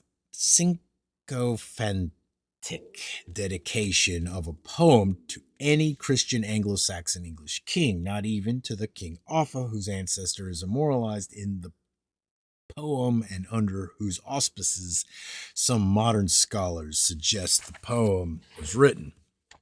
Many other scholars would plump for an even later date for the poem, yet the characters in the poem can be historically dated to the late 5th and 6th centuries, years that long preceded the adoption of Christianity by the Saxons. In other words, the poem belongs very firmly indeed to the pagan times which it describes. A detailed study of the historical characters contained in the Beowulf epic and their relationships to each other is set out in Appendix 9. But to briefly summarize here, Beowulf, the character in whose honor the poem was written, was no mythical figure.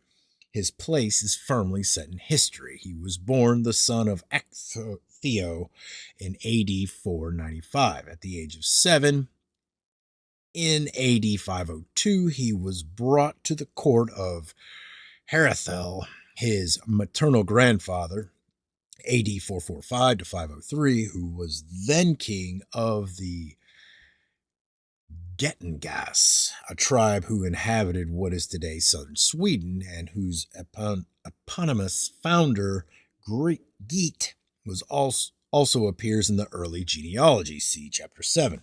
After an uncompromising and feckless youth, during which years were fought the Geatish-Swedish wars, in particular the Battle of Ravenswood, in the year AD 510, Beowulf undertook his celebrated journey to Denmark to visit Hrothgar, king of the Danes. This was in AD 515, Beowulf's 20th year.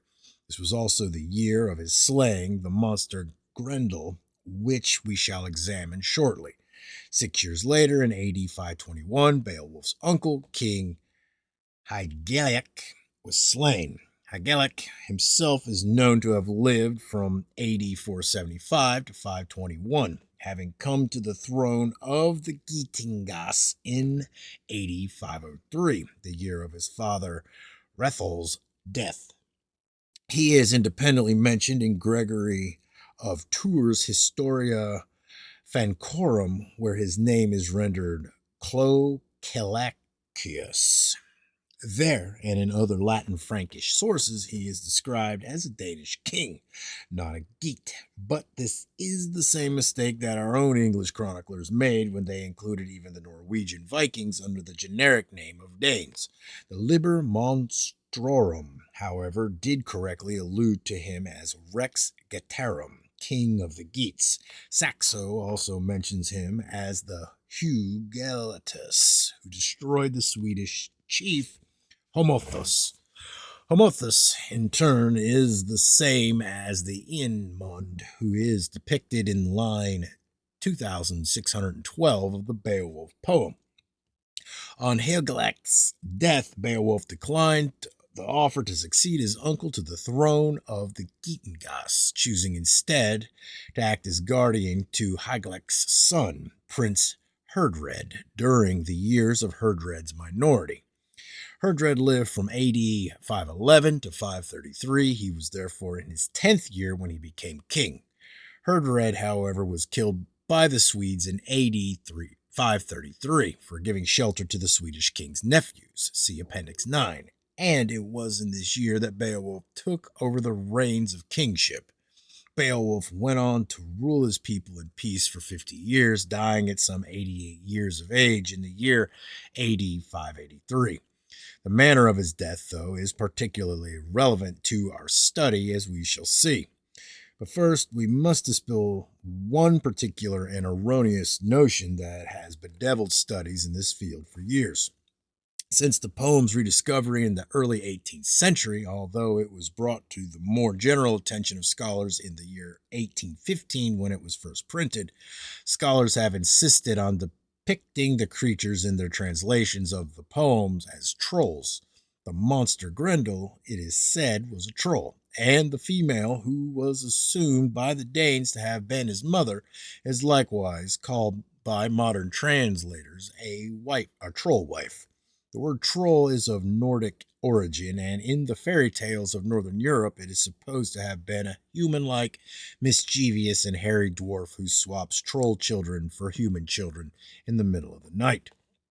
For good measure, trolls are sometimes depicted as equally mischievous and hairy giants, some of whom lived under bridges or in caves, which would be all well and good but for the singular observation that the word troll is entirely absent from the original Anglo-Saxon text of Beowulf.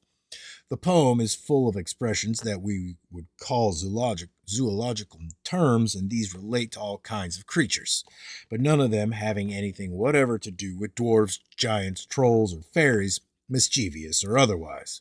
And whilst we are on the subject, the monster Grendel preyed on the Danes for 12 long years, AD 503 to 515. Are we seriously to believe that these Danish Viking, whose berserker warriors struck such fear into the hearts of their neighbors, were themselves for 12 long years rendered helpless with terror by a hairy dwarf, even a giant one? For that is what certain of today's mistranslations of the poem would have us believe. By the time of his slaying the monster Grendel in AD 515, Beowulf himself had already become something of a seasoned hunter of large reptilian monsters. He was renowned amongst the Danes at Hrothgar's court for having cleared the local sea lanes of monstrous animals whose predatory natures had been making life hazardous for the open boats of the Vikings. Fortunately, the Anglo-Saxon poem, written in pure celebration of his heroicism, has preserved for us not only the physical descriptions of some of the monsters that Beowulf encountered, but even the names under which certain species of these animals were known to the Saxons and Danes. However, in order to understand exactly what it is that we are reading when we examine these names, we must appreciate the nature of the Anglo-Saxon language. The Anglo-Saxons, like the modern Germans and Dutch, had a very simple method of word construction, and their names for everyday objects can sometimes sound amusing to our modern English ears when translated literally. A body, for example, was simply a bone house, Bahnhos, and a joint, a bone lock, Bahnlocke. When Beowulf speaks to his Danish interrogator, he is said quite literally to have unlocked his word hoard. Beowulf's own name means bear, and it is constructed in the following way. The Beo element is the Saxon word for bee, and his name means literally a bee wolf.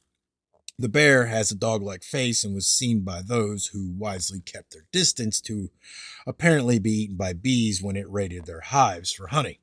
So they simply called the bear a bee wolf. Likewise, the sun was called Worundlecandle, lit, the world candle. It was thus an intensely literal, but at the same time highly poetic language possessing great and ambiguous powers of description. The slaying of Grendel is the most famous of Beowulf's encounters with monsters, of course, and we shall come to look closely at this animal's physical description as it was given in the Beowulf epic. But in Grendel's lair, a large swampy lake, there lived other reptilian species that were collectively known by the Saxons as Wyrmsins, like Wormkind, or a race of monsters and serpents, Wyrmsins. Okay. The word serpent in those days meant something rather more than a snake. Beowulf and his men came across them as they were tracking the female of Grendel's species back to her lair after she had killed and eaten King Hrothgar's minister, Asair, whose half-eaten head was found on the cliff top overlooking the lake. Amongst them were creatures that were known to the Saxons and Danes as giant Sadraken, sea drakes, or sea dragons, and these were seen from the cliff top suddenly swerving through the deep waters of the lake. Perhaps they were aware of the arrival of humans. Other creatures were lying in the sun when Beowulf's men first saw them, but at the sound of the battle horn they scurried back to the water and slithered beneath the waves. These other creatures included one species known to the Saxons as a Nicerus, and the word has important connotations for our present study inasmuch as it later developed into knucker, a Middle English word for a water-dwelling monster or dragon. The monster at Lyminster in Sussex was a knucker, as were several of the other reported sightings of such creatures in this country. The pool where the Lyminster dragon lived is known to this day as the Knucker's Hole. The Orkney Islands, whose inhabitants significantly are Viking, not Scots, likewise have their Knuckleavy, as do also the Shetland Islanders.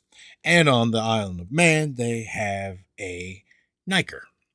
However, amongst the more generally named Wormus, serpents, and wildeor, wild beasts that were present at the lake on this occasion, there was one species in particular that was called an Thaguinus, evidently a surface swimming monster if its name is anything to go by, rather than a creature that swam at depth like the Sadraken. Intrigued by it, Beowulf shot an arrow into the creature, and the animal was then harpooned by Beowulf's men using Offerspirotum, modified boar spears. Once the monster was dead, Beowulf and his men then dragged the Thaguinus out of the water and laid its body out for examination.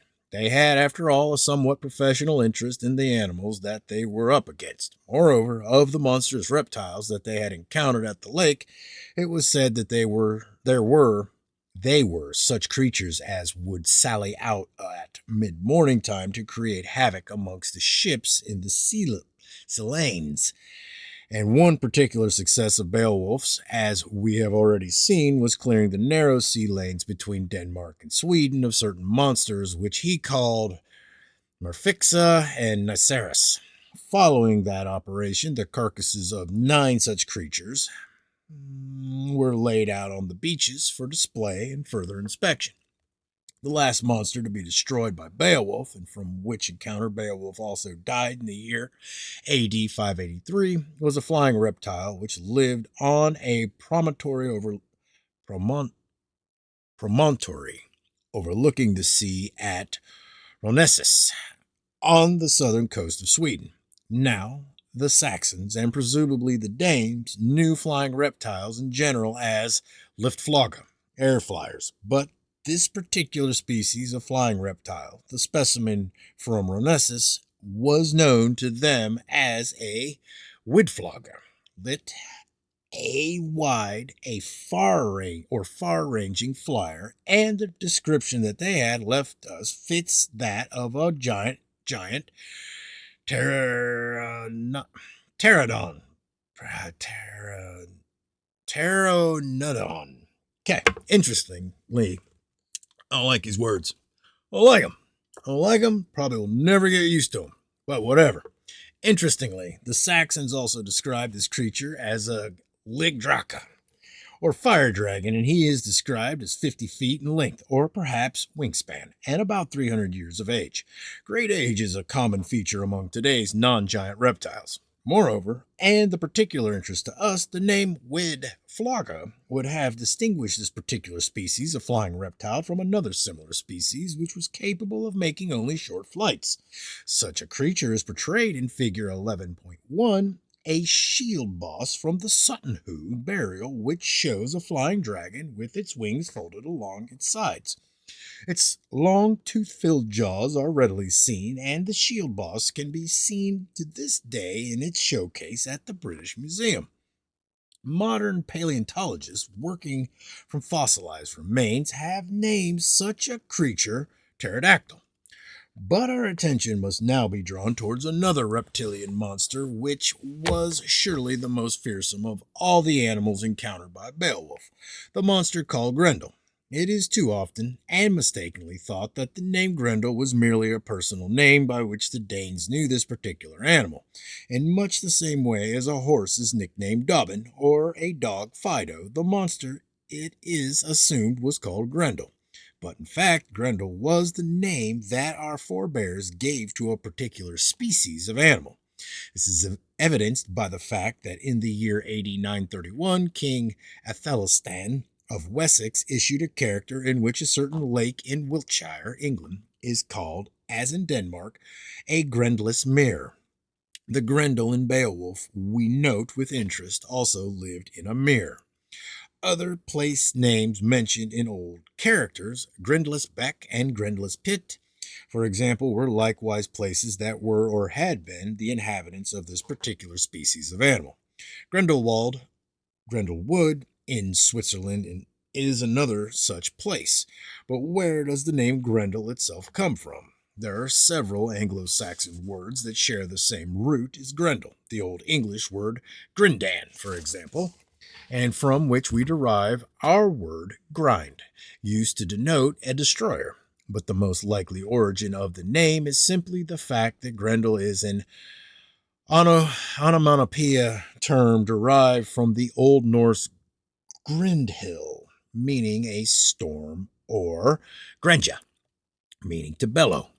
The word Grendel is strongly reminiscent of the deep-throated growl that would be emitted by a very large animal, and it came into Middle English usage as Grindel, meaning angry. To the hapless Danes who were the victims of his predatory raids, however, Grendel was not just an animal.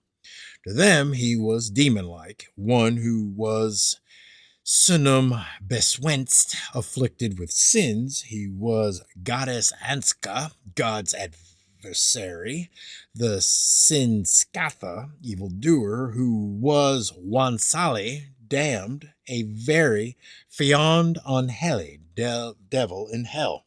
He was one of the Grundwergen, accursed and murderous monsters who were said by the Danes to be descended from Cain himself. And it is descriptions such as these of Grendel's nature that convey something of the horror with which the men of those times anticipated his raids on their homesteads. But as for Grendel's far more interesting physical description, his habits, and the geography of his haunts, they are as follows. At one point in the poem, Hrothgar, king of the Danes, related to Beowulf the following information when describing Grendel and one of the monster's companions. The best translation of which is Alexander's. I have heard it said by subjects of mine who live in the country, counselors in this hall, that they have seen much a pair of huge wayfarers haunting the moors otherworldly ones, and one of them, so far as they might make it out, was in woman's shape, but the shape of a man. Though twisted, trod also the tracks of exile, save that he was more huge than any human being. The country people have called him from the old by the name of Grendel. The key words from this passage, and from which we gain important information concerning the physical appearance of Grendel, are Idis unlisnes, when referring to the female monster, and Where's Wastemum, when referring to the male. Those Danes who had seen the monsters thought that the female was the older of the two and supposed that she was Grendel's mother. She may have been, but what exactly do the descriptive terms tell us that is of such importance? Simply this, that the female was in the shape of a woman, Idis on Lisness, and the male was in the shape of a man, Where's Wastemum, though twisted. In other words, they were both bipedal, but larger than any human. Further important detail is added elsewhere in the poem concerning Grendel's appearance, especially when the monster attacked the Danes for what was to prove the last time. In lines 815 through 8, we are told in the most graphic detail how Beowulf inflicted a fatal injury on the monster by holding the creature in an arm lock, which he then twisted. Rython, line 964. The poem then goes on to tell us that, and I don't know what language that was, which may be translated thus: searing pain seized the terrifying ugly one as a gaping wound appeared in his shoulder. The sinews snapped and the arm joint burst asunder. For 12 years, the Danes had themselves attempted to kill Grendel with conventional weapons, knives, swords, arrows, and the like. Yet his impenetrable hide had defied them all, and Grendel was able to attack the Danes with impunity. Beowulf considered all this and decided that the only way to tackle the monster was to get to grips with him at close quarters. The monster's forelimbs, which the Saxons called eorms, arms, and which some translate as claws, were small and comparatively puny. They were the monster's one weak spot, and Beowulf went straight for them. He was already renowned for his prodigious strength and grip, and he used this to literally tear off one of Grendel's weak small arms. Grendel, however, is also described in line 2079 of the poem as a Mothbona, i.e., one who slays with his mouth or jaws, and the speed with which he was able to devour his human prey tells us something of the size of his jaws and teeth. He swallowed the body of one of his victims in large goblets. Yet it is the very size of Grendel's jaws which paradoxically would have aided Beowulf in his carefully thought out strategy of going for the forelimbs, because pushing himself hard into the animal's chest between those forelimbs would have placed Beowulf tightly underneath those jaws and would thus have sheltered him from Grendel's terrible teeth. We are told that as soon as Beowulf gripped the monster's claws, and we must remember that Grendel was only a youngster and not by all accounts a fully mature adult male of his species, the startled animal tried to pull away instead of attacking Beowulf. The animal instinctively knew the danger he was now in, and he wanted to escape the clutches of the man who now posed such an unexpected threat and who was inflicting such alarming pain. However, it was this action of trying to pull away that left Grendel wide open to Beowulf's strategy. Thus, Beowulf was able, in the ensuing struggle, eventually to wrench off one of the animal's arms, as so graphically described in the poem. As a result of this appalling injury, the young Grendel returned to his lair and simply bled to death. But is Beowulf's method of slaying Grendel unknown elsewhere in the historical record? Are there no depictions to be found of similar creatures being killed in a similar way?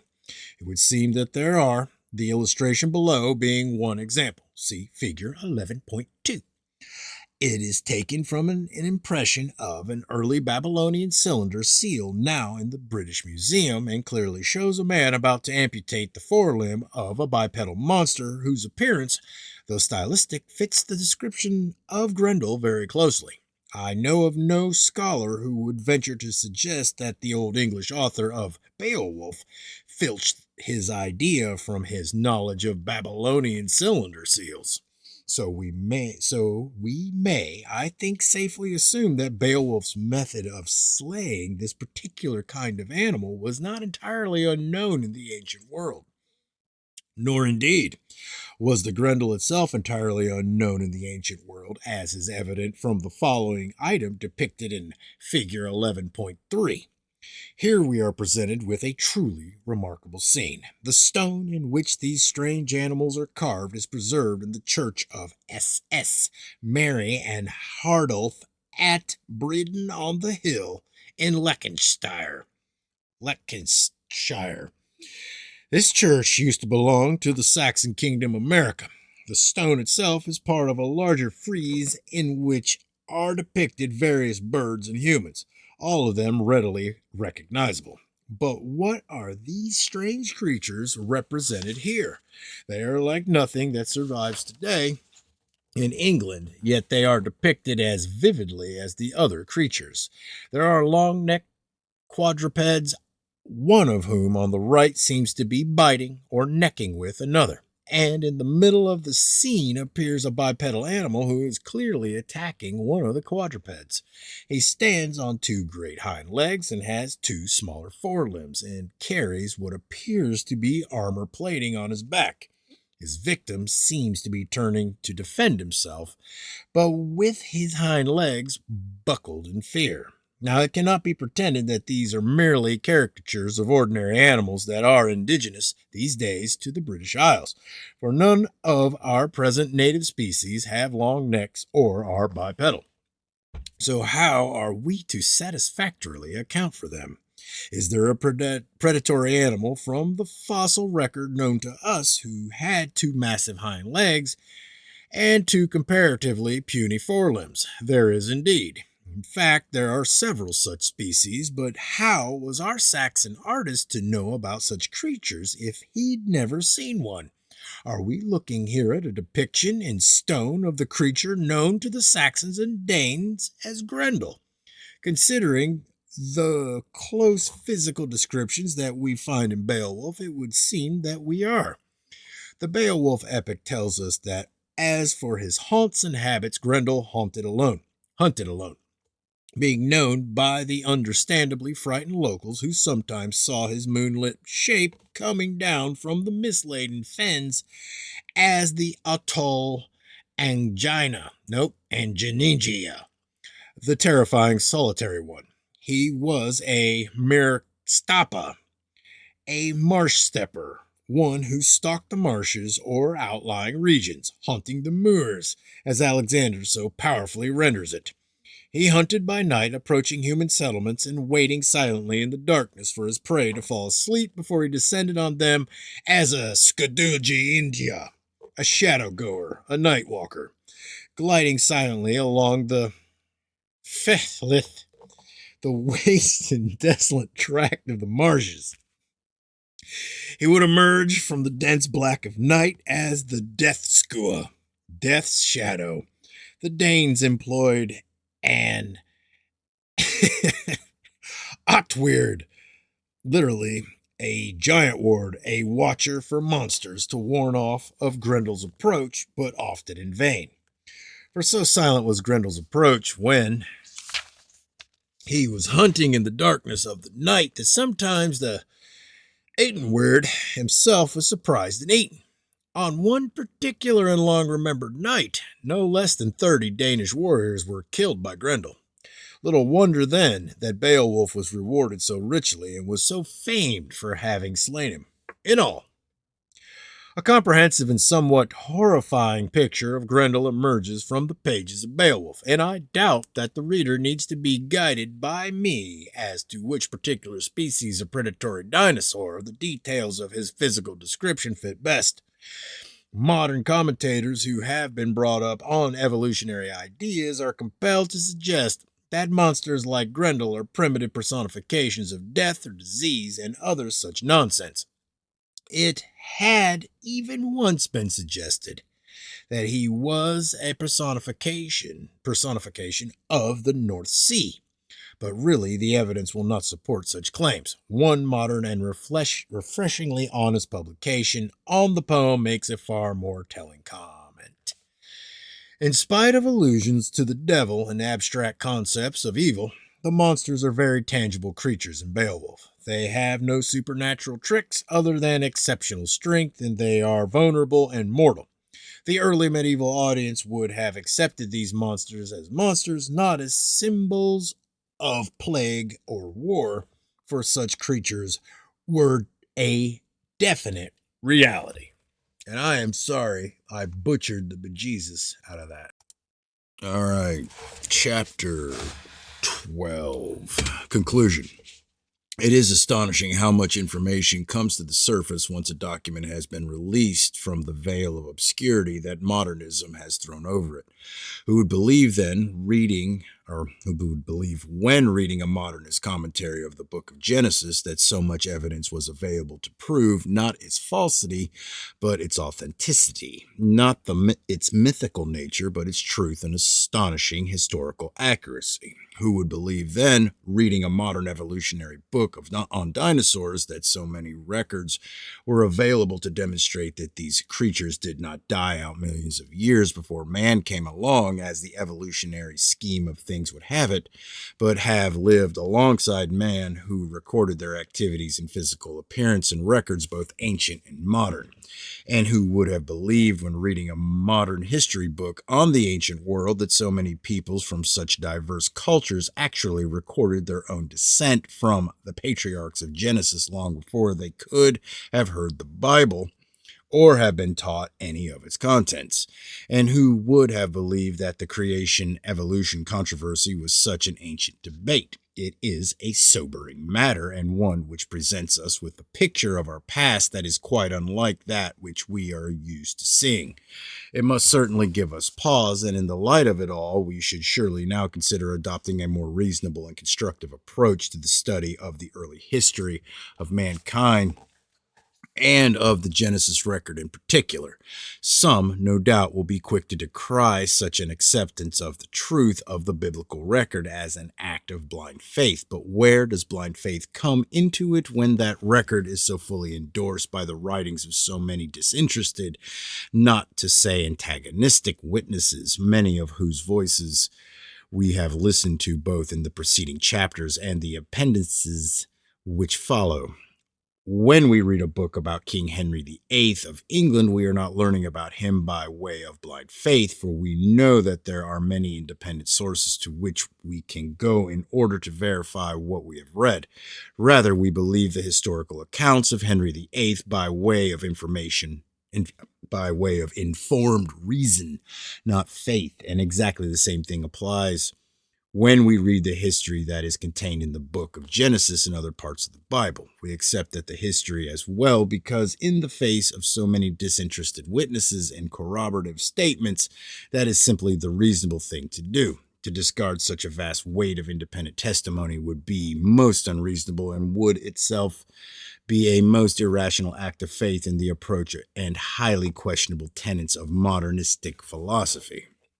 Thus, it is by our accepting that overwhelming testimony of so many witnesses that we have come to accept the Genesis record as a truly factual and historical account, surely a most reasonable approach. And if this leads us on to a saving faith in the God of whom Genesis so eloquently testifies, then that faith too is seen to be a reasonable and informed faith, whatever our critics may think. The student who has read thus far and would like to pursue some or all of the matters raised in this book will find in the following appendices a great deal of information and source material that should point him or her in the right direction. The casual reader also will find much of interest there which will expand his or her thought with profit. And on that note, I shall now leave the reader to either browse or burrow, hopeful that this book has shed a little light at least on a vast and complex subject, the early history of mankind. Most of all, though, I hope that when the Christian reader turns once more to the pages of Genesis, then he or she will do so with the added confidence that its contents are factual and accurate and that they have every sound reason for believing it, whatever modern biblical commentators might tell them to the contrary. Those who have been stimulated by what they have read in this book and who would like to join the creation science movement in its work of restoring to beleaguered Christians the world over a confidence in the Bible's historical and scientific accuracy, may like to read carefully the following chapter, which will tell them all about our work and aims. We are the oldest creationist organization in the world, and our workload is increasing all the time, but we cannot work alone. The CSM needs you. I'll read that one, but I'll probably read it tomorrow. So, yeah, that'll be chapter 13. All right, chapter 13, what the CSM is all about. The creation science movement started in 1932, protesting about the influence of Darwin's theory of evolution. In fact, it was called the Evolution Protest Movement in those days. The prime movers were Mr. Douglas Dewar, barrister and Auditor General of the Indian Civil Service, and Captain Bernard Ackworth, DSO, who developed the ASDIC sonar device. Who's who?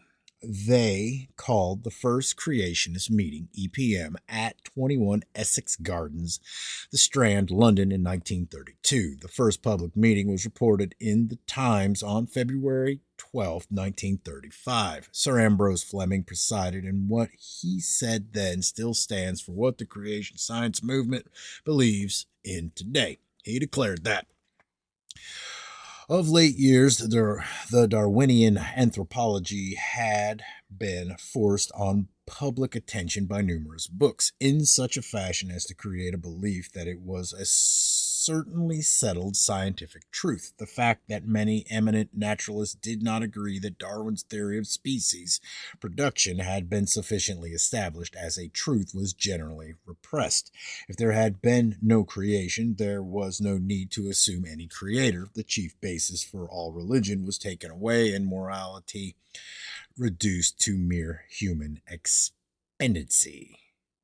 It had seemed to a large number of thoughtful persons that it was of national importance to counteract the effects of reckless and indiscriminate popularization of the theory of the wholly animal origin of mankind, especially among the young, by the diffusion of a truly scientific cause for all those altruistic aesthetic, intellectual, spiritual, and religious faculties in man, of which not the very slightest trace was seen in the animal species. They desired to oppose a one-sided materialistic presentation of human origin which rejected altogether any suggestion of creation. They said that the arguments of the Darwinian anthropologists were defective in logic and did not give the proof they assumed. This was reported over half a century ago. Today's society witnesses to the effect of aesthetic humanism, which belief in the theory of evolution has brought: fragmented family units, abortion, child abuse, etc. In fact, in all these intervening years, the evidence has mounted up, arguing that of course a creator must have made this planet Earth and the heavens. There is a wealth of further scientific evidence supporting creation, which these eminent men in the early 1930s did not then know. Advances in our knowledge of genetics, biochemistry, and information theory are just some areas where progress in the last 60 years has made belief in evolution even less logical. A sense of high purpose expressed in the Times account is still what motivates CSM today. We are concerned that people today are rarely confronted with a straightforward reading of the Bible starting at Genesis chapter 1. In fact, most people have been told that they cannot trust the beginning of God's word. They rehearse Satan's own words, hath God said. CSM declares that the doctrine of original sin is not based on myth or fable, but rather on the solid foundation of the lively oracles of the Lord God. A blurring of this truth affects the wonder of the atonement by the peerless Son of God, which in turn can lead to a shallow commitment to him. CSM ringingly declares that the beginning of God's word may be trusted as well as all that follows. What else does CSM do? A pamphlet on different subjects giving evidence of creation is published every other month together with the Creation Journal, which carries up to the minute news and comment. These pamphlets form an information resource on the creation evolution issue. One of our pamphlets shows how creation is the foundation of the Gospel 249, while others trace creation in Genesis 260 and Isaiah 243. Others are critical of aspects of evolution theory, such as alleged vestigial organs 258, and supposed intermediate forms such as Archaeopteryx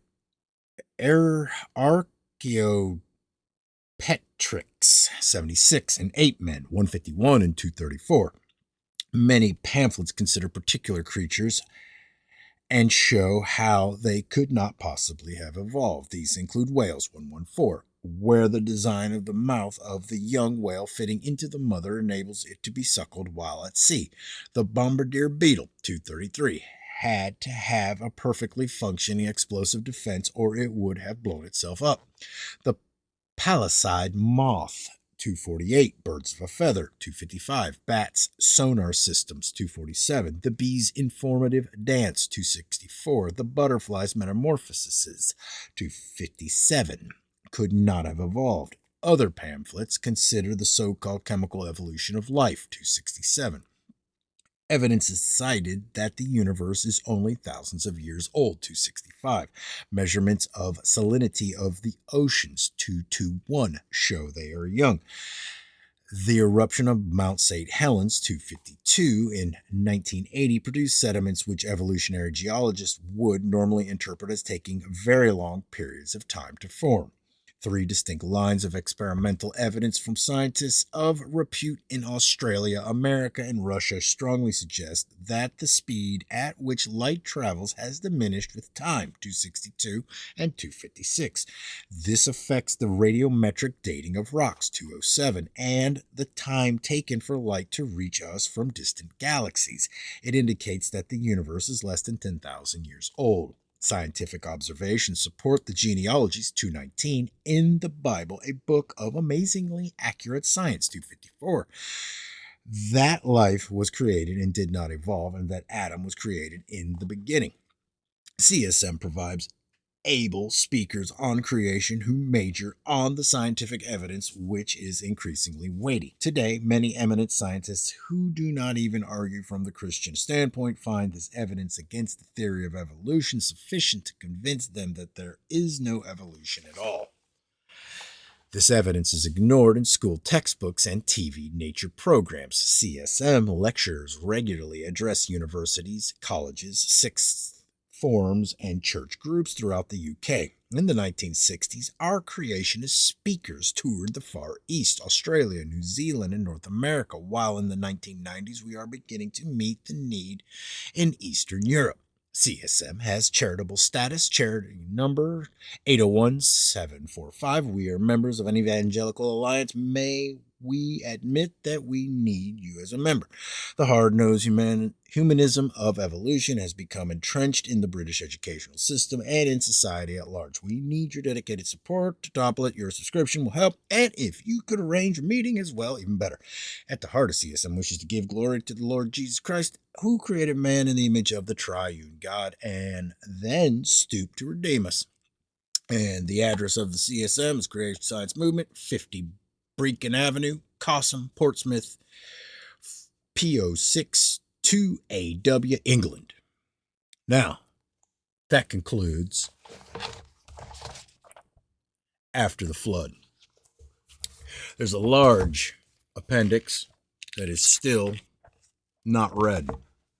I suggest you buy the book later.